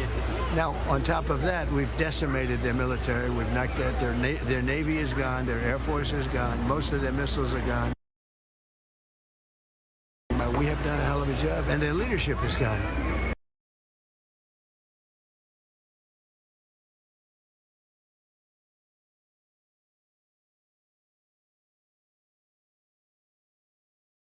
All right, once again, we're having some issues with that audio there, but President Trump taking a number of questions on Iran, saying that their military is practically decimated, but it looks like the feed is now back up. Let's listen in.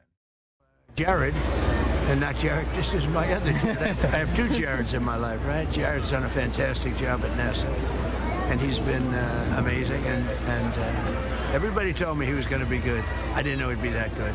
and he's got that thing hopping. He's got NASA hopping, and he was an astronaut. He's done this. Very successful guy, and he's doing a great job. Does it add to the meaning that this is happening in the 250th year of American independence? Yeah, well, it's happening then, and it's also happening at a time where we're in a very, very powerful, you could call it a military operation. People like me to call it that because they don't like me using the word war. Because they say, he said war. Let's call it a military operation. But no, Jared's doing a great job. NASA's amazing, actually amazing. And that's some ship. And so risky. Personally, I wouldn't want to do it, okay? We all have courage. I would prefer not to. Mr. President, on your art.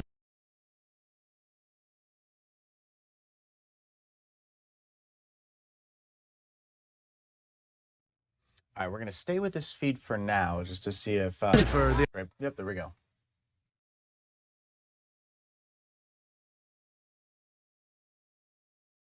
Open their mouth. They wouldn't open their mouth. They're very... Mr. President, there's a pretty significant legal challenge to your arch. Do you think that you can get that built, or at least start building it before Who's you doing leave a office? legal challenge? It's a group of veterans, sir. Group of veterans?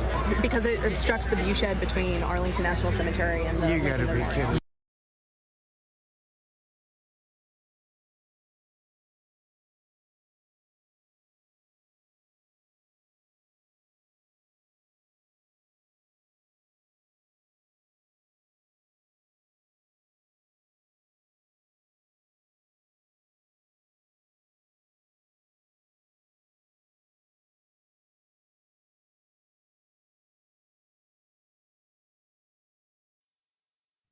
All right, looks like we're still having some issues with this feed right now, but President Trump did have... Civilian power plants could be a war crime. I'm not worried about it. You know it's a war crime? Having a nuclear weapon.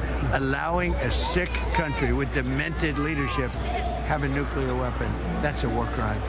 And if I allowed that to happen, like 7 other presidents did, every president said, many of them are saying be off the record and they're saying behind the scene, they should have done this a long time ago.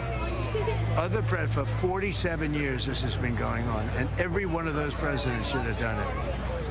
And actually, as you know, off the record, they're doing it off the record because they haven't got the courage to say it. Those presidents are giving me a lot of credit. This should have been done by Obama, should have been done by Clinton, should have been done by the Bushes. It should have been done. And it would have been a lot easier if it was done a long time ago, right? You agree with me? Sir. You know the war crime? War crime is allowing Iran to have a nuclear weapon.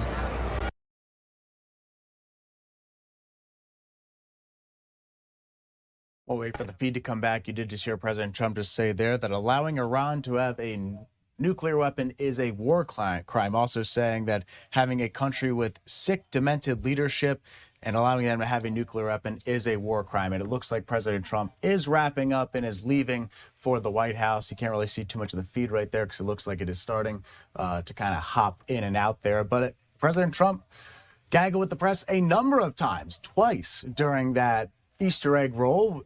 Made some news when he was talking to some of the kids, bringing up President Biden and saying that President Biden used the auto pen to sign documents. But then also he was asked a number of questions for the press related to Iran. Some of the things here, we have this from the White House press pool, saying he said he read the ceasefire proposal that was reported this morning and called it a significant step. He was asked repeatedly about the risk of committing war crimes and strikes against Iran if a deal is not reached, but he did not answer. Said some things about the Iranian people, and then made another, recently just said in this recent press conference, saying they derailed Iran's military. And then again said having a sick country with demented leadership, having a nuclear weapon is a war crime. So a number of questions President Trump was answering there. But we did get some news here from the Iranian state media while President Trump was in the middle of the Easter egg roll. It sounds like that Iranian state media is reporting that Iran is rejecting the ceasefire proposal. Iran's response demands include quote, an end to conflicts in the region, a protocol for safe passage through the Strait of Hormuz, reconstruction, and lifting sanctions. This is a breaking news update that we had that came out from Iranian state media that happened during the Easter egg roll. So we're still kind of awaiting more information to come back. I don't believe President Trump was asked that specifically when he was gaggling with the press both times, but we'll have to go back and watch the second feed over again because we were having some significant technical issues when that was going on. But we are at the time now for our next commercial break. We have a lot of raw and unfiltered news to get to when we get back from break. But stay with us. I'm Ryan Schmelz. You're watching Live Now from Fox.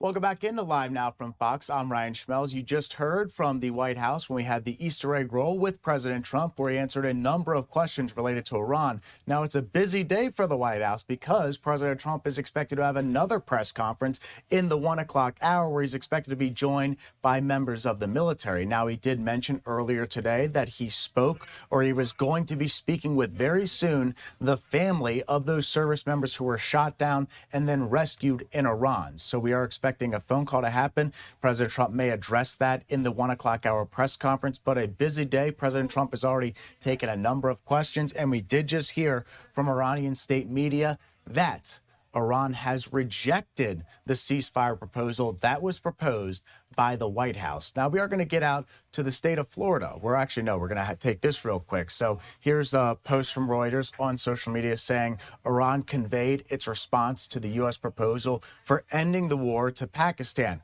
rejecting a ceasefire and emphasizing the necessity of a permanent end to the war, the official IRNA news agency said in a statement. As we just said before, the Iranian state media reporting that Iran has rejected that ceasefire proposal. Now, we're going to go ahead and head out to the state of Florida, where Governor Ron DeSantis signed legislation to combat terror groups and Sharia law. That from the governor's office and a ex-post there from Governor Ron DeSantis. Let's go ahead and listen in to this press conference in its entirety.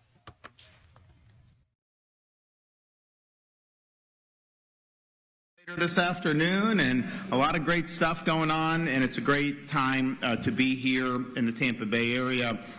We're excited about signing today's legislation, which involves a number of things that are very important for public safety, our culture, our security, and I want to thank everybody that's been involved in that. We are joined today by folks who had a hand in this, the Lieutenant Governor from Tampa, Jay Collins. We also have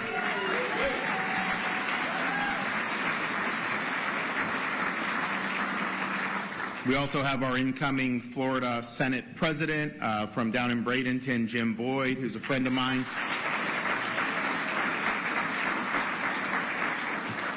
Representative Jeff Holcomb is here. And then Riley Siebel, who is here at University of South Florida and will be speaking later today. So I don't think I have to let anybody know that we have some problems in this country, more than we should, with international terrorism. You just had this incident at Old Dominion University. Guy commits a terrorist attack. He's shouting Allahu Akbar. The media acts like they don't know the motive of that when he's doing it, but he had been somebody that had already been convicted of material support to terrorism. He was a citizen, but he was a naturalized citizen. And a lot of us are looking about that. It's like, okay, wait a minute. You come to this country, you get you probably shouldn't have been allowed in this country to begin with. You shouldn't have even qualified for naturalization, but somehow that happens.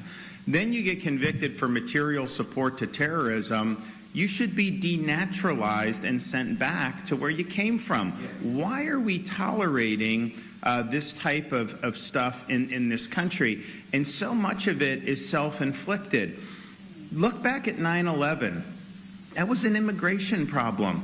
These are people that were coming over and their visas expired or they had all this. This wasn't like they showed up subterranean, on the shore and they started doing this. They were open and notorious about doing this. And we see this all around the country. And a lot of it is just, I think, not doing what's right to protect the people. Some of it's political correctness.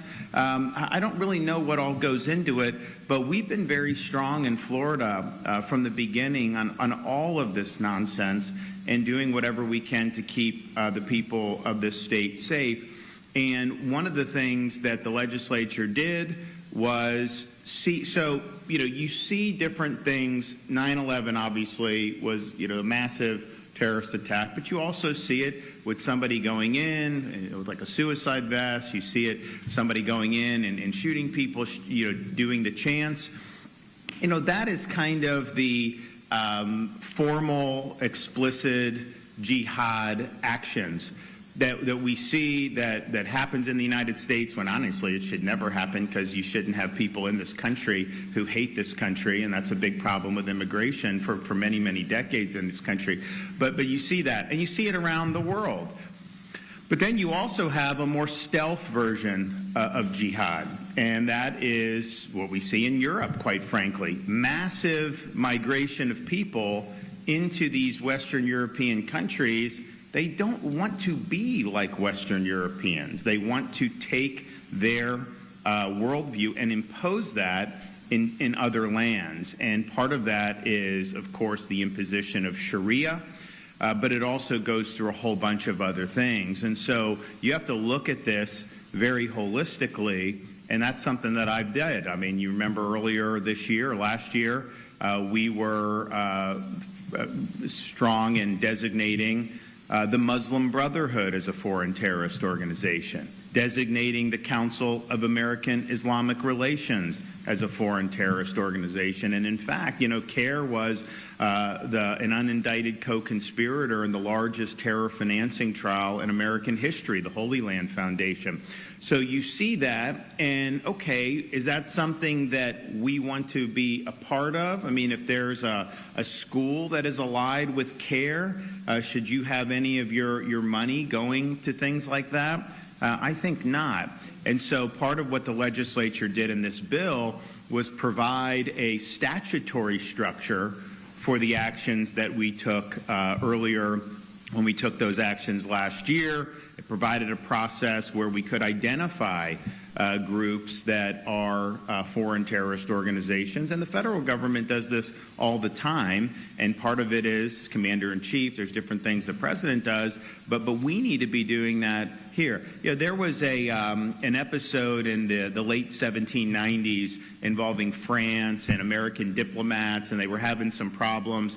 and they wanted to go negotiate, and the French were demanding money just to be able to negotiate. It was called the XYZ affair. Well, one of the and John Marshall, who later became Chief Justice, was the one that was leading the negotiations, and the Americans just walked away. They're like, we ain't paying for that. So they come back, and one of the congressmen at the time, did a toast, and he said, in the U.S., millions for defense, but not 1 cent for tribute. And I think about what we're doing here. We'll do millions for public safety, millions for education, but never 1 red cent for jihad.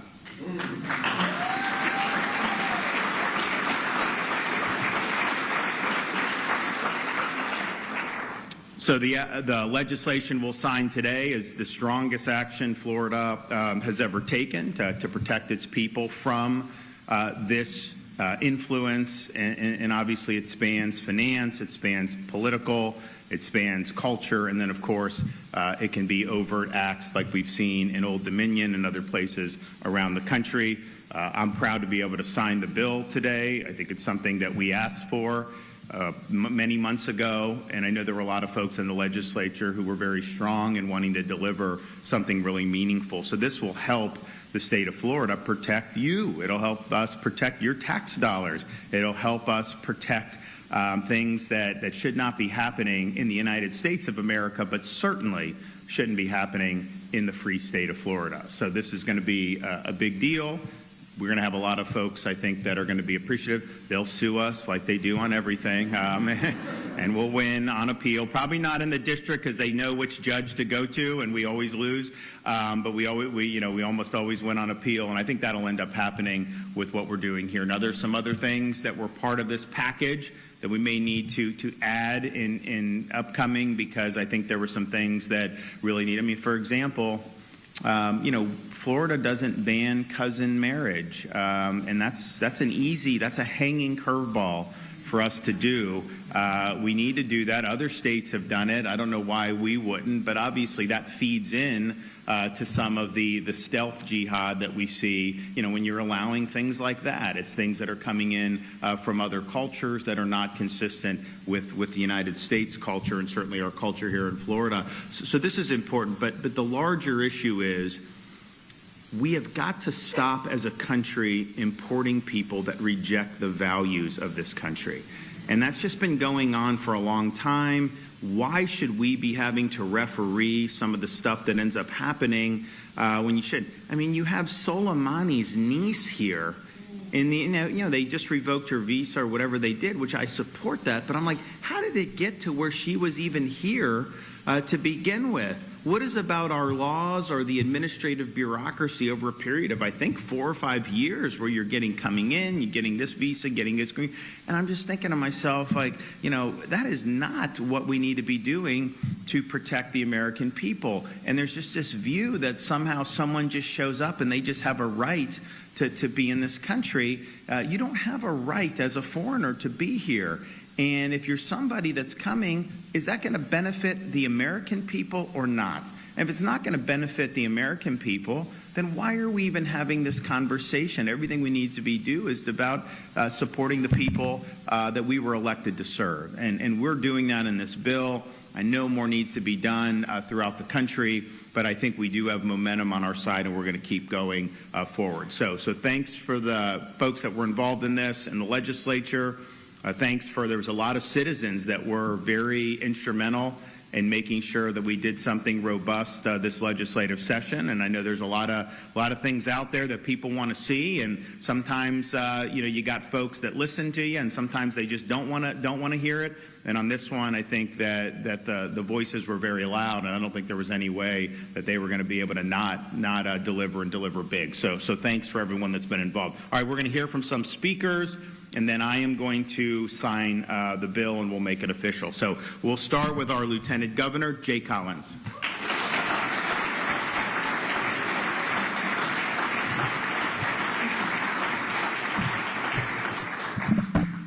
Thank you, Governor DeSantis. I appreciate it. It's good to be here today. Great to see so many friendly faces. I want to thank my wife, Layla, for being here today. Love you, hon. And go Bulls. Ladies and gentlemen, I'm here today not only as your Lieutenant Governor, but as a retired Green Beret, a warrior who spent years in the global war on terror.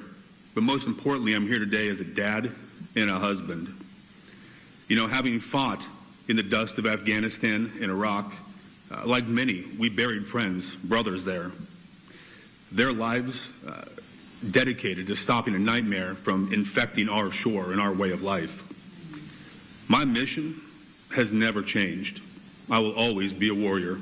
We will always protect and preserve our institutions, our beliefs, our values, every single day. I will not allow it to take 1 inch of ground here in the free state of Florida, and thank God we have leaders with courage, willingness to stand and fight for the things that matter. Friends, there is nowhere else to go. We are the free state of Florida because we do hard things. And in these United States of America, we have just one set of laws, one Constitution. No other law should be recognized or supersede our laws or be allowed to conflict with our Constitution. No foreign or religious legal codes should sneak into our courts. No taxpayer dollars propping up extremism or shadow jihad. Thankfully, HB 1471, Florida has drawn a bold line in the sand. No faded pastels, nothing like that here. I want to thank the legislature for your hard work on this. This is meaningful. It makes a difference for our people. And as always, I want to personally thank our governor, Ron DeSantis, for what he's done, his courage, his convictions.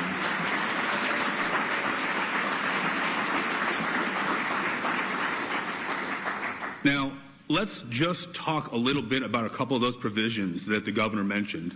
Let's talk about Sharia law. It is not some personal spiritual guide. Simply put, it is not consistent with our values or the values of our Constitution. Rather, it is a complete legal and political code drawn straight from the Quran and the words of Muhammad himself. Those are primary facts from primary sources. Under Sharia law, let us not forget that in Iran, they arrest, torture, and kill women for loose hijab. 1/5 of marriages in Iran are minors because of Sharia law. In Afghanistan, the Taliban banned women from school and silenced voices in public. I have personally seen women murdered for wanting an education and so much more. There will be no honor killings, no padding of the law. In reality, murder is murder, and in Florida we understand that.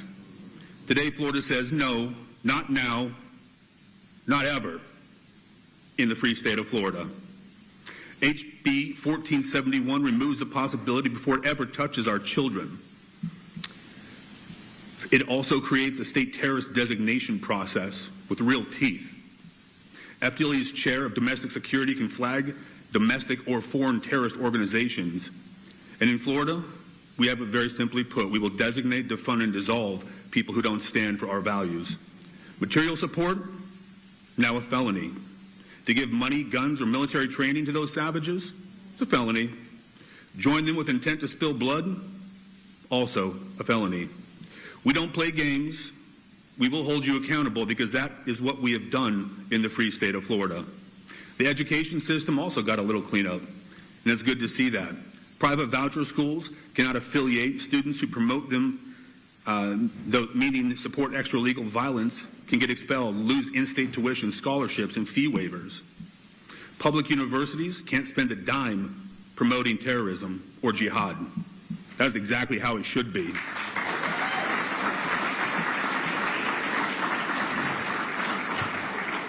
Now, to bring this thing in for a landing, to the ACLU, Equality Florida, CARE, and others who scream overreach because this law cuts off taxpayer cash, to groups aligned with ideologies that are not commensurate or consistent with our Constitution and way of life, I hope you never have to hear the screams of children, women, or the innocent. We will stand for our principles that you want to blemish and ignore. But don't fall for the rhetoric and insert political games in this state. HB 1471 is not about politics. It's about keeping our people safe, Florida safe, preserving American values, keeping our laws American, and keeping our children from all walks of life out of the crosshairs of extremism. If you support groups that want to replace our Constitution with barbaric law, Florida has a message. I have a message. We see you, we will designate you, and we will destroy your ability to operate here, period. Thank you, God bless you, and God bless the free state of Florida. All right, we're going to go and take a break real quick. We'll get back to the governor's remarks in that press conference and the lieutenant governor's remarks as well when we come back from break. But we do need to get to our next break of the hour. So I'm Ryan Schmelz. We appreciate you watching Live Now from Fox. More raw, unfiltered news when we come back. Stay with us.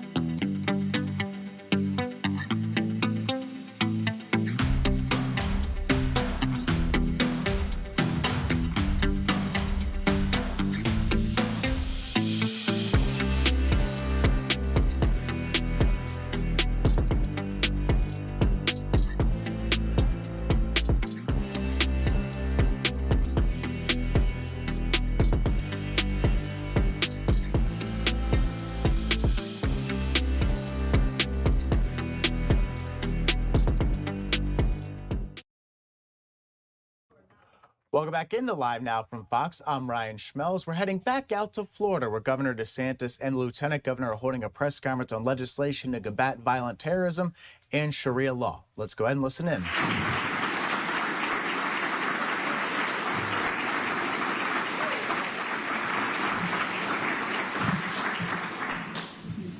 Hard to follow those two, but I'll attempt. The governor and the lieutenant governor basically spelled out what this good bill does. On behalf of Senator Grahl and Representative Cassell, the Representative Holcomb and I are here today to support them in their good work on this bill. Just simply said, Florida will protect, and your elected officials, who one of our most basic and fundamental duties is to protect our citizens. We will do that. We will protect the Constitution. As has been said, we will not spend taxpayer dollars on some of these fringe organizations that are here to hurt and to kill our citizens. So know that your Florida legislature stands with the governor and the lieutenant governor in fighting for what's right. We will continue this fight. We will win. We are winning, and we will continue to win. Thank you for being here. Governor, thank you so much for your leadership.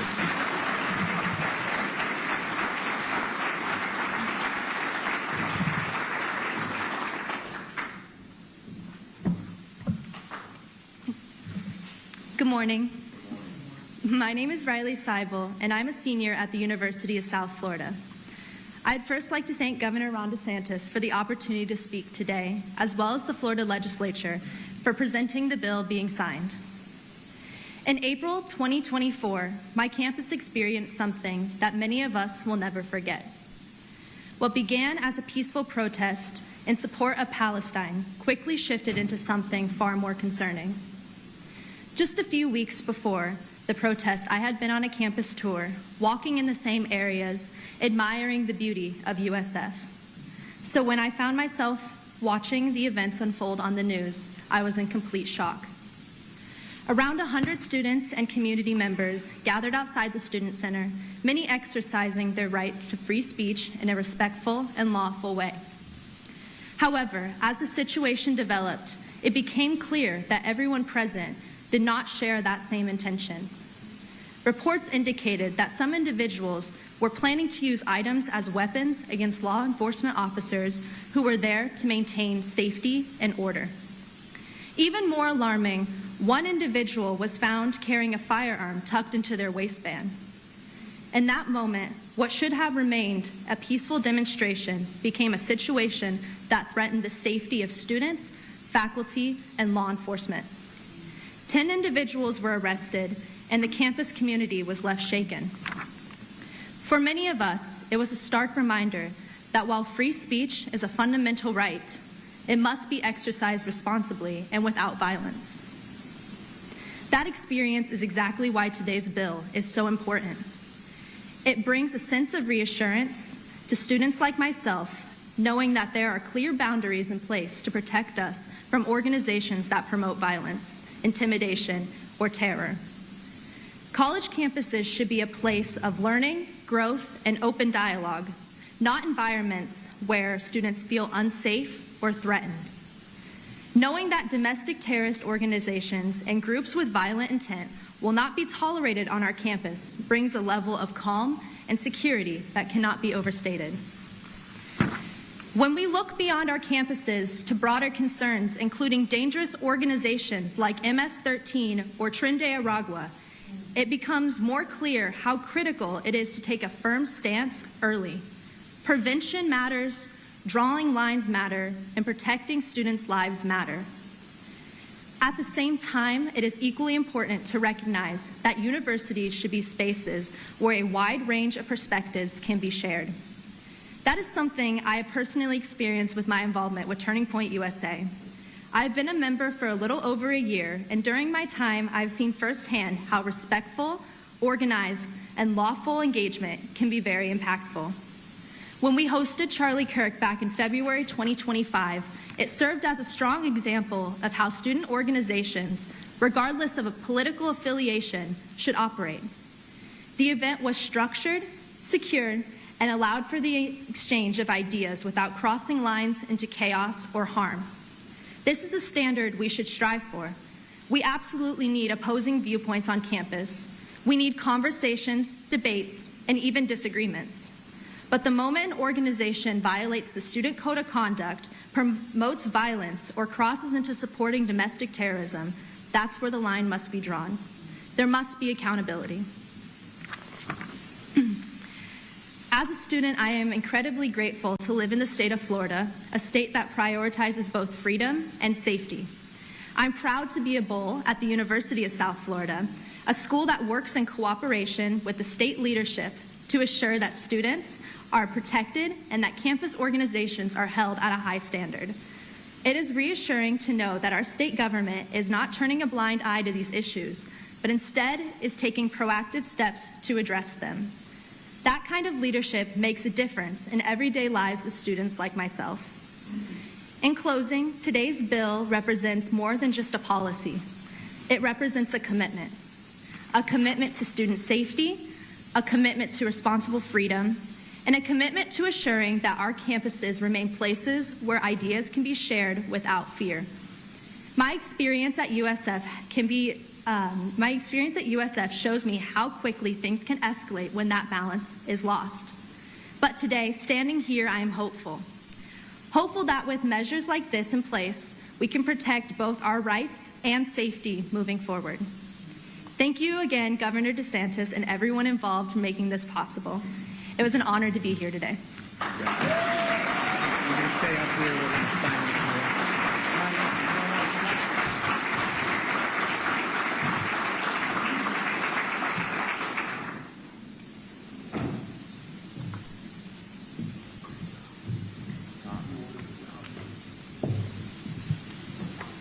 All right. Today, I believe, is the 6th. Is that correct, of April? Yes, sir.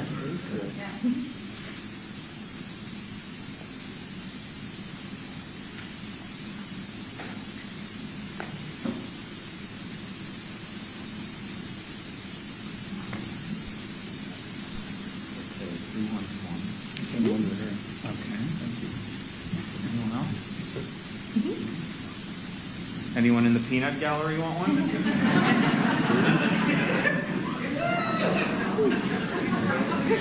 can defend. You can defend. All right, here we go.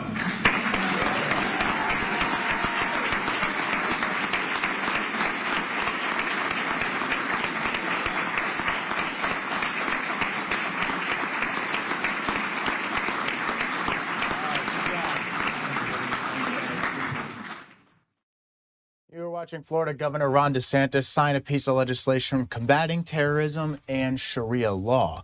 Hello, everyone. I'm Ryan Schmelz. You've been watching Live Now from Fox. We'll get to the Q&A section of Governor DeSantis' comments in just a little bit, but right now we do need to get to our next break of the hour. So stay with us. More raw and unfiltered news when we come back.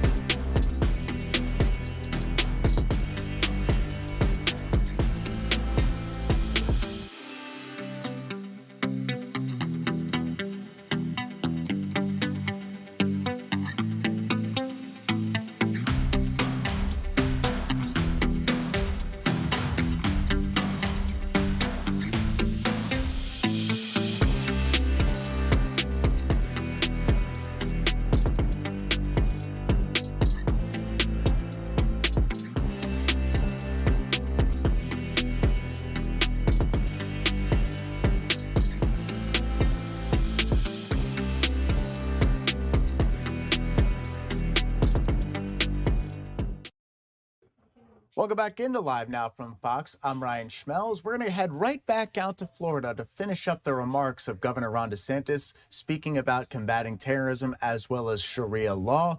But now he's at the question and answer portion of his remarks. Let's go ahead and listen in. The folks that we are going to designate, I had mentioned the Brotherhood and CARE, but you also have Antifa that needs to be taken care of. You've got Tren de Aragua. We got a lot of things that we've got to get right on here. So this bill gives us the framework to do it, and expect us to be very zealous and robust in how we approach dealing with these groups, particularly when it comes to protecting public safety and protecting your tax dollars from going to any of these institutions. So, okay, do we have any questions in the back?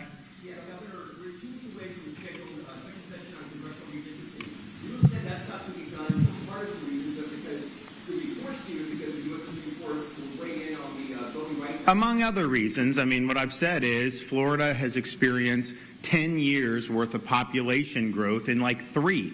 And so if you look, our districts are not fairly apportioned because of that. Now, it wasn't the fault of the people that did the maps, and you still got to use the baseline 2020 data, but I think when you're looking at that, how do you make that work? I think that's something that's totally appropriate. I also think we know how that Supreme Court case is going to come out at this point. I don't think there's much of a dispute about that, and I think Justice Alito's writing the opinion.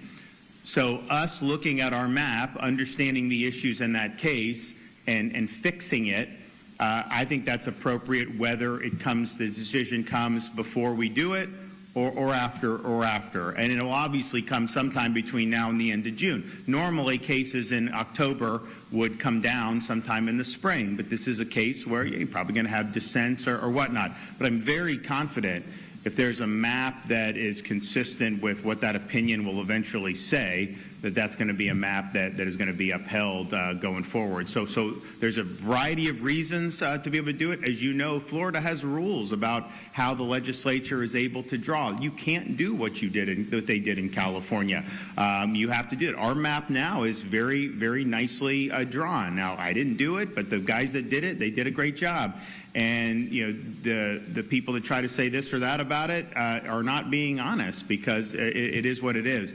So that'll get done. I know they got to do the budget. I know Jim's here. Maybe I'll talk with him about where that stands afterwards, and maybe some other things too. As you know, we're working on well, we're not really. We know property tax needs to get done, so we're working to kind of get with the key people to get that off and running on the ballot, and it's going to be a lot of excitement for people to be able to vote to protect their homestead from tax. I think that's something that we can do in Florida.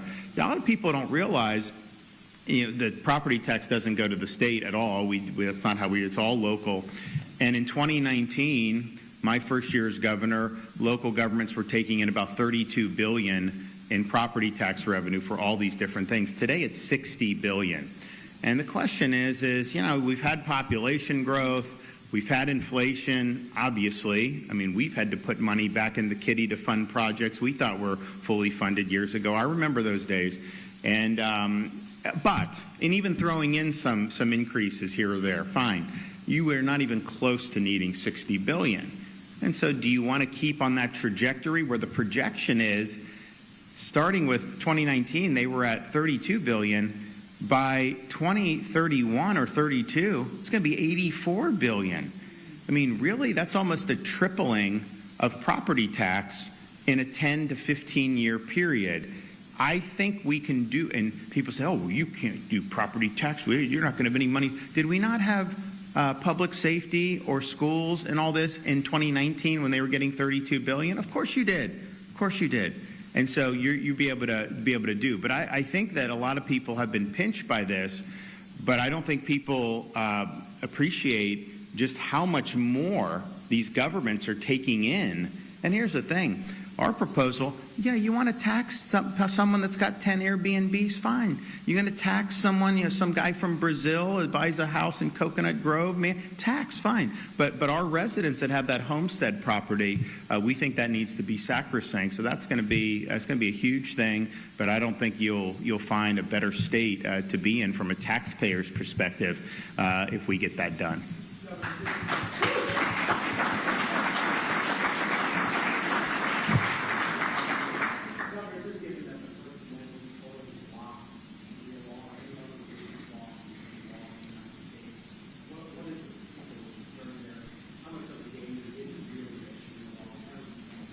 Well, is there a danger in is Jim Boyd going to become Senate president and try to institute Sharia on Florida? Obviously not, right?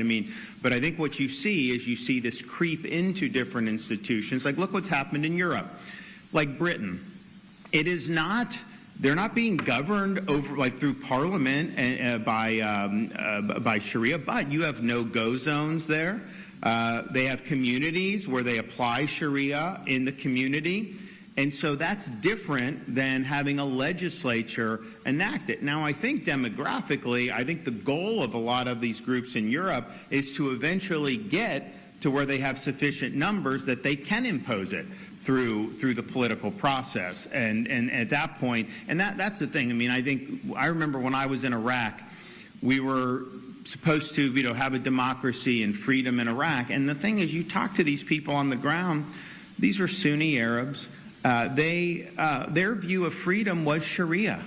That's what they viewed freedom was. And so it's a totally different concept. But what I see happening in Europe, I see a migration not to assimilate, but to displace the current cultures that are there. And so we obviously are not going to allow that to happen here in the state of Florida, but the bill also does a lot of other things involving institutions or group that are linked to any terrorist organization. And again, you can have these groups that may not be waging physical war-type jihad. They may be waging a stealth jihad. They may be waging a financial jihad. To me, that's still jihad, and we've got to stop it. And this bill provides the structure to be able to do it. But I don't. So I think the threat is a little bit more nuanced than to just say all of a sudden we're going to wake up and the legislature is going to do that. That of course that won't happen anytime soon. But the more that we're able to do to protect against that, I think is going to benefit Floridians for many years. You know, they're talking about in like Texas doing these like massive housing developments that are governed by Sharia. That's a non-starter in Florida. That is not something that is going to work. So it's those types of things rather than just saying all of a sudden the Florida legislature is going to start to implement. But yeah. So this was good. And again, what we've done in Florida time and time again is we get ahead of things before other states are doing it. So this is probably the most robust action that's been taken anywhere in the country. But would you expect anything different from us? I mean, that's kind of what we do. Oh, you shouldn't, don't worry about this.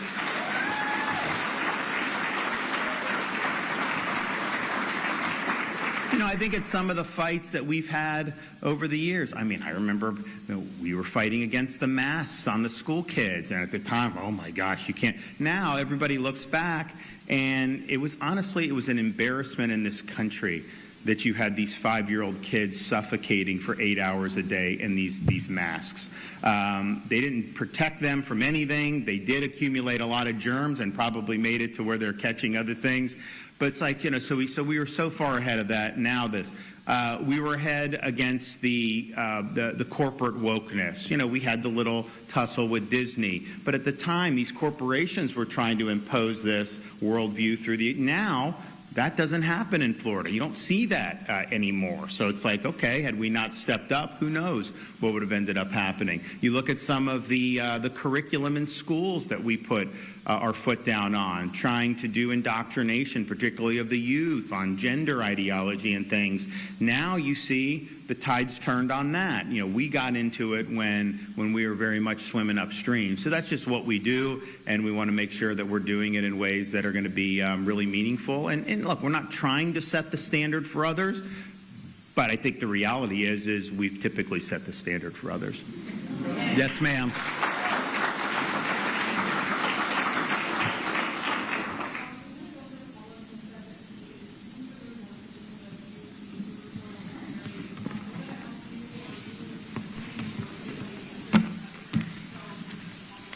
I think everybody knows that when I got something on my mind and I want to let people to know that people know. It's not like we're not going to be shy about anything about what we're doing, and so it's not there's not going to be any type of mysteries. Like, you know, if I feel the need to do something, I do it, and so you guys can stand by and just watch.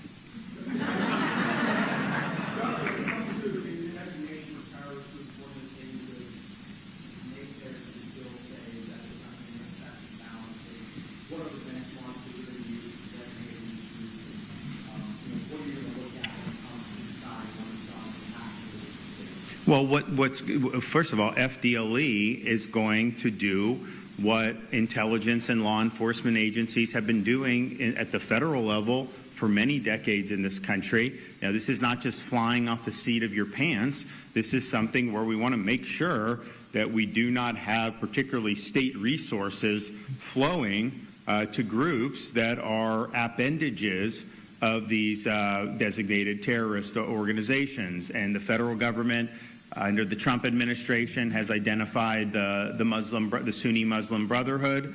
And I know that there's like, well, maybe they're not going to do Qatar. I don't know, like, kind of how that's landed. I can tell for us, you know, we're whole hog. Sunni Muslim Brotherhood is a DTO. That was what my executive order said. I would imagine that will be ratified when FDLE goes through their analysis. I mean, we weren't just doing this just to do it. This is stuff, there's been a record built up over many, many years. Now, until the feds had said they were going to proceed against the Brotherhood, we didn't want to be in a position where, you know, we were going opposite, you know, because they obviously have insight on different things. But once they acknowledged that this was something that was appropriate. We felt that we had the wherewithal to be able to use our authority to do it. Now you have statutory authority that is going to be added to that, and that's going to make a really, really big difference. So, so look, I'm happy with this. I want to thank the folks in the legislature for stepping up and getting the job done. We've got more work to do. Obviously, there'll be other bills that'll be signed that I think are going to be very meaningful for this country's future, but then there's also a lot left to do. So I think the month of April should be a pretty eventful month in terms of some of the issues that are still hanging out there. And I think I speak for most of the members, whereas I think they want to get the job done and then they want to put a bow on it and they want to go, back to their families, back to their jobs, and then those are running in cycle. They want to be out there campaigning. I mean, it could be a tough election cycle for Republicans. I mean, obviously we've had some hiccups along the way, and so the question is, do you want to have me like dragging you in for 3 or 4 months, or do you just want to get the job done? I know where Jim stands on that, and Ben and some, but now's the time to kind of get the job done and move forward. We really showed the country for many, many years how to do bold policy, get it done, deliver results, and I can tick off. I mean, you guys who've come to any of my events have heard me tick off, we've paid off 50% of the state's debt, we have tripled the rainy day fund, we've cut taxes by this, we've done this, and it's great,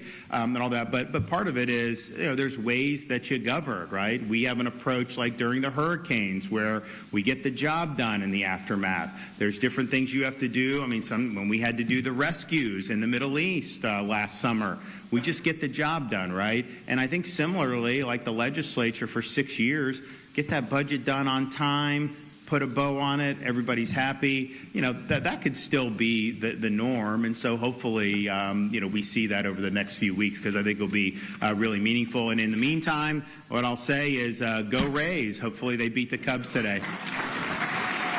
All right, you were just listening to Governor Ron DeSantis at a press conference where he signed a bill combating terrorism as well as Sharia law in the state of Florida. We got to go ahead and take our last break of the hour, but we'll be right back with more news after this. Stay with us.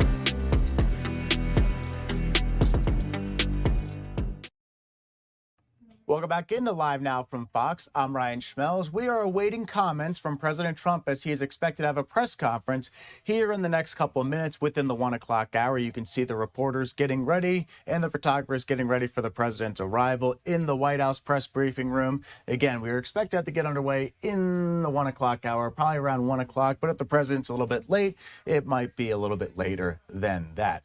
That does it for me. We appreciate you watching Live Now from Fox. Stephanie Quinn will take over in the next couple of minutes, but we're going to go ahead and leave you off with the latest update from the Artemis crew from NASA. Let's go ahead and listen in.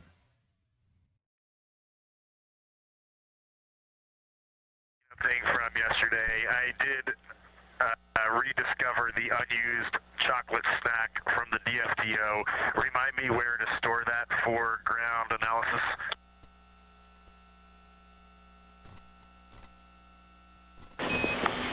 Hooray for a found snack. You can stow that in locker A1. Thank you, Reed.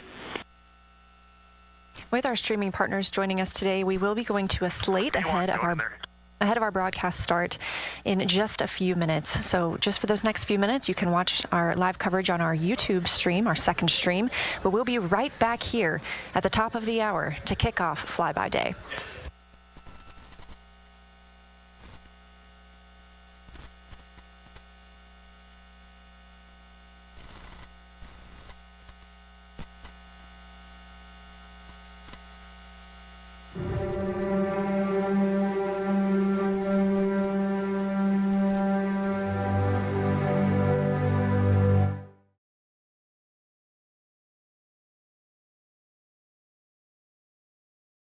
Live coverage with NASA is expected in just a number of moments. Meantime, I did want to share this live look inside the White House press briefing room as we are expecting to hear from President Trump shortly about the war in Iran. We're just going to raise the audio just for a moment as we like to share with you the looks as well as the natural sound. Let's just listen in for now.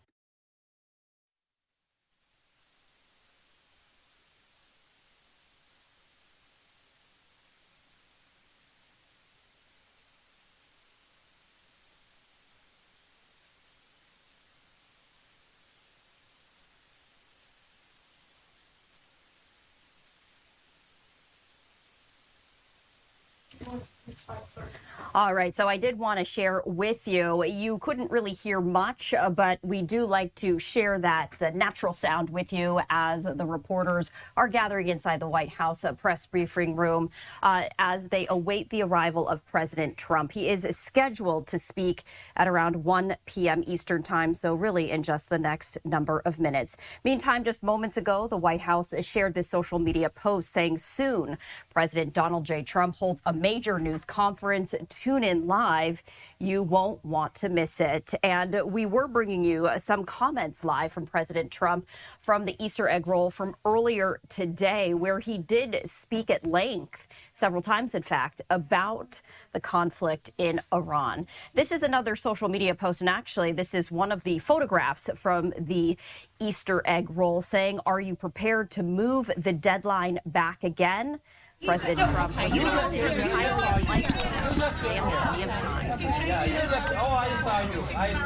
All right, so that was just some natural sound that bled into this. But this is another social media post from the White House as President Trump further discussed the Iranian regime, saying they're animals and we have to stop them and we can't let them have a nuclear weapon. Very simple. So we are continuing to follow the very latest developments as we are expecting President Trump to arrive in the White House press briefing room. And I did want to share this as well. The White House saying today, don't miss this, a major moment for America, 1 p.m. Eastern time, live on the White House social media channels. And once again, I did want to share this live look with you from inside the press briefing room as we are expecting the arrival of President Trump as he continues to discuss the very latest in the war in Iran. Meanwhile, the Prime Minister of Israel, Benjamin Netanyahu, sharing this, saying, quote, Yesterday, I spoke again with my friend, President Trump.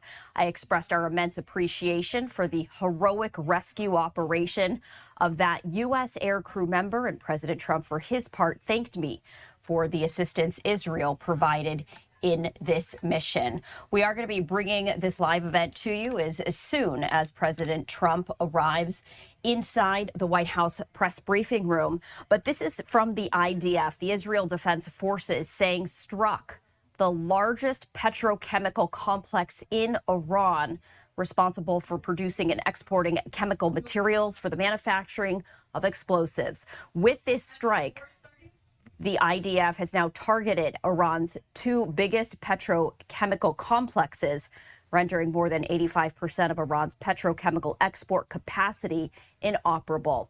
The damage to this infrastructure will disrupt the regime's ability to produce essential components for the missile industry intended to target Israel and other countries in the Middle East. So another live look right here from inside the White House, a press briefing room. And we will be bringing you this event as soon as it gets underway. Meantime, we are continuing to cover a number of other live events, and that includes the upcoming moon flyby by the Artemis II crew. I'm Stephanie Quinu. We appreciate you staying with us right here on Live Now from Fox. We were dipping into some of NASA's live coverage as we are just hours away from this truly historic event. They have now resumed their live coverage. So as we await President Trump's arrival inside the White House press briefing room, we're going to turn now to the live NASA update as we await the Artemis II crew's moon flyby. Let's listen in. For the milestone words at the Apollo 13 record distance. You'll notice that we pause every time we hear communications to and from the crew. They are the stars for today. This afternoon, the crew will have their closest approach of the moon and will surpass the record. That record just mentioned of the furthest humans have ever flown, set by the Apollo 13 astronauts in 1970.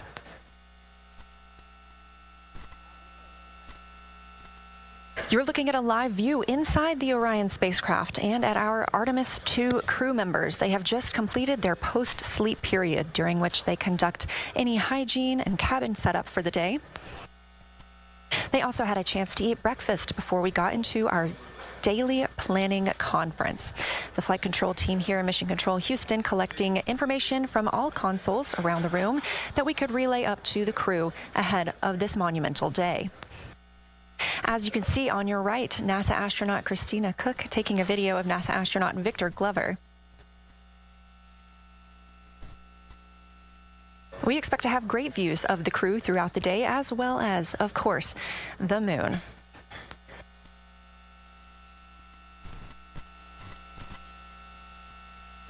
We expect to surpass that Apollo distance record in 55 minutes and 50 seconds. We are now looking live at a camera mounted on one of the spacecraft's solar arrays, pointed to our lunar neighbor. We are currently just 14,200 miles away from the moon and 247,672 miles away from planet Earth.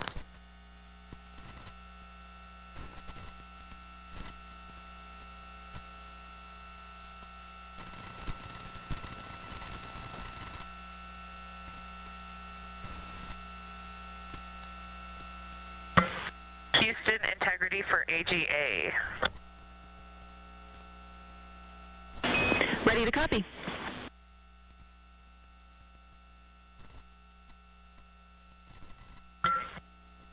Carbon dioxide 2.3, oxygen, which has the alarm 26.3, 73.1 degrees, 10.3 psi.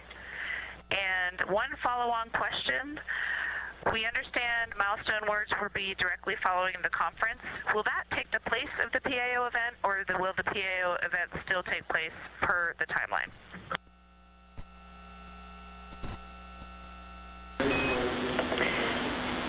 Good question, Christina. The milestone words that we exchange at the record distance at the end of the conference will take the place of the PAO timelined activity. So that'll be our moment to talk about this occasion, and after that there will be no more expected PAO words, and you can get straight into your flyby. Copy all, AGA.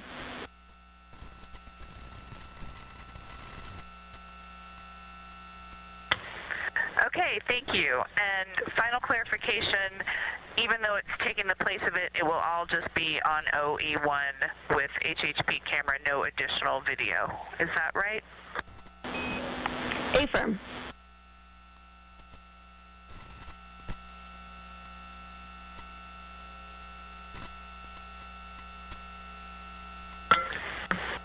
Okay, thank you. Yep, some of us had already heard that. Sorry about the second question. We appreciate it. Talk to you soon.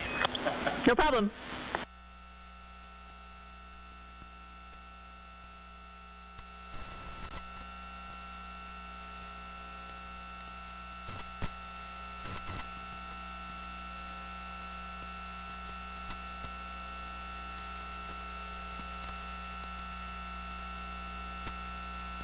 Those communications between NASA astronaut Christina Cook and Canadian Space Agency astronaut and today's Capcom, or capsule communicator, the one person here speaking with the crew right now, that is Jenny Gibbons. She is an Artemis II backup crew member here in Mission Control Houston.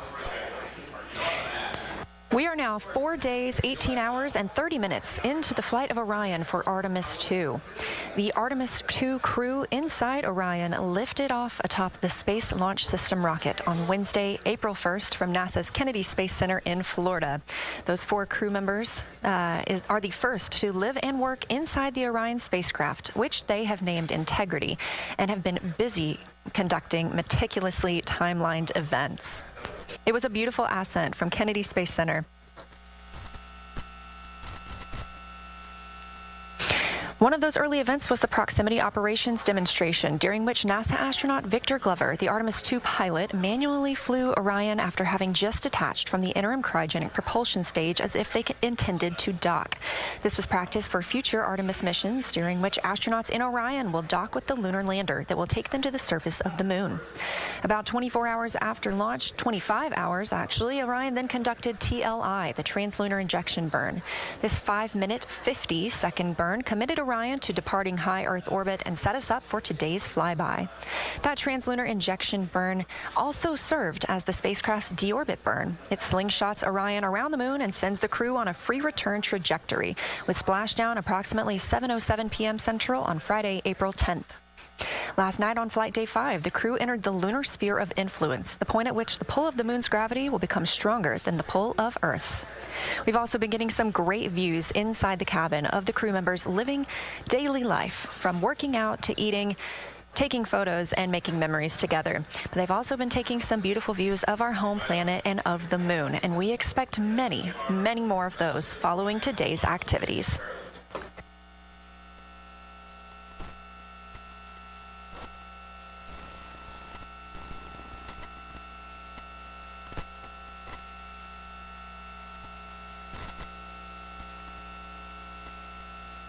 All right, we do see President Trump arriving here inside the briefing room to discuss the war in Iran. Let's listen in.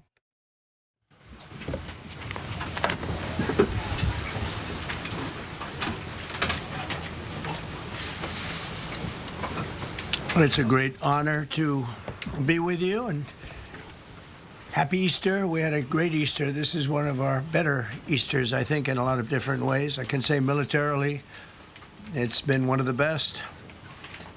So, good afternoon. We have quite a bit to discuss. We'll go into pretty good detail. And we have the people that are most involved. We'll give you exactitude. And we're here today to celebrate the success of one of the largest, most complex, most harrowing combat searches. I guess you would call it a search and rescue mission ever attempted by the military. Generally, when planes are knocked down in war, especially when you're fighting a strong group, an evil group, you can't really do this because you send in 200 men to pick up one, and it's something that's usually not attempted as much as you want to attempt. And bad things happen to that one or two. And in this case, we did two, and it might not have been attempted before, but we did. and we had great talent. We got a little luck too, I would say, and we were helped by a lot of people, a lot of great people. And it was an honor to be involved with it. It's very historic. This is a rescue that's very historic. It'll go down in the books. Late Thursday night, an American F-15 fighter jet went down deep inside enemy territory in Iran while participating in Operation Epic Fury, where we're doing unbelievably well, well at a level that nobody's ever seen before. The entire country can be taken out in one night, and that night might be tomorrow night. Both members of the crew ejected from the aircraft and landed alive on Iranian soil. I immediately was asked to make a decision. I ordered the U.S. Armed Forces to do whatever was necessary to bring our brave warriors back home. A risky decision, because we could have ended up with 100 dead as opposed to 1 or 2. It's a hard decision to make. But in the United States military, we leave no American behind. We don't do it. Within hours, our armed forces deployed 21 military aircraft into hostile airspace, many flying at very low altitude, being shot by bullets.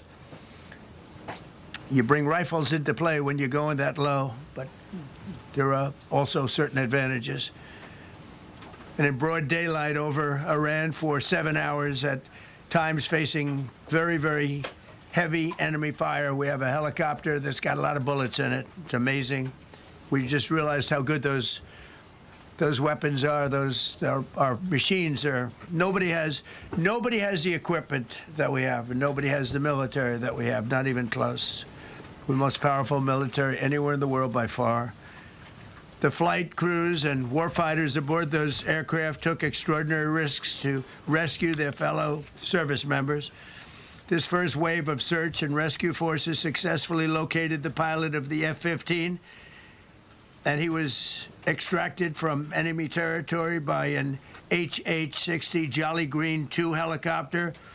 Fabulous machine as our warriors faced gunfire at very close range. It's amazing that when you look at the machinery, what happened, that nobody was even injured. Meanwhile, the second crew member, a weapons system officer, highly respected colonel, had landed a significant distance away from the pilot. When you're going at those speeds, even if you go out 2 or 3 seconds later, it's miles and miles away because you're going fast. He was injured quite badly and stranded in an area teeming with terrorists from the Islamic Revolutionary Guard Corps rough group, as well as besieged militia and local authorities. Many, on top of everything else, they told the communities actually within inside of Iran, the people of Iran, they were given a tremendous incentive to find this pilot. Despite the peril, the officer followed his training and climbed into the treacherous mountain terrain and started climbing toward a higher altitude, something they were trained to do in order to evade capture. They want to always go as far away from the site of the shoot down. You want to go as far away because they all head right to that site. You want to be as far away as you can. And he was injured, and he was an amazing, amazing thing. He scaled cliff faces, bleeding rather profusely, treated his own wounds, and contacted American forces to transmit his location. They have a very sophisticated beeper-type apparatus that is on them at all times. And when they go out on these missions, they make sure they have lots of battery space, and they're in good shape. And this one worked really well, amazingly, saved his life. We immediately mobilized a massive operation to retrieve him from the mountain holdout, and he kept going higher and higher. The mountain kept getting rougher and rougher, and really very, very hard to find. This second rescue mission involved 155 aircraft, including 4 bombers, 64 fighters, 48 refueling tankers, 13 rescue aircraft, and more we were bringing them all over, and a lot of it was subterfuge. We wanted to have them think he was in a different location because they had a vast military force out there. Thousands of people were looking. So we wanted them to look in different areas, so we were scattered all over like we were right on top of them. We had 7 different locations where they thought, and they were very confused. They said, well, wait a minute, they've got groups here, they've got groups there. It's an amazing thing. I was listening to these great people, these great generals. General Raisin Cain was amazing, and Pete Hegseth was amazing. But I listened to the whole thing. It was pretty amazing. So they had all these different sites where everybody thought he was located. We think we have him over there because they have 9 planes circling a little area that's 25 miles down the coast. So in a breathtaking show of skill and precision, lethality and force, America's military descended on the area, the real area, engaged the enemy, rescued the stranded officer, destroyed all threats, and exited Iranian territory while taking no casualties of any kind. The heroic F-15 weapons system officer had evaded capture on the ground in Iran for almost 48 hours. That's a long time when you're in tough shape and when you're bleeding. It's a long time. When we left, as you probably know, we had 2 large planes, pretty old planes that carried a lot. We needed a lot more equipment going in than coming out, obviously, because going in, we needed to be able to scale mountains, and we had a lot of equipment. But the sand was sandy, wet sand, so we thought there may be a problem taking off because of the weight of the plane, and then we also had all the men jumping back onto the planes, and they got pretty well bogged down, and we had a contingency plan, which was unbelievable, where lighter, faster aircraft came in, and they took them out. We blew up the old planes. We blew them up to smithereens because we had equipment on the planes that, frankly, we'd like to take, but I don't think it was worthwhile spending another 4 hours there taking it off. So we didn't want anybody to have, we have the best equipment anywhere in the world. We didn't want anybody examining our anti-aircraft and other equipment. So these were large planes that were old and pretty old, and we blew them up, and we had faster, lighter planes come in, and they were able to land on the sand. We needed the bigger planes because we had so much equipment that we needed. We took 3 helicopters over there, which were very strongly used and couldn't have lived without them. They did, and they performed unbelievably well. And if you'd see it, you wouldn't believe it. They came off the plane, and these guys had them, the rotors were off. They rebuilt these helicopters in less than 10 minutes. And that was one of the more amazing things.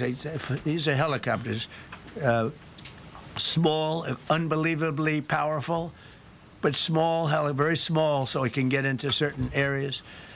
And they got them off the plane, and they rebuilt all 3 of them in a matter of less than 10 minutes. It's pretty amazing what the genius of these people. Who would think that? You'd think it would take 5 days to build them. And in some companies, it would take 5 days, and they wouldn't do it well. But they served us well. As Commander-in-Chief, I never forget the extraordinary risk taken by the warriors that we send into battle. And the genius, I mean, think of it, having a contingency of 3 planes waiting because we think the sand is so bad that we probably won't be able to take off. And the planes really got bogged. The sand this was not much of a runway. This was a farm, not a runway. It's a farm, but it did the trick. But to have a contingency as opposed to having to wait 2 days, can you imagine right in the middle? This was central. This was right, you would call it central casting if you were doing a movie for location.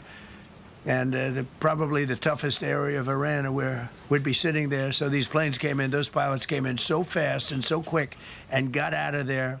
Everybody got aboard and just got 15-minute intervals. 1 load out, 1 load out, 1 load out. It happened, and we were watching, and we said, "That's amazing." It's in many ways, I was almost more impressed by the contingency that we had than the fact that, if we would have had a runway or decent soil, but it was an amazing thing. But we thank God for every single one of them and the talent. The genius is not even talent, it's genius. It's the whole ball game, every one of them. Now, if you look at what we did with Maduro, we went into a military compound, a massive, with thousands and thousands of soldiers, and within a matter of minutes, and he lived behind iron doors. There were steel doors, broke them down so quickly, and within almost minutes, he was in the back of these planes. It was a similar group. Incredible. We have incredibly talented people. And if the time comes, we move heaven and earth to bring them home safely. We're going to bring our people home safely. I want to thank every member of the U.S. Armed Forces involved in these historic operations. They really were historic. It's just not something that's done. And you'd understand it. Not that they don't want to do it, but when you're going into areas, when you look at these helicopters, when you look at the amount of bullets and everything else that they took, when you go into these areas, you don't come out like we came out. God was watching us, I tell you. Well, it was the Easter, we were in an Easter territory, I guess, but God was watching us. Amazing. Because when you look at the machinery, they took damage. It tells you, first thing I said is, these are unbelievable machines, how they flew back and not even much of a problem. But these two extraordinary rescues, because it was two, and as you probably know, we didn't talk about the first one for an hour. Then somebody leaked something, which we'll hopefully find that leaker. We're looking very hard to find that leaker. And talked about there's somebody missing. They basically said that we have one and there's somebody missing. Well, they didn't know there was somebody missing until this leaker gave the information. So whoever it was, we think we'll be able to find it out because we're going to go to the media company that released it, and we're going to say, national security, give it up or go to jail. And we know who, and you know who we're talking about, because some things you can't do. Because when they did that, all of a sudden, the entire country of Iran knew that there was a pilot that was somewhere on their land that was fighting for his life. And it also made it much more difficult for the pilots and for the people going in to search for him. All of a sudden, they know that there's somebody out there. They see all these planes coming in. It became a much more difficult operation because a leaker leaked that we have one, we've rescued one, but there's another one out there that we're trying to get. So actually, the country, Iran, put out a major notice, you all saw it, offering a very big award for anybody that captures the pilot. So in addition to a hostile, very talented, very good, very evil military, we had millions of people trying to get an award. So when you add that to it, but we have to find that leaker because that's a sick person. Probably didn't realize the extent of how bad it was. I can't imagine that the person did, but we're going to find out. It's national security, and the person that did the story will go to jail if he doesn't say, and that doesn't last long, and I think everybody would understand it. They put this mission at great risk. They put that man at great risk, and they put the hundreds of people that went in looking for him, because everyone now knows that we're going in. Over the past 37 days, America's armed forces have carried out more than 10,000 combat flights over Iran, unheard of, striking more than 13,000 targets. The F-15 we lost last week was the first manned aircraft downed by the enemy in this entire operation with thousands and thousands of flights. They got lucky. It was a lucky hit. You know, eventually you get lucky. But we got lucky, too, because we got both of them back. But it's a record that is unparalleled in the history of military air operations. Nobody's ever seen anything like it. It's such an honor to be involved with it. We were up late at night, and then we were waiting for those contingent planes to come in, and we say, come on, let's go, get in, because they're waiting out on this farm without a runway, with wet, crummy soil, sand, mostly sand, wet sand, and it eats planes alive. And we're waiting, and we're saying, I hope that one can land and take off. And they came in like magic. Boom, boom, boom, one after another. It was like genius. I'm so impressed by that. Because we were a little concerned. We said, boy, if they don't get in and get up fast, we're sitting in them. And that's called Iran Prime, right, General? That's where the whole bet is. And here we are sitting there waiting for a plane. But they came in so fast and so hard, and these guys knew exactly what to do. Let's go, come on, get in, let's go. Pwah. They came one right after another, not at the same time. They don't want to come at the same time. They had to come right after each other. They didn't have any room. There was barely any room to land. Tiny little patch of very wet earth and sand. So I'm so proud of the people that I have standing up here with me and many others that worked. I mean, so many. Steve Witkoff's over here. He's doing fantastically. Jared Kushner. But the people that are here, the job they did is amazing. And I think I'm going to introduce the head of the CIA, and he is a man he's central casting, okay? If we cast a movie, he's going to play the head of the CIA. He's one of the few. John Ratcliffe, he did a phenomenal job that night. He did something that I don't know if you want to talk about it. If you want, you can. I'm not sure he's supposed to. I'm not going to talk about it. But the CIA was very responsible for finding this little speck. It's like they used an expression on one of the shows. A general was talking about, it's like finding a needle in a haystack, finding this pilot. And the CIA was unbelievable. And you may, if you can, you'll talk. It might be classified, in which case I'd have to put him in jail if he talks about it. And I don't want to put him in jail. He doesn't deserve that. So, John, do you want to say a few words? Thank you. Thank you, Mr. President. It's a privilege to be here with you today to share what we can about this exceptional mission and to recognize the ingenuity and bravery of those who executed it, as well as the leadership and resolve of the president who ordered it. One thing that has been clear to me in this role is that the flawless military operations that the Department of War is known for are hostage to flawless intelligence. We saw that in the skies over Iran in Operation Midnight Hammer last summer. We witnessed it in Venezuela during Operation Absolute Resolve. We've seen it against the cartels in the Western Hemisphere, and we're seeing it every day in Operation Epic Fury, including this mission to rescue an aviator buried deep behind enemy lines. Because it is the unique tradition of the U.S. Armed Forces that we leave no man or woman behind, this was a no-fail mission. That was the spirit in which the president put us to work, and we were determined not to let him down or our airmen down. As an agency, the CIA possesses unique capabilities that only the president can deploy. Some of these capabilities fall under covert action authorities. And because covert means exactly that, I'm not going to be able to tell you everything that you want to know. At the president's direction, we deployed both human assets and exquisite technologies that no other intelligence service in the world possesses to a daunting challenge, comparable to hunting for a single grain of sand in the middle of a desert. This was also a race against the clock, as it was critical that we locate the downed aviator as quickly as possible, while at the same time keeping our enemies misdirected.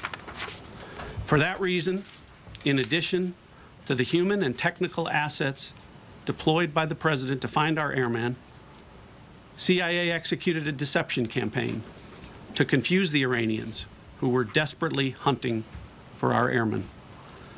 On Saturday morning, we achieved our primary objective by finding and providing confirmation that one of America's best and bravest was alive and concealed in a mountain crevice, still invisible to the enemy, but not to the CIA. That confirmation was relayed by Secretary Hegseth to the president, and the operation quickly moved to the execution phase. Following the successful exfiltration on Saturday night, our intelligence reflects that the Iranians were embarrassed and ultimately humiliated by the success of this audacious rescue mission. When the president asked me to lead the CIA, he made it clear, get back to basics, no politics, no agendas, tackle the hardest problems, and execute the toughest missions. This president is about results, and now that's what his CIA is about too. The professionals at the agency and at the Department of War deserve immense credit for their flawless execution during this daring mission. Their skill, creativity, and courage are unmatched on the battlefield wherever they step. But none of that matters, and all of that is wasted without a president with the political courage to put them into action. Mr. President, I've had the privilege of seeing you act with political courage in the best interest of the United States up close on a daily basis, and I'm grateful that this successful mission has given the American people a window into that as well. The Secretary and Chairman will tell you that our service members' confidence is boosted by a Commander-in-Chief who has their back the same way they have yours. And I know that the confidence of CIA's officers is boosted by the knowledge that their work is informing a president who's not afraid to make the hardest decisions when the stakes are highest. And to the American people, your confidence should be boosted by knowing that the security of the nation is in the hands of a president who's willing to take on problems that have confounded both sides of the political aisle for nearly half a century. It is an honor to serve under a leader who just proved that you can believe him when he says, no matter what, we will leave no one behind. We will come for you. Thank you. Thank you. Thank you. Oh, sure. Well, John, thank you for the collaboration of the CIA as well. Incredible and ongoing partnership. Ladies and gentlemen, fellow Americans, and especially the brave warriors in our armed forces, over this Easter weekend, the United States military has once again proved why we possess the greatest fighting force the world has ever known. In two extraordinary combat search and rescue operations deep inside enemy territory in Iran, our warriors executed missions of breathtaking skill, courage, and precision. When our warriors are unleashed, as this president has allowed them to be, they are unstoppable. When American airmen were down behind enemy lines, our forces and our president did not hesitate. Special operators supported by elite air crews and intelligence professionals moved swiftly and decisively into treacherous mountain terrain under the constant threat of Iranian forces closing in. Ultimately, it was an impotent Iranian threat. And today, as the CIA director mentioned, Iran's military, and we know this, is embarrassed and humiliated, and they should be. Now, these are not routine operations. They were high-risk, high-stakes missions conducted in the heart of enemy territory. This was not just barely into Iran. This was deep into Iran, involving coordinated strikes to suppress threats, deception tactics to protect our teams, and full synchronization across air, ground, and special operations. The Iranians are still asking themselves right now, how did the Americans do this? One downed airman evaded capture for more than a day, scaling rugged ridges while hunted by the enemy. When he was finally able to activate his emergency transponder, his first message was simple, and it was powerful. He sent a message, God is good. In that moment of isolation and danger, his faith and fighting spirit shone through. You see, shot down on a Friday, Good Friday, hidden in a cave, a crevice, all of Saturday, and rescued on Sunday. Flown out of Iran as the sun was rising on Easter Sunday. A pilot reborn, all home and accounted for, a nation rejoicing. God is good. Despite incoming fire and unforgiving conditions, our troops brought every American home. No American lives were lost. We leave no man behind, and that is not luck. It's the result of unmatched training, superior technology, an unbreakable warrior ethos, and sheer American grit. Our special operators, pilots, and support crews performed with near perfection under fire, and they were lethal. Just ask any Iranian soldier who dared attempt to get anywhere near that pilot before or during that mission. Death from above. Our troops turned a potential tragedy into a resounding demonstration of American resolve and capability. That's what excellence in uniform looks like. But make no mistake about it, none of this would have been possible without the courageous leadership and ironclad determination of President Donald J. Trump.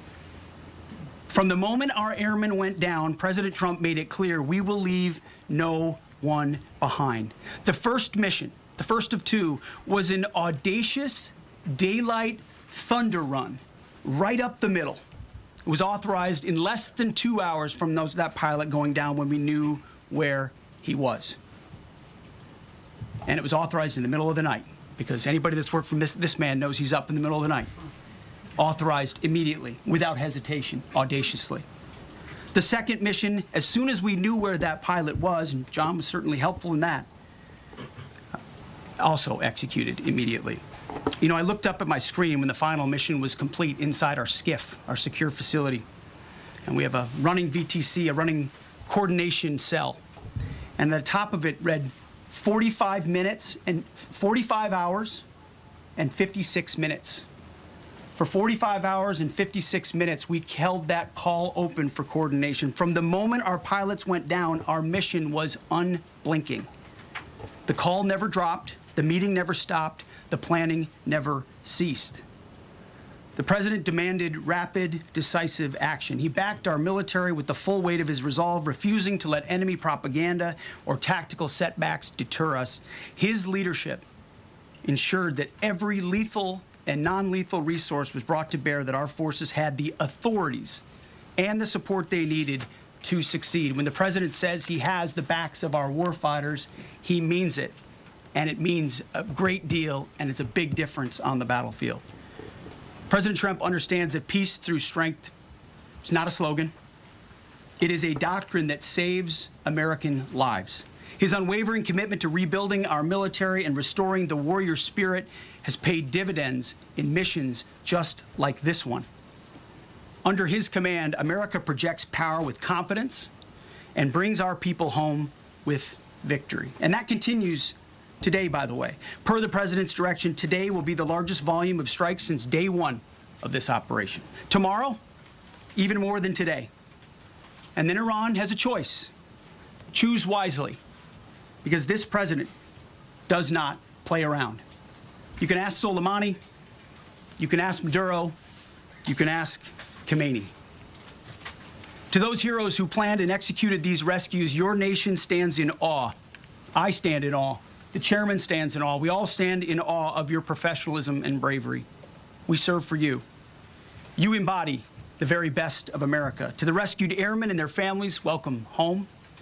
Your courage and endurance, the quiet declaration of faith amid the storm, inspires us all. God is good every day. And to our adversaries watching from Tehran, let this be a clear message. The United States military will go anywhere, at any time, to protect our own and complete the mission.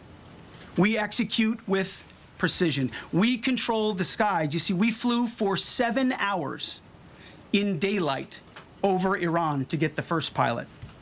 And we flew 7 hours in the middle of the night to get the second. And Iran did nothing about it. We fight with honor, and under President Trump's leadership, we win. So God bless our troops, God bless President Trump, and God bless the United States of America. Thank you. Well, good afternoon, everyone. Thank you, Mr. President. Thank you, Mr. Secretary. A note before I start, I know many of you want specific details in these briefings. We will share what we can, but I will retain what I must in the event that we have to go do this again sometime. And I cannot stress the importance, as the President said, around operational security. The Secretary and I will do a more detailed briefing tomorrow morning, and we look forward to sharing the details that we can. On Thursday, 2 April at 10:10 p.m. Eastern Time, 4:40 in the morning, local Iran time, the Joint Personnel Recovery Center, which handles the Central Command area of responsibility, declared an isolated personnel recovery event for a U.S. Air Force F-15E Strike Eagle, call sign Dude 44, which was down in hostile Iranian territory. The pilot and weapons system officer had both safely ejected and were isolated behind enemy lines. Following confirmation of active rescue beacons and on the direction of the Secretary and by order of the President, a rescue operation was launched with the stated purpose of bringing both Americans home safely. As the Secretary said, several hours later on the morning after positively locating the front seater, call sign Dude 44 Alpha, and aware of an aggressive ongoing search by the enemy, a U.S. Central Command plan was approved by the Secretary and the President. Shortly thereafter, a U.S. Air Force Combat Search and Rescue Task Force comprised of A-10 Warthogs in their Sandy role, and I'll describe what that is in a minute, HC-130 Combat King IIs, HH-60 Jolly Green II helicopters, and Air Force Special Warfare Airmen, a package comprised of combat rescue officers and pararescueman operators, audaciously penetrated enemy territory in broad daylight to find, fix, and recover Dude 44 Alpha from behind enemy lines. This was an incredibly dangerous mission, an incredibly dangerous undertaking, but a filled promise made to every American warfighter that you will not be left behind. We will always come find you, and we will always bring you home. Over the next hours, the Search and Rescue Task Force crossed the beach, entered into Iranian airspace, protected by a fighter strike package, and moved into the objective area, all under fire. En route, as some of you have seen on social media, the helicopters took gas off the C-130s and pressed onward and forward up into the objective area. While this was ongoing and out in front of them, the Sandy flight of A-10s and other remotely piloted aircraft, drones, and other tactical aircraft were violently suppressing and engaging the enemy in a close-in gunfight to keep them away from the front seater and allow the pickup force to get into the objective area. During this engagement, one of the Sandy aircraft, the one primarily responsible for communicating with the downed pilot, was hit by enemy fire. This pilot continued to fight, continued the mission, and then upon exit, flew his aircraft into another country and determined that the airplane was not landable. This was one of our A-10 Sandy aircraft. The pilot then made the decision to eject over friendly territory and was quickly and safely recovered and is doing fine. After picking up Dude 44 Alpha, the HH-60 Jolly Green fight was engaged by every single person in Iran who had a small arms weapon. And one of the aircraft, the trailing aircraft, took several hits. The crew sustained minor injury, and they are going to be fine. A note for those of you that do not know what a Sandy does. Named after the flight call sign that did this very mission in Vietnam, flying A-1 Sky Raiders and A-7 Corsairs. A Sandy has one mission: get to the survivor, bring the rescue force forward, and put themselves between that survivor on the ground and the enemy. They are committed to this. This is what they live for, and this is what they've trained for over many, many years. The A-10 force and the rescue force did a fantastic job rescuing Dude 44 Alpha. He was recovered Friday afternoon. As I said, and the nation needs to know this, This was an incredibly brave and courageous mission, and a testament to the courage, skill, and tenacity of the joint force and our leaders. And especially a daylight option, having the guts to try, means so much to so many. Meanwhile, the backseater, as the President and the Secretary have said, had continued to work and survive. Through the hours of daylight, Dude 44 Bravo, the backseater, evaded. Using every means available, the efforts of the United States military, the Central Intelligence Agency, and others were attempting to find and locate with precision Dude 44 Bravo, the backseater. A note on the backseater and the front seater. The single most important contributor to a successful rescue operation is the spirit of attack inside the heart of that downed aviator. Their will to survive, their will to evade, their will to recover is everything. In this case, the backseater's absolute commitment to surviving made much of our efforts possible. On Saturday, 4 April, after establishing positive communications with the backseater, we learned, as the President said, that he was injured and actively evading enemy forces. And thanks to our interagency partners, we were able to get eyes on his location and positively ID him. Throughout this entire time, the enemy force continued to search for 44 Bravo, and the joint force continued to strike them over and over and over again. Fighting off marginal weather in Iran and the enemy's search for a second time on Saturday, at the recommendation of the CENTCOM commander and at the approval of the Secretary and the President, we launched a rescue task force to recover Dude 44 Bravo. Again, this came to the President and the Secretary for approval, this time with a much larger force package based on the time that the enemy had to prepare to find 44 Bravo. Again, this force was protected by A-10 Warthogs using the Sandy call sign. And this force had one single mission: do everything they can to bring an American home. This meant having a plan, being prepared to execute that plan, and, more importantly, being prepared for multiple, simultaneous contingencies. And because of this force's professionalism, grit, and determination, fight off two enemies at the same time: the enemy searching for 44 Bravo and contingencies, which anyone who has done these types of missions knows we run into every single time. The force fought off both of those enemies incredibly well. During the period of darkness on Saturday, and as the Secretary said, into Easter Sunday and into the daylight, the force fought its way in and rescued Dude 44 Bravo. They were protected overhead by an air armada, including tactical drones, strike aircraft, and others. The force fought through multiple simultaneous contingencies, something no other nation, no other military can do, and safely returned Dude 44 Bravo, the backseater, home, and all other Americans home as well. At midnight 12 local Eastern time, Easter Sunday, more than 50 hours after the start of this operation, the Joint Personnel Recovery Center declared Dude 44 Bravo, both the front and back seater, returned to friendly territory. The courage demonstrated by both the pilot and the weapons system officer while isolated and them invading the enemy cannot be overstated. Their grit and warfighting tenacity is a direct result of the absolute trust they have in our rescue forces, their training, and their will to survive and return. They always knew that we would be ordered to go get them, and they always knew that we would be coming to get them. These two operations reflect our nation's most sacred obligation to our military service members.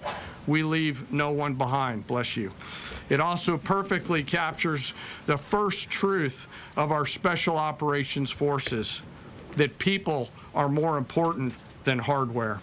That is the standard we live by, and the rescue forces that execute these missions operate under a clear motto: these things we do that others may live.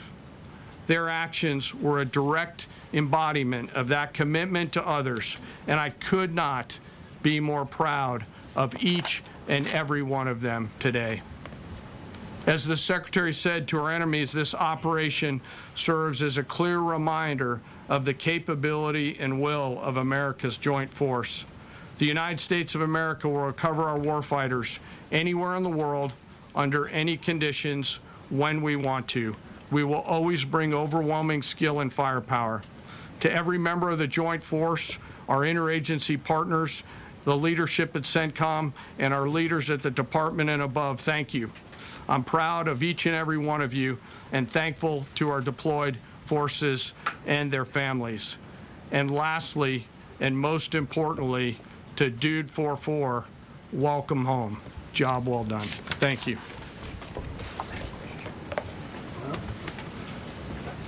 Pretty amazing. Pretty amazing. And these two gentlemen have been, from day one, they've been perfecto. You know, I got to know General Kane in my first term because he was able to take out ISIS in 4 weeks instead of the 4-year projection that was given to me by other much lesser generals. And I said, you know, if I ever do this again, that's going to be the head of my Joint Chiefs of Staff. And we worked it that way, didn't we? It's amazing. He took out ISIS. We defeated ISIS in 4 weeks. I was told it would take 4 years. I flew to Iraq to find out with the greatest equipment in the world, why would it take 4 years? And he told me, sir, it won't. It'll take 4 weeks and you'll have time left over. And that's exactly what happened. So he's great. And Pete, all I can say is that he was treated very unfairly. And now those same people that treated him unfairly, that fought against him, they called me up saying, what a great choice he was. They said, well, what happened during his nomination? What happened to you? I'm telling you, people that were not for him, senators, friends of mine, sir, I don't think you're doing the right thing. Now they're calling me up. What a choice. These two guys are fantastic. And John Ratcliffe was incredible. It was actually their genius that called us from, he was 40 miles away. And he said, you know, we're seeing something moving up in the mountain. This is at night.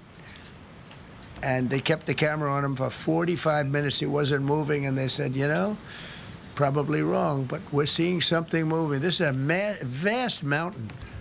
Vast, thick, with bushes, trees. He said, we see something moving 40 miles away. It was the head of a human being, I'm telling you, it's moving.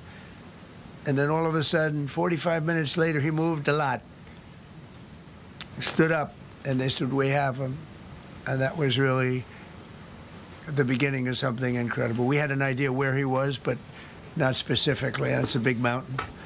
So I want to thank the CIA, too. I don't think they get enough credit for the great job they've done. Yes, please. Yes. Thank you very much, Mr. President, for this great opportunity. Country, it has super army. You make a difference, Mr. President. Thank you for your greatest leadership. Thank you. I have 2 quick questions, Mr. President. What was your reaction when you learned that Kurdistan region had resumed exporting oil to the international market with your support as United States of America? Well, I expected that. We've gotten along with the Kurds for a long time, so I expected that. Another question, what would be your reaction if the Iranian people rise up against their regime during a ceasefire, Mr. President? Well, they should do it, but again, the consequences are great. I mean, they were told, if you protest, you will be shot immediately. You saw what happened to the young wrestler. He was a great champion, by the way. He was a great wrestler, one of the top in the world. And he and his 2 friends were hung. And all they did was say a little bit about liberty. They wanted liberty, and they were violently executed. But the number is up to probably 45,000 people were killed. So, you know, when somebody stays in a house, when they know if they walk out of the house to protest, they'll be immediately shot and killed. And they issued that, you know, that was publicly issued. It's not a secret. That's why so many people say, oh, well, why are you doing this way? We can't let Iran have a nuclear weapon. You know, we got regime change. We do. We're dealing with a much different regime than before. We're dealing with different people. They're smarter. I think they're sharper and far less radical. We have regime change, but we didn't do this for regime change. We did it for the fact, and my view was very simple. I saw somebody said, oh, he doesn't have a plan. I have the best plan of all, but I'm not going to tell you what my plan is. You know, they want me to say, here's my plan. We're going to attack at 9:47 in the morning, and then we're going to do this, and then we're going to... And if you don't do that, they say, I have a plan. These people know what the plan is. Everybody here knows what the plan is. But it's very unfair to say, you know, because I don't mind being insulted. I've been insulted for many years by the fake news, but you can't... It's so bad for people that are so pro. You just saw two great, and John Ratcliffe, three unbelievable people. They have a plan. Every single thing has been thought out by all of us. But I can't reveal the plan to the media. So, you know, but we're just thrilled by the success of this operation. Yes, please. Thank you, Mr. President. You've said Iranians would be mad if you stopped these attacks, but why would they want you to blow up their infrastructure, to cut off their power? Wouldn't that be punishing Iranians for the actions of the regime? They would be willing to, and it's suffering, they would be willing to suffer that in order to have freedom. The Iranians have, and we've had numerous intercepts. Please keep bombing. Bombs that are dropping near their homes. Please keep bombing. Do it. And these are people that are living where the bombs are exploding. And when we leave and we're not hitting those areas, they're saying, please come back, come back, come back. These are the people. I don't know what they do. All I can tell you is they want freedom. They have lived in a world that you know nothing about. It's a violent, horrible world where if you protest, you are shot. Remember the great woman protests where they had 400,000, 500,000 women, and they were all enthused and they were going to protest, and everybody said, oh, the regime's going to come to an end. And then all of a sudden, boom, boom, 5, 6 different areas. A woman would go down right between the eyes. They had snipers. They had 5 snipers. That's all it took. And those 400,000 or 500,000 women said, oh, my God, what's that? Oh, look over there. What's that? A woman shot right between the eyes. And after 5 or 6 of them go down, then you start hearing the purr through the vast number of people. And then they said, oh, my God, who would do that? And they're incredible people. But they've lived so horribly. They've lived so horribly. You know, Iran was a great country if you go back 25 years ago or so. The Persian people, they're incredible, smart, brilliant, actually. And I know so many. I know coming from New York, originally, I know so many people from Iran. They're incredible people, incredible energy, and very, very brilliant people. But when you're standing in a group and protesting and you have a woman, in the case of the woman, remember the Great Woman March, everybody was saying, oh, this is the end of the country. And then snipers selectively picked. Every single one was shot right between the eyes from a long distance. They were on top of buildings. Nobody even knew where they were, where they're coming from. This wasn't like a machine gun, which is also very bad. They've done that too. They did that recently. This was snipers sitting on the top of buildings, aiming and hitting women. And when they see people go down, and all of a sudden there's a riot in the reverse direction, and they never came out again. And a lot of the news doesn't talk about that. They talk about, oh, women's rights. You want to see women's rights? You're not going to see it there. It's amazing when I see some of the stupid people like, you know, AOC plus 3, all that group. They talk about, oh, freedom for Iran. They don't tell you the real facts. Women, men, gays. How about gays for Iran? They kill the gays. They throw them off buildings. So I wonder what's going on. I can only say this. They want us to keep bombing, even if it jeopardizes, because their life is in much greater danger. They want freedom for Iran, but it's very hard for them to protest. I actually tell them, I said, don't go out. I fully understand. Nobody in this room would go out. I don't think there's any, because frankly, it's not a question of bravery. We're all brave, right? You're brave, I'm brave, we're all brave. But we're also intelligent. If you have people shooting at you, expert shots with the best rifles you can get, and hitting you right between the eyes every single time, and you're looking here and you're seeing and you're looking here, you're out of there. I don't care who it is. Please. Mark Meredith, Fox News. I know that. Oh, thank you. How would I not know that? Go ahead. America's watching. No. Good job. Can we go back to the weekend? First off, was everyone on board with the operation, or were there people that were trying to talk you out of going through with the operation this weekend? Not everybody was on board. Somebody else within No, you? there was military people, very professional, that preferred not doing it. These two were totally on board, which was very important. If they weren't, I would have had a little difficulty. But no, there were military people that said, you just don't do this. You don't go into the heart of a very powerful military. You know, this is, hey, you have countries and countries. You have some countries where military is not their strong suit. This whole thing is militarized like nobody's ever seen before. Half the people are wearing uniforms. And we had people within the military. Usually it's not done. That's one of the reasons. You know, I was surprised. Somebody said it's the only time it's ever been done. I said, that's not possible. But it is possible. Because you're going into hundreds of thousands of soldiers along the path. I mean, look at some of the helicopters, how they got hit.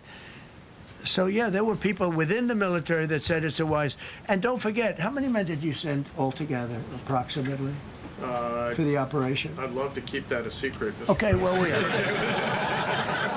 But I will tell you, the number, I'll keep it a secret, but it was hundreds and hundreds of these people. That's pretty good. Is he central casting? But hundreds of people went into this journey. Hundreds of people could have been killed. Forget about the equipment. A lot of equipment. Nobody cares. Hundreds of people could have been killed. So we had people that were within the military that said this is not a wise, and I understood that, but I decided to do it. Was there a point that that you were thinking there's too much on the line, and somebody was saying maybe we abort this now and wait? I mean, given the resource, like the general said, it seemed like there was so much on the line here. You must have been thinking this could have completely changed. So the first one, which was in many ways as dangerous as the second, I guess it gets, because we're flying over daylight. You know, we're the best at the world at night. We have goggles that nobody. We have goggles. I've tried them. They're unbelievable.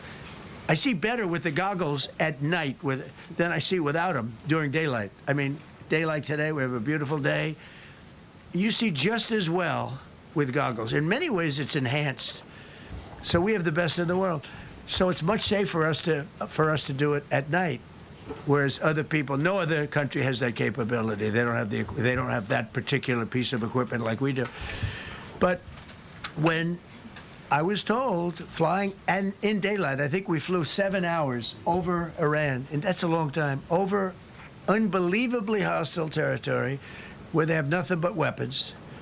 We took out their anti-aircraft, which is great. We took out their radar, which is great. We took out a lot, but they still have, you know, what hit this one was a handheld shoulder missile, heat-seeking missile. So it's not like, you know, they're totally whatever. And they had probably a little luck, because you got to get lucky. But they shot it, and it got sucked in right by the engine. But these guys were out of there. They were great. Their timing was great. But no, I was told that this is a very dangerous mission. I understand. They didn't say it's a foolish mission. They said, you know, we're going to be sacrificing hundreds of people do this. This is, I mean, you have tankers that are flying over this area so that because the flight was so long, they had to refuel. It's a very dangerous mission. I just felt it was worth it. If you would have told me that we would have been successful, gotten both, and nobody was even essentially injured, I would have said that would be impossible. Yeah, please. Mr. President, thank you very much. Thank you, sir. I'll come back to you. Okay, thank you. Given that you are now dealing, you say, with a more reasonable, less extreme leadership in Iran, what does that mean for the protesters, for the human rights movement in that country after this conflict? What's your expectation? Yeah, if they assume control, if we do something and they assume control, I think it's very positive, a big step. I don't think you'd see the radicalization that you have seen in the last. Look what happened. I mean, women are being executed because they're not properly clothed, they say. They're not properly clothed, and they execute the women. They shoot them right on the street. No, you have a much different group of people. Now, I'm not saying we are dealing with them. Essentially, they have till 8 o'clock tomorrow night, Eastern time. But we are dealing with them. I think it's going well. Mr. Witkoff is here, and JD's involved in the dealing. Mr. Witkoff is sitting right here, and I think it's going fine, but we'll have to see. You have to understand, we've been dealing with these people for 47 years. I'm standing here with a much more powerful Iran as of a month ago, not anymore. Right now, they are decapitated. But I'm standing here a month ago with a much more powerful Iran than it was at any point during 47 years. This should have been handled by 7 presidents, a lot of presidents. And those presidents are saying now, every one of them to their friends, we should have done this a long time ago. So it's not something I like doing. It's very dangerous, and we're getting them at the height of their strength. If I didn't terminate the Barack Hussein Obama Iran nuclear deal, they would have had don't forget, that was a path to a nuclear weapon. Remember this. He chose Iran over Israel, pure and simple. How Israel can vote for a Democrat is, if you're Jewish in New York City or any place else in this country, and how you can vote for a Democrat is unbelievable, because he chose Iran, a very hostile Iran. Remember when he filled up a 757 with cash, billions of dollars of cash, and he sent it over to them. Then they gave them tens of billions of dollars. He chose Iran over Israel, and really the Arab world, if you look, because, you know, the other, Saudi Arabia, Qatar, UAE, I mean, you take a look. I mean, I can add Kuwait, and I can add Bahrain, and you can add others. He chose such an unlikely candidate. Nobody could believe it. Frankly, if you're going to choose between Iraq and Iran, he should have befriended Iraq. He went in the exact opposite direction of all thinking, and he made a terrible mistake. But that was a road to a nuclear weapon. And when I terminated that, everyone said, oh, he terminated it. It was one of the best things we ever did, because he had a road to a nuclear weapon. And it was a very short-term deal. You know, countries don't do 10-year deals. Countries do hundreds of years. You don't do a 10-year deal. For a country, you need, this isn't, you're a landlord and you're renting a store on a certain street, and you give somebody a 5-year or a 10-year lease. This is a country. It was a short-term deal. It was ready to expire. I terminated it before it expired. Took a lot of heat, and it was one of the best things I ever did, because he would have had a nuclear weapon. Then he would have had another nuclear weapon, had those beautiful B-2 bombers not gone in 8 months ago, and obliterated that site. And by the way, the word is obliteration. CNN said, well, maybe it wasn't complete. It was so complete that they still haven't been able to get it. It was obliteration. But if we didn't hit them, that was a courageous decision, too, because we had all those planes flying in at night with very little cover, unbelievable stealth planes, and they were able to do their job. If we didn't do that, Iran would have had a nuclear weapon at a high level, either one of those two instances. And if they did, in my opinion, I told this to Bibi Netanyahu yesterday, Israel would have been extinguished. Large portions of the Middle East would have been extinguished, whether it's Saudi Arabia, Qatar, UAE, or others. And you saw that with thousands of missiles raining down upon them. They didn't think they were going to be hit. They thought they'd be watching us fight. And all of a sudden, UAE got hit by 1,500 missiles. He would have taken them out also. And they were powerful. If I didn't come along and terminate the Obama deal, which was terrible, the Iran nuclear deal was a road to a nuclear weapon, a big one, unlimited, legally. I terminated it without even much thought. It was so easy. I terminated that, and then the B-2 bombers. And I did one other thing. I had killed Qasem Soleimani, who was an evil genius. And the reason I did it, I heard he was going to knock out 5 of our military bases. And had he lived, I believe we would be fighting perhaps a different Iran right now because he's never been replaced, you know. And I did one other, but this one was not picked up. Osama bin Laden. If you read my book, I said you got to take him out 1 year before the World Trade Center came down. So I wish you'd read the book. But you, as a president, to be a good president, I believe you have to have good instincts. And a lot of this is instinct. Yeah, please. Thank you so much for taking my question, Mr. President. Mr. President, last week you suggested that Europe should take the lead on reopening the Strait of Hormuz. Has circumstances changed now that you're issuing a direct 48-hour ultimatum? And secondly, would a new ceasefire include Israel, or would it just be between Iran and the U.S.? I can't talk about ceasefire, but I can tell you that we have a active, willing participant on the other side. They would like to be able to make a deal. I can't say any more than that. You've listed the goals. Excuse me. Please, go ahead. You've listed the goals. Who are you with? Who are you with? My name is Dia Kurd. I'm with the largest Kurdish media outlet, Ruda Media Network. It's based in Iran. Go ahead. Mr. President, you said before that you don't want the Kurdish forces to enter Iran and be harmed. Do you still want them to stay away? Or what role do you expect them to play now? I'd rather have them stay away. And then, I'd rather have them stay away because I think they bring with them some problems and some difficulties. And I don't think they bring death, I mean, you know, to themselves. But I'd rather have them stay away. Go ahead. Thank you, Mr. President, for the question. Deliberate attacks on civilian infrastructure violate the Geneva Conventions and international law. Who are you with? I'm with the New York Times. Zolan from the New York Times. Are you failing? Are you concerned? Circulation way down at the New York Times. Are you concerned that your threat to bomb power plants and bridges amount to No, not at all. No, I'm not. I hope I don't have to do it. But again, I just said 47 years they've been negotiating with these people. They're great negotiators, and because they're not going to have a nuclear weapon. And if somebody that takes my place someday is weak and ineffective, which possibly that will happen because we had numerous presidents that were weak, ineffective, and afraid of Iran, we're never going to let Iran have a nuclear weapon. And if you think it's okay for people that are sick of mind, that are tough, smart, and sick, really sick, you know, from a policy standpoint, from a any which way you want to say, mentally, these are disturbed people. If you think I'm going to allow them, and powerful and rich, to have a nuclear weapon, you can tell your friends at the New York Times, not going to happen. It means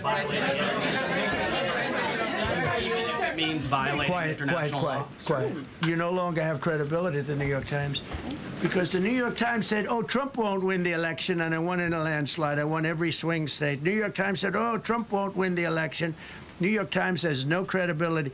The credibility they have is it used to be all the news that's fit to print. The old gray lady, it was great, but they're running on past fumes, and you can't keep doing that. You have to be able to give the correct news. And people like you, who I know, are fake. You're fake. Go ahead, please. Your messaging on the war has moved from the war is coming to an end to war going to be bombing Iran to the Stone Ages. Right. And we've heard a range of those kind of messages.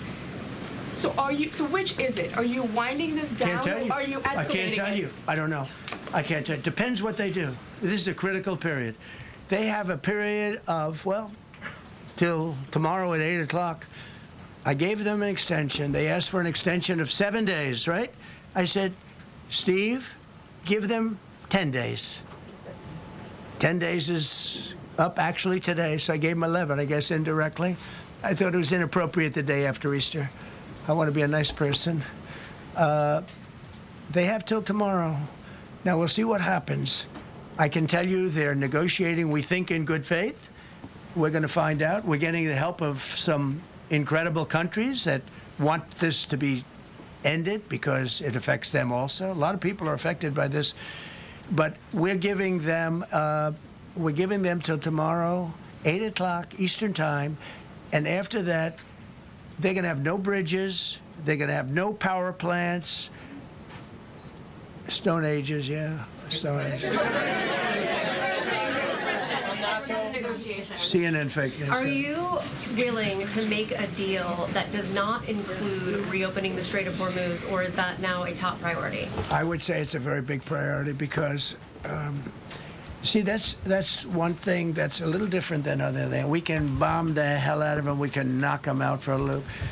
But to close the strait, all you need is one terrorist that somehow has a truck loaded with, because you can carry them in trucks, large trucks, a water mine, drop them in the water, and now you tell people that own ships that cost $1 billion to don't worry about the mine. You can do that even just by saying we put mines in the water. So it's not like the rest. We can knock out their military. We already have. We've knocked out their Navy. We've knocked out their Air Force completely. We've knocked out 158 ships in 3 days. We've knocked out even their mine droppers. They don't have any mine droppers anymore, but they put them on other boats, and they could drop them. I'm not even sure they have any mines there, by the way. I'm not sure. I'm personally, they say there might be 8. I don't know. I think there might be none because they're very good bullshit artists. That's why for 47 years they've been bullshitting other presidents, and they haven't done the job. And people are living in hell. You live in that country, they're living in hell. No, I think that 47 years of this stuff is long enough. They're at the weakest point they've ever been.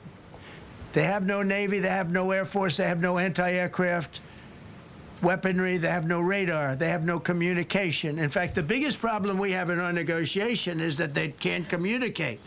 I said to Steve, what are they saying? Sir, they can't communicate. They have no method of communication. So we're communicating like they used to communicate 2,000 years ago with children, bringing a note back and forth. They have no communication. But all I want to see is I want to have a safe world, and you're not going to have a safe world. Israel will be gone. The Middle East will be gone. And then they're coming for Europe. And I have to tell you, I'm very disappointed in NATO, very. I think that NATO, I think it's a mark on NATO that will never disappear in my mind. You know, they're coming to see me on Wednesday. They're going to say, oh, we'll do this, we'll do that. Now they all of a sudden want to send things, you know.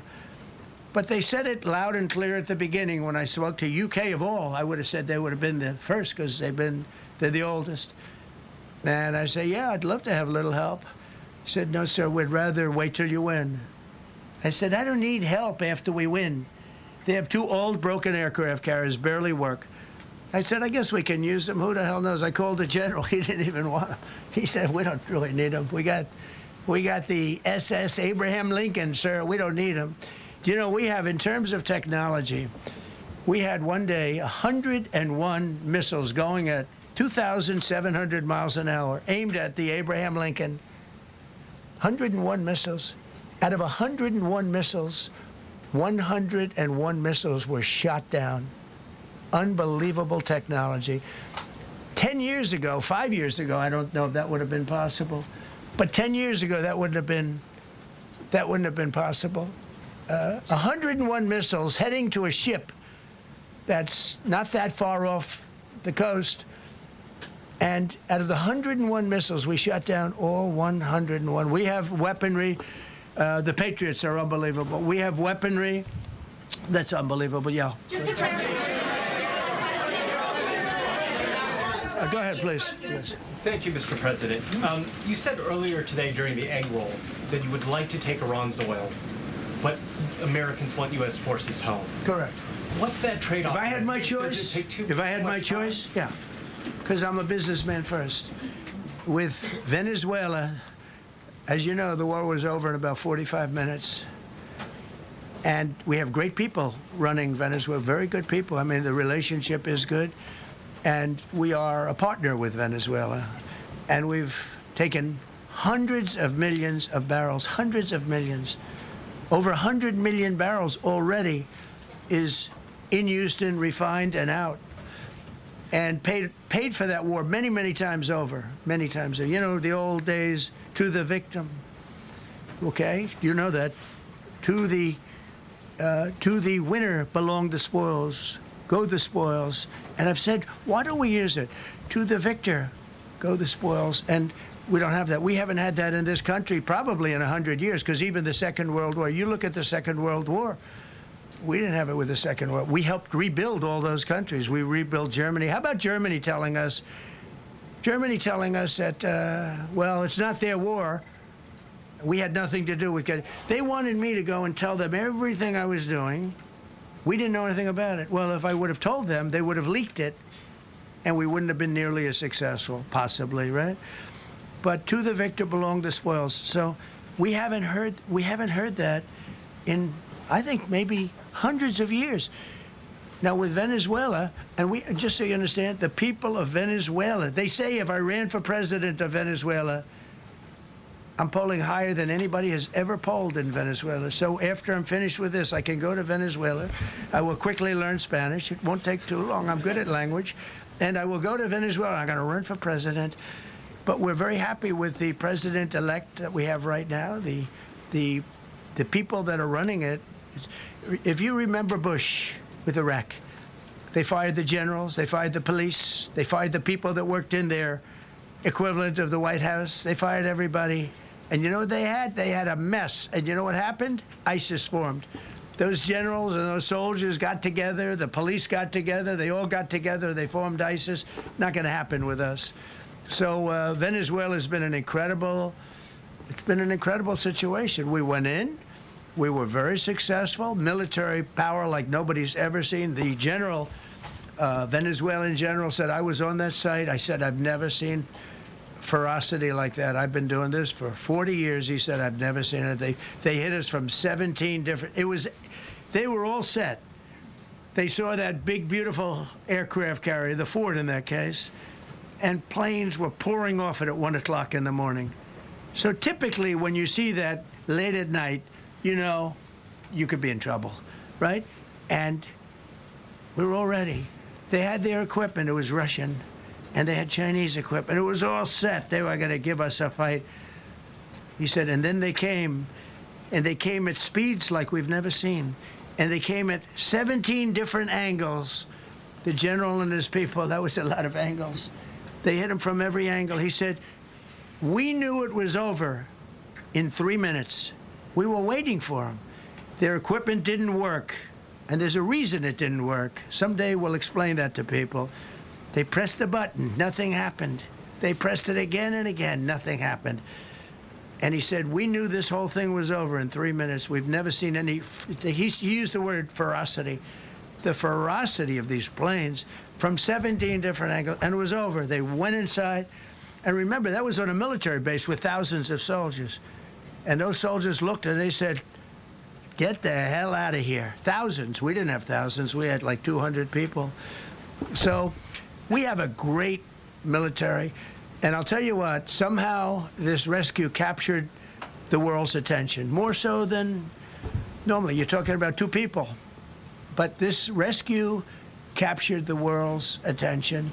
But we did it in Venezuela. That was amazing. And now we have a very bad man in prison and going to trial. I mean, he released, aside from the drugs, which he was terrible, Maduro released hundreds of thousands of people from jails into our country.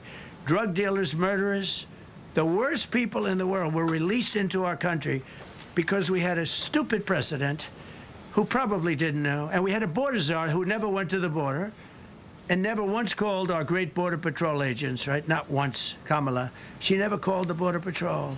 She never said, how are we doing? I used to call the Border Patrol guys every day. You can ask them, Paul, ask any one of them.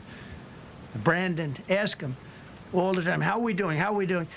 And we now, I'm proud to say, have a totally sealed border. 9 months, nobody is coming through our border. And nobody even tries because they know they're not going to get through. So we don't have caravans anymore. So maybe 1 or 2 more and we'll be done. Mr. President, are you allowed to, or are you willing to end this conflict with Iran charging tolls for passage through the strait? Us charging tolls? Iran. What about us charging tolls? Is that something you're considering? I'd rather do that than let them have them, right? Why shouldn't we? We're the winner. We won, okay? They are militarily defeated. The only thing they have is the psychology of, oh, we're going to drop a couple of mines in the water, all right? No, I mean, we have a concept where we'll charge tolls, okay? I thought you meant us. Your question was... Your question would have been more accurate if you said us. Go ahead. Thank you very much. So just to clarify, in order for Iran to successfully meet your deadline tomorrow, do they have to make a deal, open the strait, or both? We have to have a deal that's acceptable to me. And part of that deal is going to be we want free traffic of oil and everything else. Mr. President, thank you very much. You've said glory be to God in this conflict. Do you believe that God supports the United States' actions in this war? I do, because And have you God sought is his direction? good. Because God is good, and God wants to see people taken care of. God doesn't like what's happening.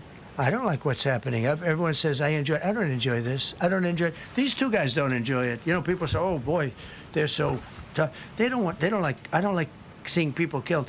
I've ended 8 wars. Nobody's ever done it. The person who won the Nobel Prize came to me and said, "You deserve the Nobel Prize." She announced that. When they announced, they said, "Goes to Maria. She's a great person, really a good person." She said, "No, no, no. This is ridiculous. They gave me the Nobel Prize. President Trump ended 8 wars. I could go over every one of them, including India and Pakistan, where the Prime Minister of Pakistan said President Trump saved from 30 to 50 million lives." That makes me much happier than what we're doing right now. That makes me much happier. We have one more to end, by the way. President, you called yesterday in your Truth Social, you called the Iranians crazy bastards. True. What is your response to critics who say that... I don't care about critics. What is your response to critics who say that it is your mental health that should perhaps be examined as this war continues? I haven't heard that. But if that's the case, you're going to have more people like me, because our country was being ripped off on trade, on everything, for many years until I came along. So if that's the case, you're going to have more people. Dasha, go ahead. Dasha, go. You said that very little is off limits in Iran as far as targeting, including power plants, bridges. You've mentioned those. Very little is off limits. Are there certain kinds of civilian targets, though? I'm thinking schools I don't want to or tell you that. hospitals that you I don't want to say tell you is off that. limits? We have a plan, because of the power of our military, where every bridge in Iran will be decimated by 12 o'clock tomorrow night, where every power plant in Iran will be out of business, burning, exploding, and never to be used again. I mean, complete demolition by 12 o'clock. And it'll happen over a period of 4 hours if we wanted to. We don't want that to happen. We may even get involved with helping them rebuild their nation. And you know what? If that's the case, the last thing we want to do is start with power plants, which are among the most expensive things, and bridges. You saw the bridge went. We were very close to a deal. And then I got a call from Mr. Witkoff, Mr. Kushner, and JD saying, "I think they're breaking the deal." I said, "Tell them that's okay. Don't worry about it. But tell them to look out their window and watch." And within 45 minutes, I gave the order to knock out the biggest bridge. I gave the order, knock out the biggest bridge in, I believe, the Middle East, but the biggest bridge in Iran. And within 10 minutes after I gave that order, that bridge was over. So do I want to do that? No. Do I want to destroy their infrastructure? No. It will take them 100 years to rebuild. Right now, if we left today, it would take them 20 years to rebuild their country, and it would never be as good as it was. And the only way they're going to be able to rebuild their country is to utilize the genius of the United States of America. You voiced your displeasure with NATO in the past. Is there a danger to the U.S. not being the de facto of the leader of the alliance, and then other powers within the alliance then getting the decision-making when it comes to wars and nuclear weapons? No, it's not a danger. Look, we went to NATO. I didn't ask very strongly. I just said, "Hey, if you want to help, great." "No, no, no, we will not help." I said, "That's all right. You don't want to help?" Because I've always said NATO's a paper tiger. See, NATO's a paper tiger. Putin's not afraid of NATO. Putin's afraid of us, very afraid of us. And he's explained it to me a lot of times. I got to know him very well. I know him very well. NATO's a paper tiger. NATO is us. And when we needed them, but we didn't need them, by the way. We didn't need them. obviously, because they haven't helped at all. Just the opposite. They've actually gone out of their way not to help. They didn't even want to give us landing strips. Think of it. And it's not just NATO. You know who else didn't help us? South Korea didn't help us. You know who else didn't help us? Australia didn't help us. You know who else didn't help us? Japan. We've got 50,000 soldiers in Japan to protect them from North Korea. We have 45,000 soldiers in South Korea to protect us from Kim Jong-un, who I get along with very well, as you know. Do you notice he said very nice things about me? He used to call Joe Biden a mentally retarded person, okay? So don't tell me about your stuff. Joe Biden, he said he's a mentally retarded person. He was so nasty to Joe Biden. It was terrible. But to me, he likes Trump. And do you notice how nice things are with North Korea? It's very nice. But we have 45,000 people, soldiers, in harm's way, and right next to Kim Jong-un with a lot of nuclear weapons. 45, which should have never happened if a certain president, I'm not going to mention this president because I happen to like him, believe it or not, but if a certain president did his job, Kim Jong-un would not have nuclear weapons right now. But they were all afraid to do their job properly. But just to conclude and just to finish, Japan didn't help us, Australia didn't help us, South Korea didn't help us, and then you get to NATO. NATO didn't help us. There were some countries that did. Now, countries that have been good, now you could also say they're got to be a little bit more involved because they're in the territory, but Saudi Arabia has been excellent. Qatar has been excellent. UAE has been excellent. Bahrain, Kuwait. I mean, Kuwait did shoot down 3 of our planes. The only planes, really, that we lost with friendly fire, they call it. I call it unfriendly fire. They unfortunately didn't know how to use our great Patriots. The pilot said, what kind of a missile's coming at us? Patriot. Boom, they got out. Because they know a Patriot never misses. So they had beautiful Patriots. There were planes heading in their direction. Unfortunately, they decided to shoot those planes. They were our planes. So, NATO is a paper tiger. Now, he's coming to see me on Wednesday, as you know. He's a wonderful guy. Secretary General is great. And Mark Rutte, he's a great person, but he's got... And you know, it all began with, if you want to know the truth, Greenland. We want Greenland. They don't want to give it to us, and I said, bye-bye.